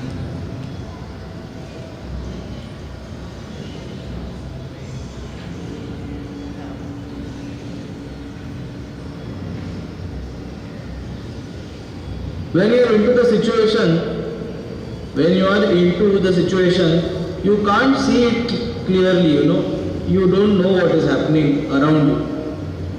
But slowly as you try to get out of the situation, now you can see things very clearly. Now you can see the whole situation because you are out of it.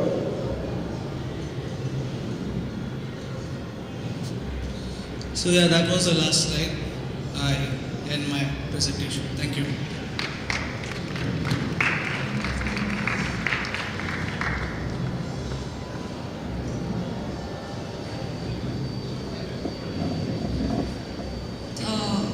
Thank you. 그러면은 코멘트나 질문 있으시면은 받도록 하겠습니다. Any comments or questions about the presentation?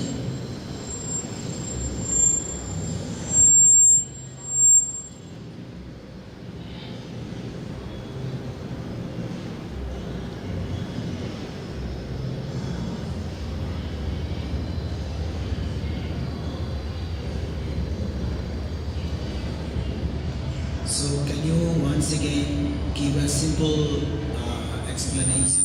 What's the message you wanted to convey through this presentation?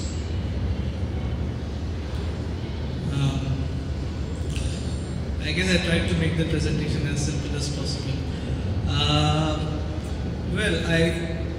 The presentation spoke about two things. One was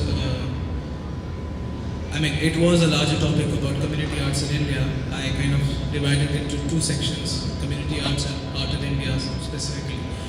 So I wanted to talk about the notion of community art that is existing in India, which is very much connected to the art practices that one sees across the country. To understand these art practices, it is also important to know what is the current contemporary art system that is based in the country. So I was trying to give a kind of an overview of how, I mean, there are a couple of things. I was looking at the idea of the audience, who the audience is and why the audience is, and whether it is important as an artist to engage into the practice of community arts, because what does it really do? How does it really engage the audience in the first place? If it doesn't engage the audience, if it doesn't do what it is supposed to do, then I think it's basically a waste of time. I was also looking at community arts as a module which fits within the contemporary art structure. As I mentioned earlier, the contemporary art structure is always trying to define the new. And by saying that it is trying to define the new, it is trying to define newer notions that can create market possibilities. So the contemporary art structure tries to underline everything that can lead to a certain engagement with the economics. So maybe the alternatives that I spoke about, or public projects that I talked about, are probably the new tools of trying to create a newer economic system, because as the system in itself, it has to constantly keep on evolving. It cannot thrive on certain ideas that it has produced in the past. So it has to constantly evolve to create a certain engagement with the economics. And so it's always trying to look at what are the newer modules that can one invest into. So basically community art becomes in a way, I mean, public projects become in a way something that cater to this void within the contemporary art system. And but specifically, they don't really talk about or they address the issues that are connected to the social spectrum. Rather, it glorifies the artist as the hero. And I have a problem with this theory of the artist as the hero.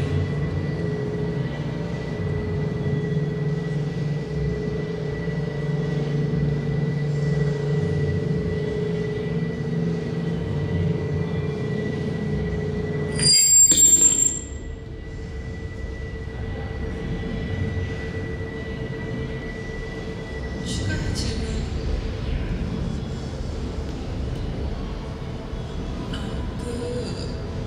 질문 드릴 점은 이제 공공미술에 대해서 말씀을 하셨는데,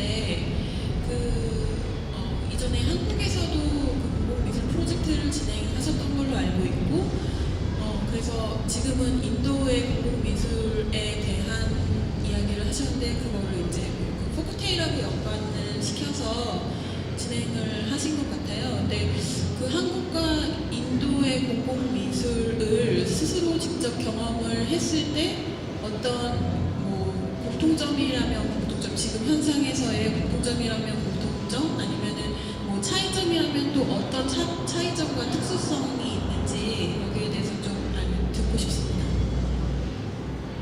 Okay. In terms of commonalities and differences, I think what I pointed out in my first passage is the basic difference is that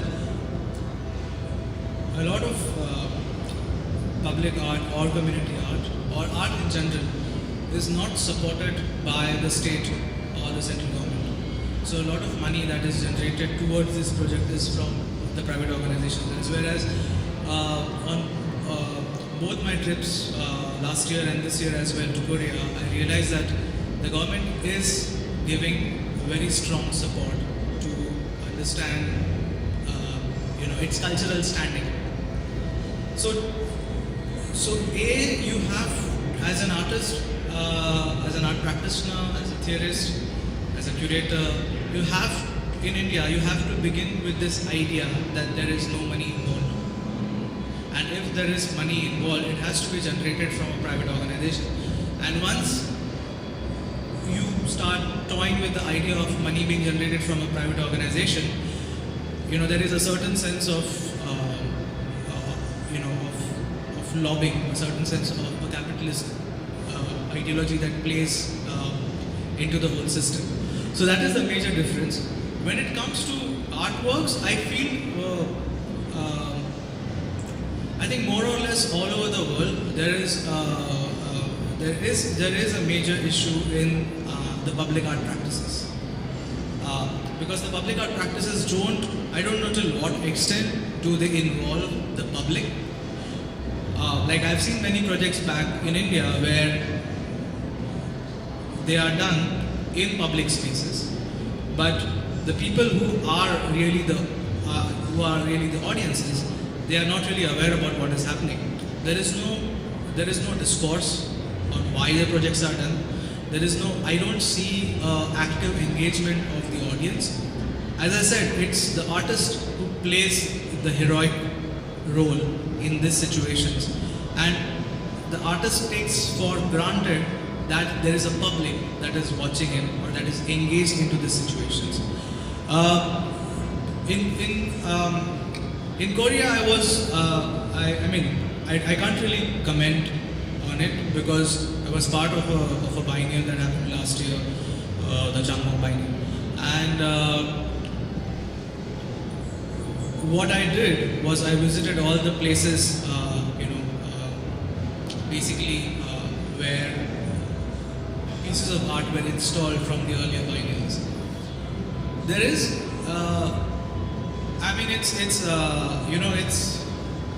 I don't know how do those art pieces really create a pedagogical understanding for the audience. If one places, I don't know, if you place something that is not art, if you place a big bag of garbage in the middle of the city, people will still be curious to understand what it is and why is it placed here and who has placed it. But then can you say that the bag of garbage is art or not? So I don't know. There are these very subtle problematics that one has to look into before really entering the arena of public art or community art situation. So yeah, to come back to your question, there are definitely differences. I said there are differences in terms of the economics of it is involved. There are similarities in terms of what is the question of who is the audience and how is the audience approached is, I think, same here as well as it is back in India. And I think it's also very prototypical to the rest of the world.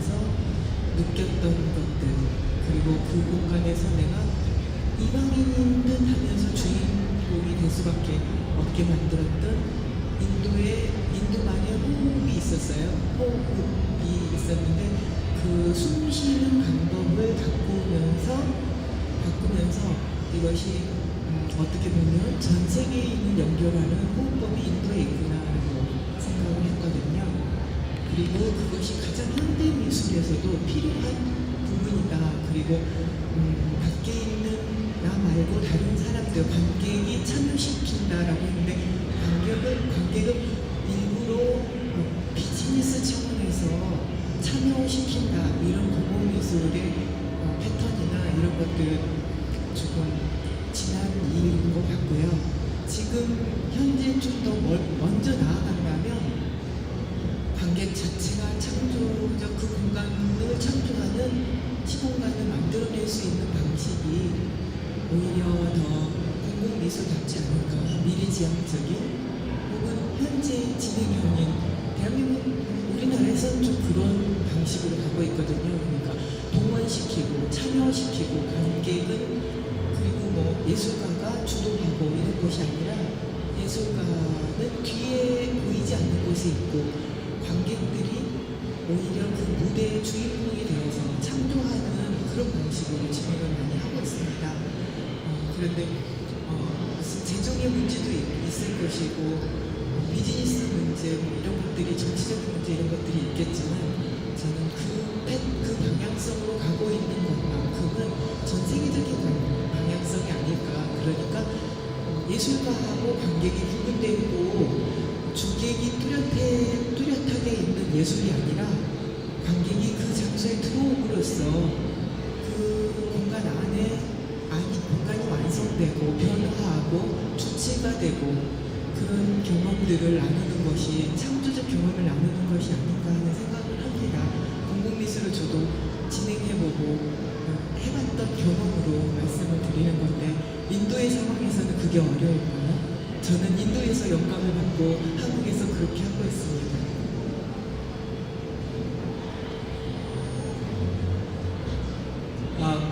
Well, I'm not saying that it is difficult to be a part, to be a community artist in India. I think it's actually very easy to do that. It's not difficult at all. I mean, my experience of running places in rural India, where the audience was completely unknown to what is art in the first place. I mean, forget community art or public art or conceptual art or art of any kind.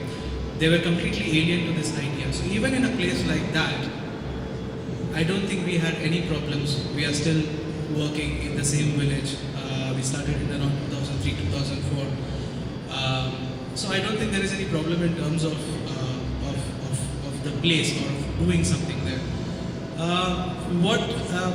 What you mentioned before that was where the audience becomes the protagonist, and where the artist is kind of invisible.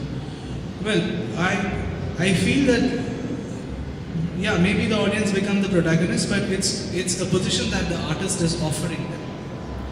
It's a position that has been offered to them. It's almost like throwing light on something else to light yourself. The audience more or less behaves like a mirror to the artist, where he uses the audience to recreate his own image. So at the end of the day, it's not the audience who has conceived the project, it's the artist. The artist obviously involves the audience to complete the project, as you said.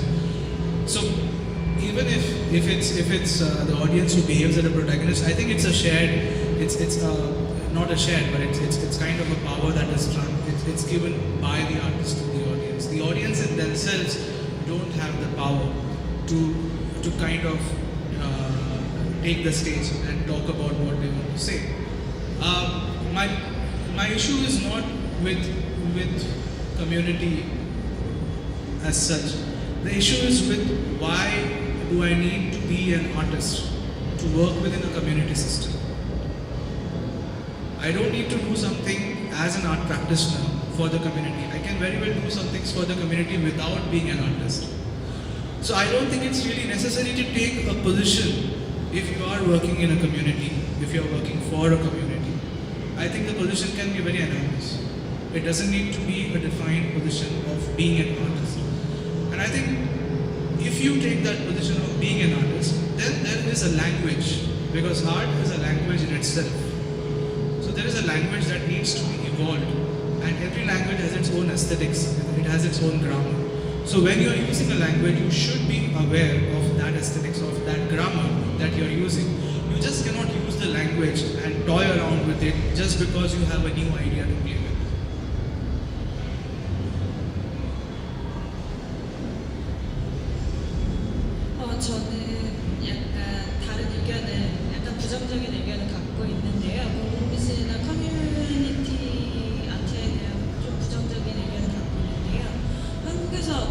많은 공공미술관 커뮤니티 아트가 국가의 지원으로 진행이 되고, 그리고 슈리아스 발제자가 말했듯이 영웅이라고 표현했던 듯이 예술가들이 영웅인에서 어떤 지역에 가서 굉장히 폭력적으로 그들의 커뮤니티를 오히려 파괴를 하고 나옴으로 해서 거기에 그 지역의 커뮤니티가 오히려 파괴되는 모습들이 서울이나 아니면 저는 한국 곳곳에서 발견된다고 생각을 해요. 그래서 이거 본인이 커뮤니티 아트를 아시는 분이시니까 코너아트 프로젝트, 그러니까 코너 프로젝트로 몇 년간 진행을 하면서 그거에 대한 경각심이 혹시 있으셨는지, 그리고 그걸 통해서 본인이 찾고자 했던 해결점은 혹시 있는지 그게 좀 궁금해요. Yeah. So I mean, if you go back to the presentation that I did, I exactly spoke about the same situation where I said that I showed these series of 3 difficult diagrams, which actually talks about how the theory of an artist can flood the notion of the community, and it can destroy the idea of the community in itself. And though I have worked with organizations who are practicing community art, I didn't myself engage into community arts because that is not something my position. I can't do that because if I'm an artist, I have certain limitations. I have to work within those limitations. If I'm working within a community, I don't need to work as an artist. I can very well be something else than being an artist. So it's again a position that you take. And with Kona, we are not working, as I said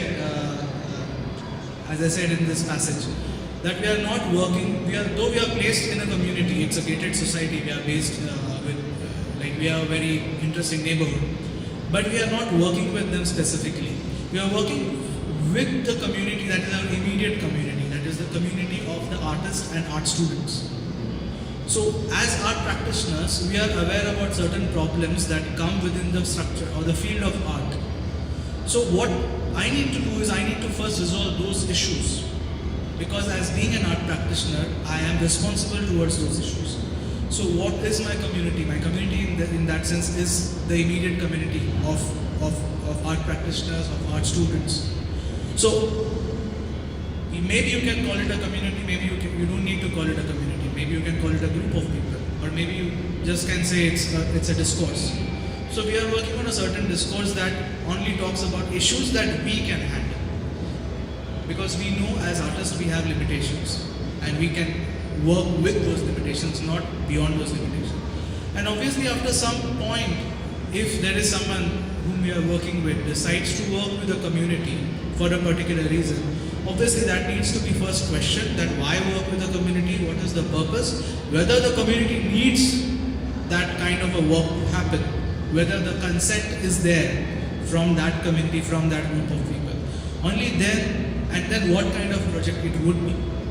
If all these issues are resolved, only then one can say that there is something happening in the stream of public art situation.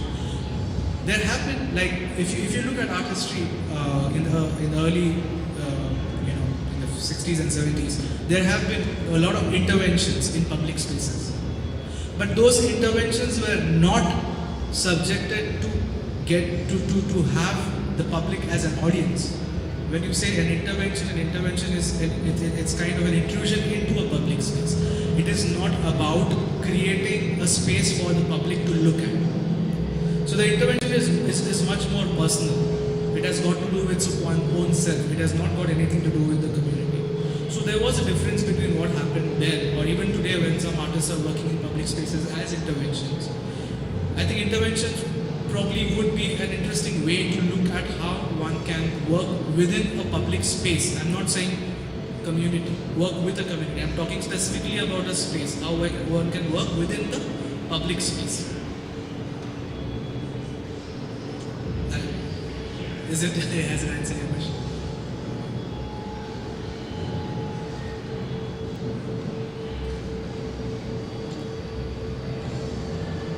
아까 말씀하셨던 예술가는 그 예술적 관점을 가지고 실행을 한다는 것에 대해서 그 커뮤니티 아트이냐 아니냐가 이제 판단이 될 수 있다라고 말을 하셨는데, 그렇다면 그 예술가의 관점이라던가 예술가적 실행이 되기 위한 본인의 그 예술가스러움, 이 커뮤니티 아트를 진행함에 있어 어떤 식으로 규정이 될 수 있는지 궁금합니다.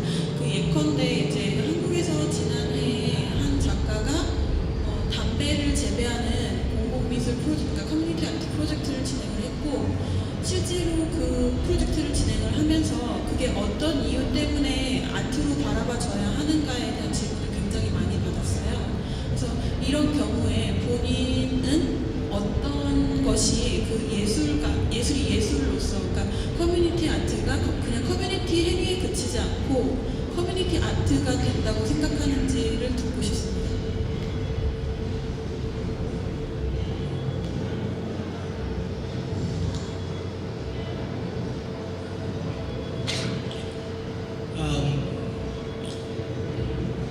I think your question was that how do you define community art, or what is art within the community constraints, right?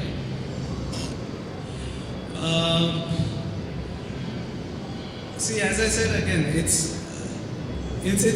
a one-side traffic, you know. As artists, we talk about this can happen within a community space, or that can happen within a community space, or in public spaces. These are the ideas that can work.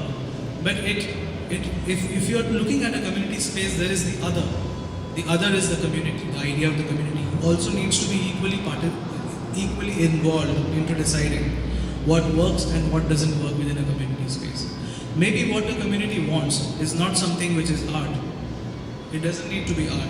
The question begins from there, that when it doesn't matter if it's an artist, scientist, physicist, theorist, dramatist, literarist, whoever it may be. When he is working within a certain public sector, it is not necessary that he works within his own discipline. He can work outside his discipline depending on what is required in that public space. Now, working outside these peripheries, can you define them as art, or you don't want to define them as art? It is a different question.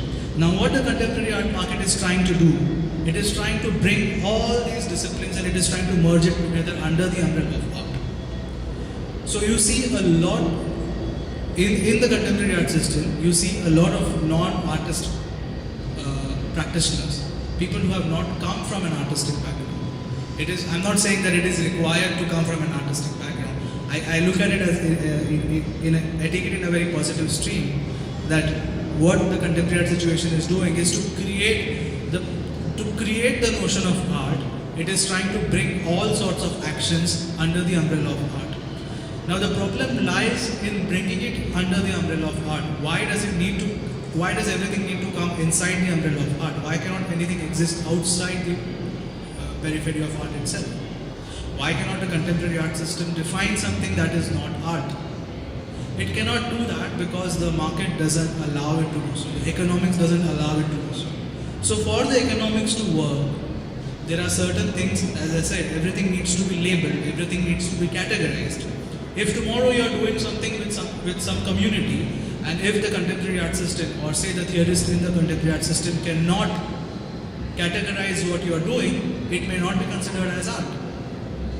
Or it may, even if you are doing something within the streams of art, it may not be considered as art. Something that I am not doing within the streams of art falls into the category of the economics of the contemporary art system, can also be considered as art. So there are these kind of back and forths that keep on happening. So one cannot really say that this is a kind of art that can happen in a community system. This is the kind of art that can happen in a public space.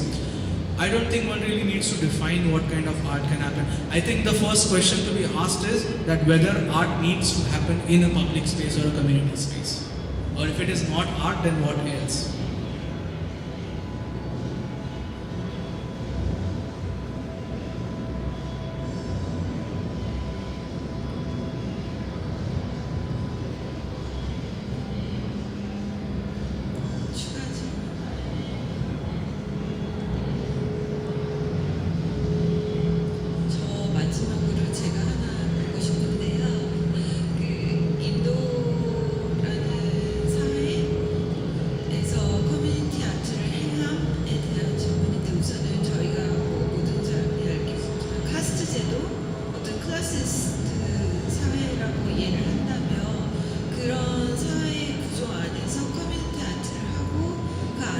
또 다른 커뮤니티를 만드는 행위들을 어떻게 이해하시는지가 궁금합니다.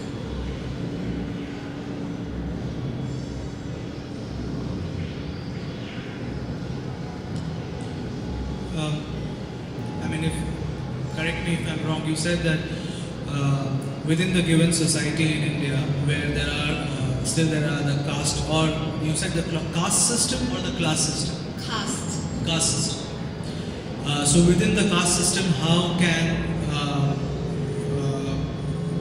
what did you use? Maneuver between the caste, different castes, to create your own community within the art context.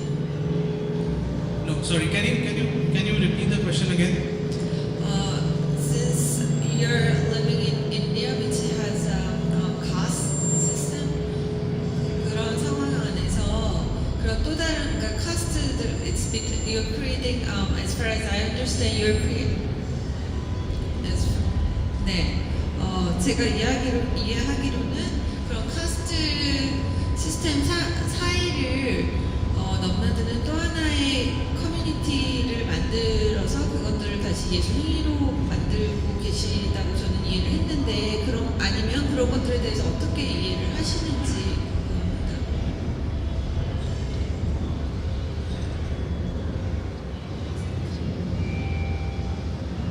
I think I will tell you something what actually she wants to mention, because in Korea most people have a common image that in India the strong concept of caste system.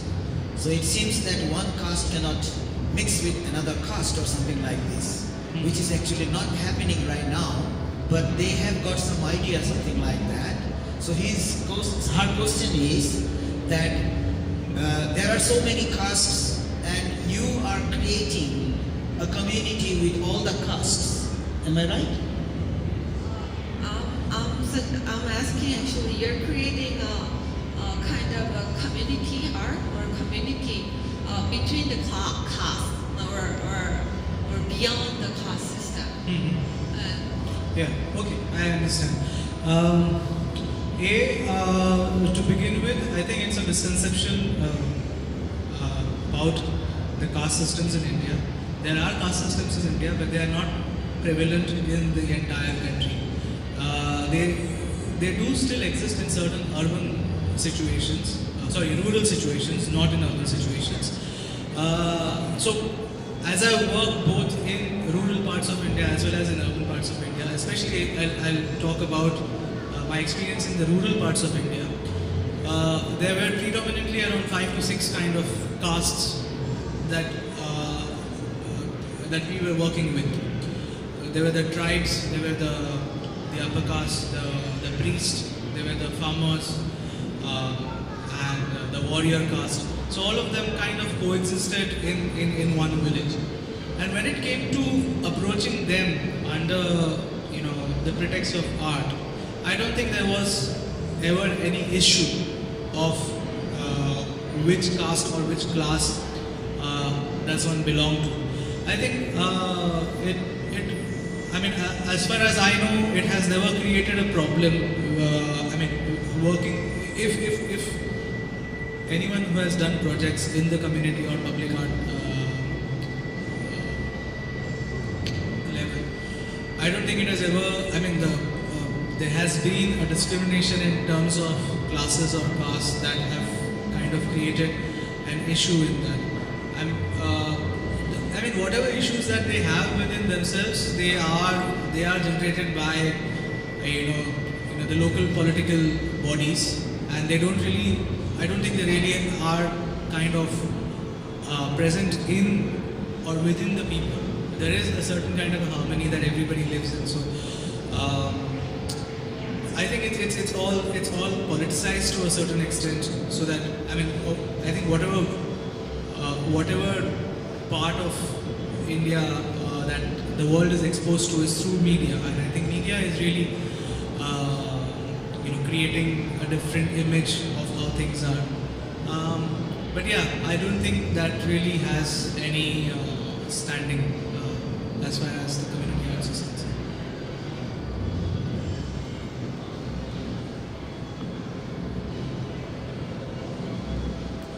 I may add a little bit more of what he has said. In fact, what caste in India and how it exists, you can think at family at the time of marriage, or deciding what tradition of marriage they have to follow, or certain lifestyle in Hinduism that has something to do with their caste practices and all this. And when it comes out to the community project or kind of this artist activity and participations and things like that, in fact, they are hardly seen. Like I was grown up, I never knew what was my caste until I came to Korea. Only in Korea I was asked again and again by everyone that what was my caste. And I had to call up my father to find out actually my family name falls under which caste. So the caste concept is not just for what you have studied, as he has just mentioned that he has worked with 5-6 castes. So the concept of India, the word caste is not even Indian, it is a Portugal word. So in India, it works with different groups of different occupations. The family names identify that. So in some area there are more than 25 castes, in some area there are more than 30 castes. So actually what you know from the book is something different in reality in India. This is what I wanted to tell you. 제가 사실 질문을 했던 이유는 그러니까 커뮤니티 아트가 또 다른 사회 안에서는 어떤 그런 만약에 다른 소셜 시스템 안에서 또 어떤 종류의 커뮤니티를 만들 수 있는지에 대한 질문이었고요.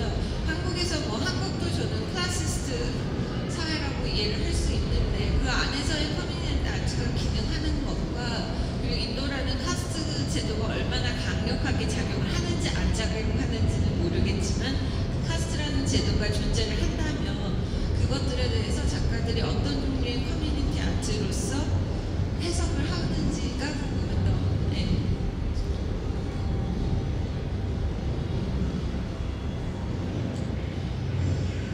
I guess when it comes to formulating a community within a community, there is, I don't think that whatever caste system in whichever manner it exists does really play an important role.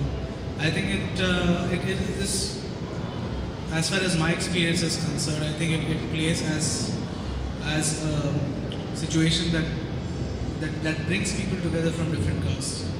And but I don't know. I don't look at this as the role of the artist, because I think what the artist is trying to do is trying to just jump into a given situation. I see, and it's also this is a very sensitive issue. It cannot be fooled around with. It has to be handled with a proper understanding of the geography, of the history, of the culture of that space. So just because if one comes with a particular theory that, oh, I can do this within a given community, I don't think one can exercise that theory immediately. I'll give you a very small example. There was an artist once who had, it's quite ironic, he was from India but from a different part of India.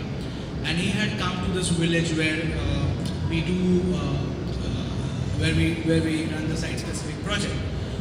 What he did was he went to a tree that was in the middle of the village, the tree that is worshipped as God, as a part of the ritual, and he tied lemons all around the tree. Now, if you look at this, lemons have a different meaning attached to it when it comes into the Indian philosophy. Lemons talk about the idea of black magic.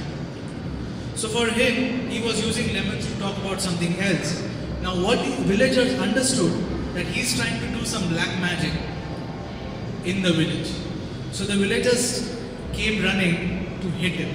So we actually had to take him away and put him in a bus that would take him out of the city. So when you approach a community or a public space, you have to be very clear with the notions of what action you are going to do. because you're not the only person who is, who is the center of this entire thing. There are other people, and we are doing something specifically for those people, so those people can react. So you have to have a certain kind of a geographical or a cultural understanding or a historical understanding of the same space.